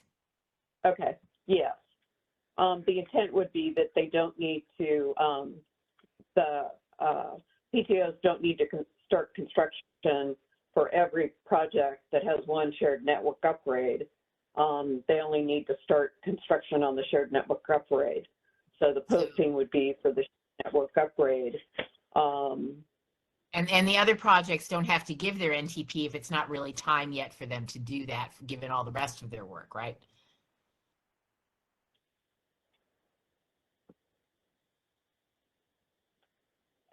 Yeah, we're going to have to, what we'll probably need to do is have two notices to proceed. One is the notice for the shared network upgrade and for those with later COD dates. A second notice to proceed to make sure that the other network upgrades are built on a timely basis. So you're assuming that you can't provide a third posting unless there's a notice to proceed. That seems to be the assumption Correct. here. Okay, all right. Correct. I've never actually seen that written down anywhere. So okay, so yeah, then you'd have to almost bifurcate the NTPs for the shared upgrade, which has to be done sooner, and the rest of the upgrades may not need to be started for a year or two afterwards. So that there's no reason to move ahead with those just yet on the PTO or the customer's perspective. Okay, all right, thank you. That's very helpful. Yeah, that's what the intent is. But it's also trying to get more transparency across the three entities so that everybody knows what's going on. Exactly. No, that's great. That's great. There's much better transparency. So thank you. That's great. Okay.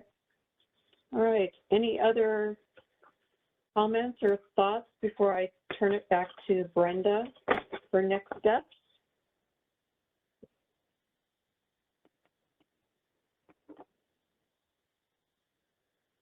All right. Not seeing anything, I will turn it back to Brenda. Thanks so much, everybody. We really appreciate all of your hanging in there today. Such a large group. It's been up as high as, I think, 160 I saw at one point, and we're still at 135. So appreciate everybody's participation in the this workshop. So have a good day from me. Brenda? Thanks, Debbie. Just to reiterate what Debbie just said, we thank so much for everyone who has participated in this meeting. It has been productive. I'll go ahead and kick us off for the next steps. Feel free for anybody in my panelists to feel free to correct me, but this is the current schedule that we will be presenting in terms of the track 2 schedule. At this time, we did post that straw proposal last week on the 21st. At this time, we just updated the comment template to the initiative website. Feel free to visit that initiative website. We'll go ahead and send that link out shortly. That comments for that straw proposal are due on the 12th. So October 12th will be the deadline for that. Keep in mind we're trying to target that comment deadline, but if you do encounter any questions on submitting comments past that deadline, let us know so we can be prepared to answer those questions that are needed. But October 12th. And then we will be targeting the draft final proposal on November 21st. Keep in mind that is kind of coming close to before the Thanksgiving holiday, but make sure if we do have any changes to the schedule, we'll be announcing that on a notice. So that notice will be going out once that draft final proposal is sent out publicly to the website. And that call will follow on the 28th. So I'll double check on that date and make sure that falls under a Tuesday. So it'll be right back after Thanksgiving. So check on that and we'll have a notice for that too. And those comments for that draft final proposal will be due on the 12th for December. And then we'll go ahead and start the year for next year. These dates are wrong, but we'll make sure we update it. But for January 8th, 2024, the final proposal posting will be on that date. And then the stakeholder call will follow on January 6th, 2024, and followed by the comments deadline of January 20th, 2024. So we plan to target the February Board of Governors date. As well, we are planning to do implement changes, process changes for the Cluster 15 Phase 1 studies for the ISO. So this also, to the note here, I'll let Debbie speak on this because she might be more familiar, but go ahead, Debbie, just to confirm. Actually, I was just going to note that the posting of the final proposal is January 8th, and then I think the stakeholder call is the 16th. Okay. Not the 6th. So just so everybody knows, we're not trying to have the call before we post the final proposal. Thanks, Debbie. Yeah, I was double checking on that. I was like, that doesn't look right, but we'll make sure we update those slides and have that schedule represented correctly on our end. But we apologize for that. But yeah, 2024, those are the dates that we're planning to have for this draft final proposal. And then I was going to go ahead and send out that link for everyone to view where the comment template is located. And then we're going to go ahead and go to the next slide for today. And that is just the link to what I just communicated about visiting the webpage for more information. Feel free to contact the ISO stakeholder affairs at kaiso.com. I'm here to cover for Caitlin. She is our SEPs for this particular initiatives, but I'm really happy to have been helping out for this team, and feel free to ask any questions to our email. We will be sure to help out with where we can, but at the same time, we'll have that schedule up to date on their presentation as well. So thanks so much. Before I close, I'm just going to double check if my team has any more questions before we close the meeting. I do see Danielle. Go ahead, Danielle. Your hand is raised. Thanks, Brenda. Just a comment, and I do see one other hand raised too from a stakeholder, but I also wanted to emphasize we know that there's a lot of detail that we still need to work through, particularly on the scoring criteria, and I think I also heard a lot of questions and interest in exploring the TPD allocation piece a little further. So we are looking for dates for our subgroup meetings. We'll have those between October and early November so that they can inform the draft final proposal.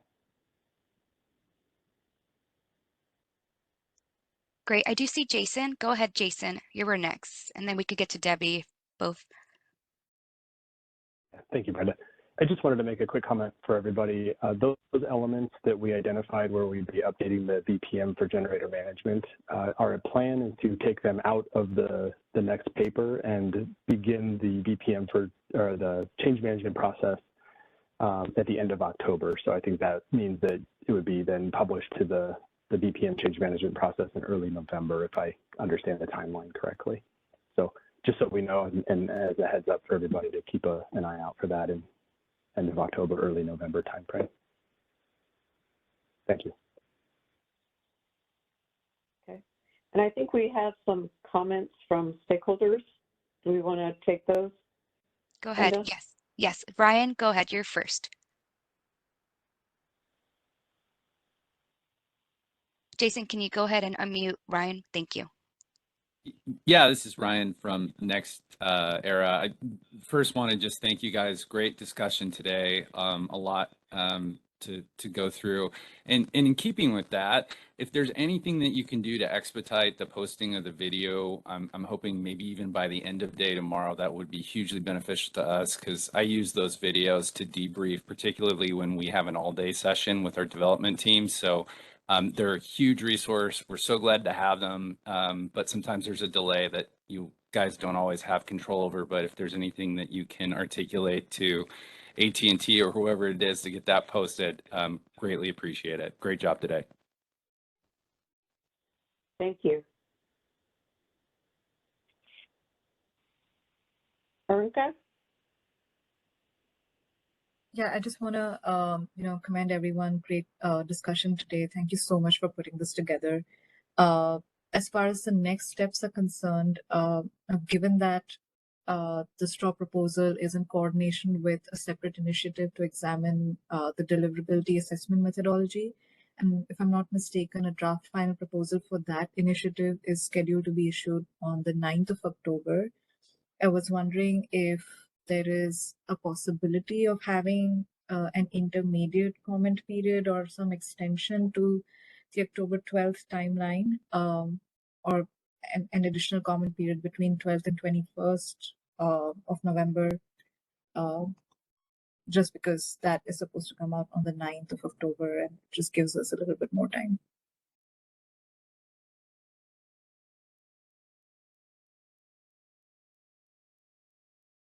I think Danielle's going to take that question.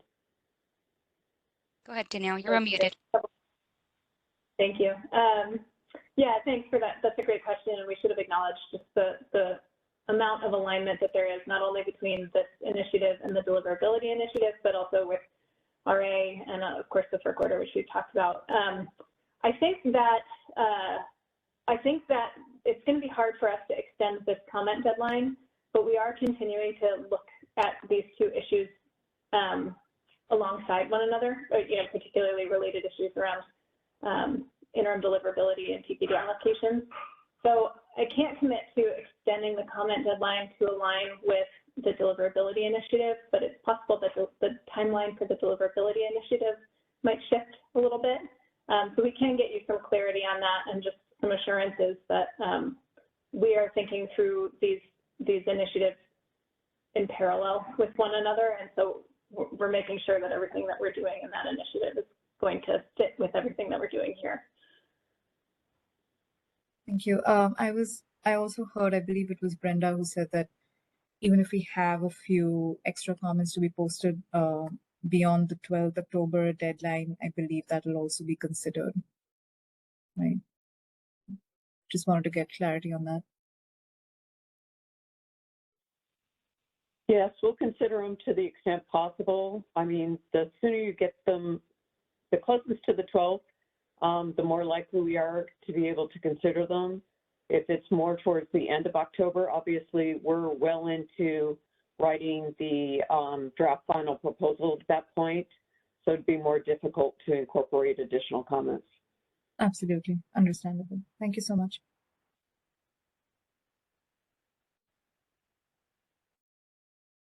Susan? Yeah. Oh, Hi. okay. Just a couple of clarifications on the schedule. So, Jason, you had talked about starting the BPM for BPM process by the end of October. So we'll know before the draft final proposal which things are not. So you're not going to put those items in the draft final proposal. You're only going to have the things that require a tariff change in that proposal. I wasn't quite clear what you were saying about that. That's correct. Yeah. So any elements that are only currently identified in the BPM for generator management, we are going to shift those topics to the BPM change management process. And then anything that requires tariff policy adjustments will leave in the IPE process for its policy approval. You know, for completeness, so we already have this fragmentation where we've got the FERC orders in one place, and then that stuff is now out of here, and then you've got this thing, and then you're going to have the third thing in the BPM for generator management. If there's a way to do just a little bit of a placeholder in that next document to have all of that in there. So here are the things that, you know, that we're going to do that come out of the FERC order. So they're not part of what we're doing as a proposal, but it's here, okay? And then here are the things we're actually proposing, and then here are the things that we are still proposing, but they're going to be dealt with in the generator management. You know, so you have kind of a holistic document instead of a much more fragmented thing that is now in 3 different places. So if it's possible to just obviously you don't want to deal with it in huge detail, but just to mention it or have all of that. What are you going to put in the FERC? You know, by that time you should have a good idea at least of what you're putting in the FERC compliance filing, and then what is going to, you're still proposing it, but it's going to the BPMs, and then what are you proposing in the tariff change? So I know you're trying to deal with it by process, but it means the proposal is kind of fragmented, and it'd be good to have it at least nominally in one place. Danielle, maybe you can comment further on this. My thought would be we could provide a summary of those 3 different processes at some point, maybe in a market notice or something, just to share the understanding of where things are headed and under what circumstances. Danielle? Well, yeah, I'm not talking only process. Oh, go ahead. Sorry, Danielle. No, that's okay, Susan. I agree that it's a good suggestion. I think, you know, it would probably be helpful for us internally too. A lot of this is still kind of crystallizing as we work through our compliance filing in particular, but yeah, as soon as we get to a point of clarity on that internally, we'll share it with all of you in some written form that you can continue to reference. Okay, and then hopefully like one place. If it was just in one place, it would just be helpful, I think, for everybody. Again, not all the details of the things that really are being addressed somewhere else, but just so you can really see the whole proposal in one place. It would be really helpful, I think. Yeah, I hear that. Thanks. All right, thanks for considering that.